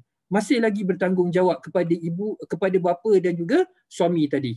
Jadi yang tu saya perlu perjelaskan Prof Doktor dalam konteks sumbangan yang diberikan oleh kerajaan tadi. Berbalik Prof kepada persoalan yang ditimbulkan oleh Pak Sufian, alhamdulillah Prof, 1 Syawal. Saya sudah lama tak ketemu dengan Pak Sufian ni. Saya ingat lebih pada 10 tahun yang lepas. Betul lah seperti mana yang Pak Sufian sebutkan sebentar tadi, ketika pertemuan kami di Kuala Lumpur dulu, memang telah ada cadangan untuk menubuhkan satu forum, Profesor Dr. Syahrizal, forum yang melibatkan kehakiman syariah Nusantara ini. Forum yang dicadang itu dinamakan Jawatan Kuasa Perundangan dan Kehakiman Syariah Nusantara. Yang itu yang kita cadangkan. Dengan Mahkamah Syariah Malaysia ataupun Jabatan Kehakiman Syariah Malaysia ini menjadi agensi mahkamah yang menyelaras. Mahkamah Syariah, Mahkamah Pengadilan Agama Indonesia, saya percaya termasuk juga Mahkamah Syariah Aceh dan juga Mahkamah Syariah Singapura serta Mahkamah Syariah Brunei Darussalam. Jadi maknanya 4 negara Nusantara ini kita hasratkan untuk kita tubuhkan Prof Dr. Syahrizal Jawatan Kuasa Kehakiman dan Perundangan Syariah Nusantara sebagai satu platform Profesor Dr. Syahrizal untuk pertemuan secara rasmi kepimpinan tertinggi mahkamah-mahkamah syariah Nusantara ini. Supaya kan Profesor Dr. Syahrizal kita boleh sentiasa berbincang mencari jalan yang terbaik bagaimana kita mahu memperkasakan mahkamah-mahkamah syariah di negara-negara tersebut. Jadi forum ini adalah amat penting. Jadi di pihak Malaysia Prof Dr. Syahrizal, untuk saya update kepada Pak Sufian juga tadi, kita di peringkat Mahkamah Syariah Malaysia, kita telah kemukakan dan telah bentangkan cadangan di hadapan mesyuarat menteri-menteri agama Indonesia, Malaysia, Brunei Darussalam dan juga Singapura Prof Dr. Syahrizal untuk makluman semualah. Walau bagaimana ini cadangan yang kita kemukakan hasil daripada perbincangan yang disebutkan oleh Pak Sufian tadi tu, kita kemukakan kertas. Tetapi agak mendukacitakan Prof Dr. Syahrizal, mesyuarat menteri-menteri agama dia tidak bersetuju untuk membentuk jawatan kuasa tadi. Mereka cadangkan supaya membentuk satu section ataupun unit bahagian di bawah hal ehwal Islam tersebut. Jadi kami mahukan satu forum yang berasingan Prof Dr. Syahrizal. Tetapi mereka ni menteri-menteri agama syorkan supaya kita wujudkan sekarang apa yang disebut sebagai bilateral agreement ataupun memorandum of understanding. Contohnya antara Mahkamah Syariah Malaysia dengan Mahkamah Pengadilan Agama Indonesia dan seterusnya, begitu Brunei. Jadi yang ini bukan kehendak kita Prof Dr. Syahrizal. Kita lebih suka untuk mewujudkan kerjasama secara formal tadi tu. Jadi insya-Allah Prof. Dr. Syarizal, Pak Sufian saya jelaskan di sini, kita akan terus berusaha dan meyakinkan mesyuarat menteri-menteri agama untuk membenarkan mahkamah-mahkamah syariah Nusantara ini untuk membentuk jawatan kuasa kehakiman dan perundangan syariah di peringkat Nusantara ini, supaya semua isu yang berkait rapat dengan mahkamah-mahkamah syariah Nusantara ini dapat kita selesaikan melalui forum rasmi yang kita akan bentuk nanti. Wallahu a'lam. Terima kasih Pak Syarizal. Baik, terima kasih Yang Aman Arif yang tadi sudah memberi penjelasan berkaitan dengan bagian sokongan keluarga dan rencana juga untuk musyawarah forum Mahkamah Syariah se-ASEAN. Baik, sekali lagi kami sampaikan apresiasi dan terima kasih. Dan selanjutnya kita persilahkan kepada narasumber yang ketiga dan yang terakhir ini untuk memberikan respon, tanggapan, dan mungkin juga menjawab beberapa pertanyaan. Silakan Bapak Dr. Haji Azwar Abu Bakar. Terima kasih Profesor Syarizal. Bapak Ibu sekalian, di penghujung ini saya ingin mengatakan banyak masukan baru dari Ketua Hakim Agung, dari Profesor Ajung Datuk Aim bin Haji, dari Bapak-Bapak sekalian tadi ada 7 yang memberikan tanggapan luar biasa. Jadi saling melengkapi. Khusus beberapa Nasir Jamil sama Profesor Hamid Asarul. Ini kita kasih ini satu model aja sebagai trigger. Tadi saya yang pertama yakin ini jadi Pak Nasir. Pertama ada komitmen ini terus. Yang kedua yang hadir hampir 100% daripada stakeholder yang kita harapkan berperan. Yang ketiga hadir Pak Gubernur. Saya bilang nanti yang jadi leader itu Bapak. Boleh pakai co-leader 1-2 lagi. Tapi Bapak yang menentukan jalan nggak jalannya ini. Beliau baca semua tadi paper ini sebelum beliau pergi, baca semua. Nanti di mana lagi cari teorinya Pak? Ada saya guys buka sekian, dan ada teori lain lagi. Nah, barangkali saya pada ini sebagai agak menguasai ilmu alatnya, ilmu agamanya ada pada Bapak Ibu sekalian. Nah, saya siap dipanggil untuk kita rumuskan ini. Ini kan pengalaman birokrasi, kita semua punya. Niat satu. Semua kita ini mau jadi yang bertakwa. Walaupun itu tujuan ideal. Jadi syariat Islam ini merupakan jalan ke sana. Jadi jaksa, polisi, ulama, semua ke sana, selesai. Nah, kalau udah niatnya begitu, duduklah. Jadi bicarakan itu, jangan terlalu detail dulu. Yang kita sepakati apa dulu? Tuh. Yang global apa? Nanti yang kelompok penegakan hukum duduk lagi. Terpisah antara mahkamah syariah, kejaksaan, sama kepolisian, WH, duduk lagi. Bagi peran jangan saling tabrakan. Bisa, wasahwihum fil amri. Fa iza azamta fatawakkal 'alallah. Duduk, jangan langsung ngomong enggak bisa. Bisa. Nah, satu lagi Pak, terakhir.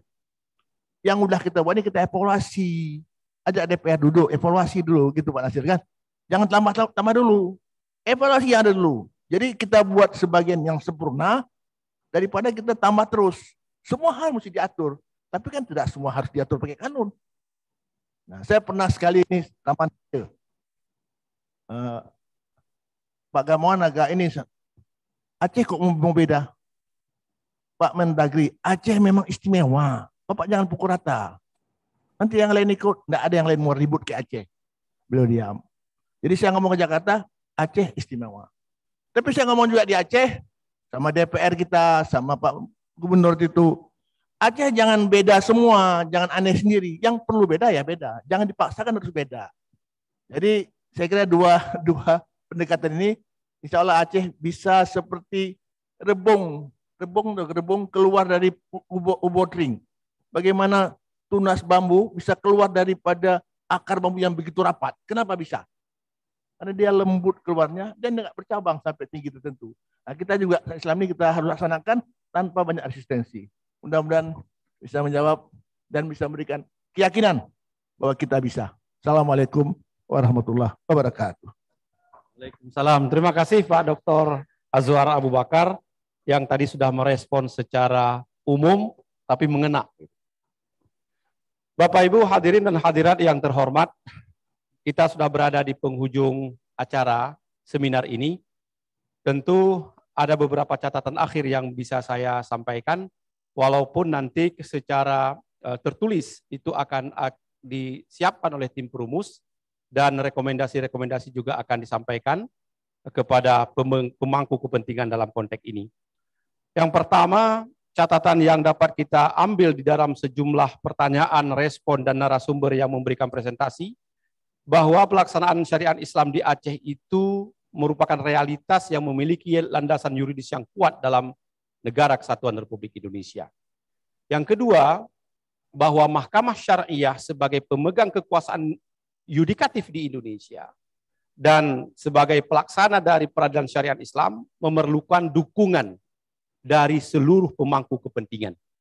Dukungan itu bukan hanya dalam konteks dukungan pembinaan administratif yudisial, dukungan infrastruktur, tapi juga dukungan berkaitan dengan finansial dan partisipasi dari seluruh masyarakat untuk Mahkamah Syariah Aceh. Yang ketiga, tentu collaborative governance merupakan satu keniscayaan, karena gerbong besar ini tidak mungkin ditarik sendiri. Harus ada leadernya yang kuat, didukung oleh sejumlah stakeholder yang tentu akan berperan dalam mengemban kegiatan ini. Terakhir, kita ingin menyampaikan bahwa setelah seminar ini akan dibentuk working group, akan melakukan diskusi-diskusi lanjutan, dan tentu apa yang tadi disampaikan Pak Azwar, kolaboratif itu akan diupayakan oleh working group itu. Walaupun sebelumnya ingin kami sampaikan, pertemuan-pertemuan memikirkan Mahkamah Syariah itu sudah dilakukan. Terutama dari para pendiri, para pemerhati, para penggerak, dan komponen-komponen yang terlibat di dalamnya. Tapi setelah ada seminar internasional ini menambah keyakinan bahwa working group itu harus terus berjalan, kolaborasi harus terus ditingkatkan, dan mudah-mudahan ke depan pelaksanaan syariat Islam itu bisa berjalan dengan baik, dengan sukses, tentu di bawah naungan Allah Subhanahu wa Ta'ala.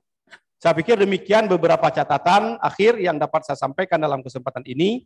Sekali lagi kami sampaikan terima kasih kepada para narasumber yang mulia Bapak Dr. Yasardin, kemudian yang amat arif Datuk Naim, kemudian Dr. Azwar Abu Bakar, kemudian seluruh peserta yang telah terlibat di dalam kegiatan seminar internasional ini. Sekali lagi kami mohon maaf mungkin dalam memandu acara ini terdapat kekurangan, keterbatasan, dan kepada Allah lah kita berdoa dan menyerahkan diri. Demikian, terima kasih. Hadanallahu wa iyyakum ajma'in. Wassalamualaikum warahmatullahi wabarakatuh.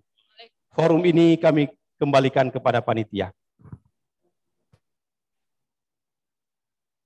Bapak narasumber yang dirahmati Allah, Bapak moderator yang dirahmati Allah, serta Bapak-bapak para peserta seminar yang berbahagia.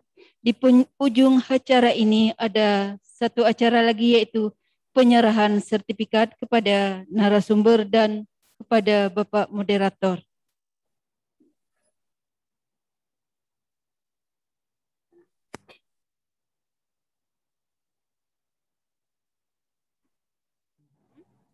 Ini nak serah. Ini nak serah. Berkenan Ibu Ketua Mahkamah Syariah Aceh untuk menyerahkannya.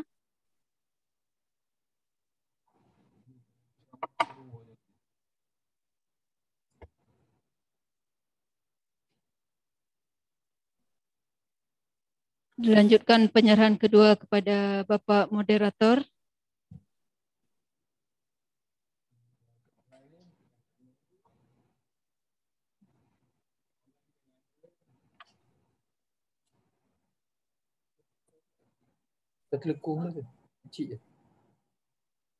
Terima kasih Bapak Ibu para peserta seminar yang berbahagia. Untuk peserta dan narasumber yang lainnya akan dikirim oleh panitia di kemudian hari.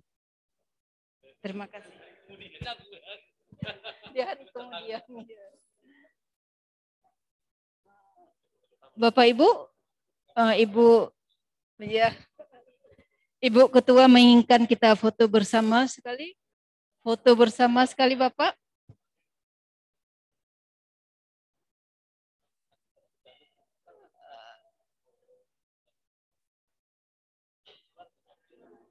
Bapak Ibu, kita foto bersama sekali, tetap menjaga prokes.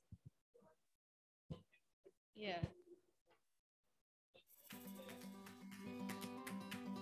Bapak Ibu, kami sampaikan juga bahwa panitia ada menyediakan makan siang dalam bentuk nasi kotak. Mohon maaf kami tidak bisa menyediakan dalam bentuk prasmanan karena mengingat prokes. Nasi nanti bisa diambil di pintu utama aula ini.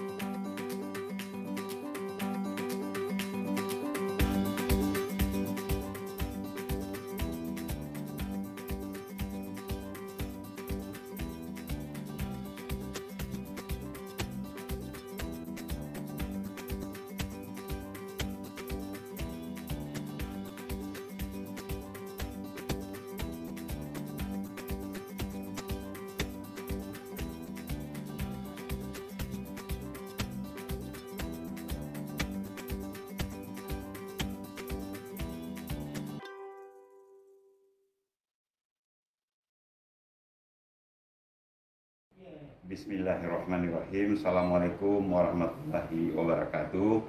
Saya Nova Iriansyah, Gubernur Aceh. Setelah melihat secara langsung, menilai bahwa Mahkamah Syariah Aceh sudah sangat layak mendapatkan predikat wilayah bebas dari korupsi atau WBK tahun 2021 ini. Dan semoga Allah Subhanahu wa taala mengabulkan harapan dan doa kita semua. Amin ya rabbal alamin. Wassalamualaikum warahmatullahi wabarakatuh. Ya, makasih. Pak.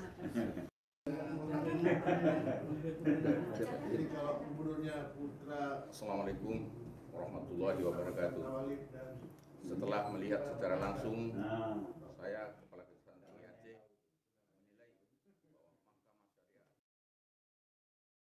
yang berbahagia ini. Saya selaku pembawa acara dan seluruh kerabat kerja mengucapkan terima kasih atas segala perhatian dan mohon maaf atas segala kekhilafan. Hadanallah wa iyyakum ajma'in. Wassalamualaikum warahmatullahi wabarakatuh. bebas dari korupsi BPK tahun 2021 ini.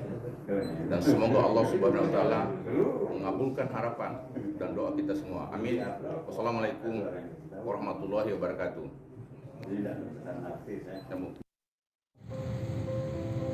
Assalamualaikum warahmatullahi wabarakatuh. Saya Dr. Haji Amran Swadi SH MHUM MM selaku Ketua Kamar Agama Mahkamah Agung Republik Indonesia mengucapkan selamat hari jadi untuk Mahkamah Syariah Aceh yang ke-19.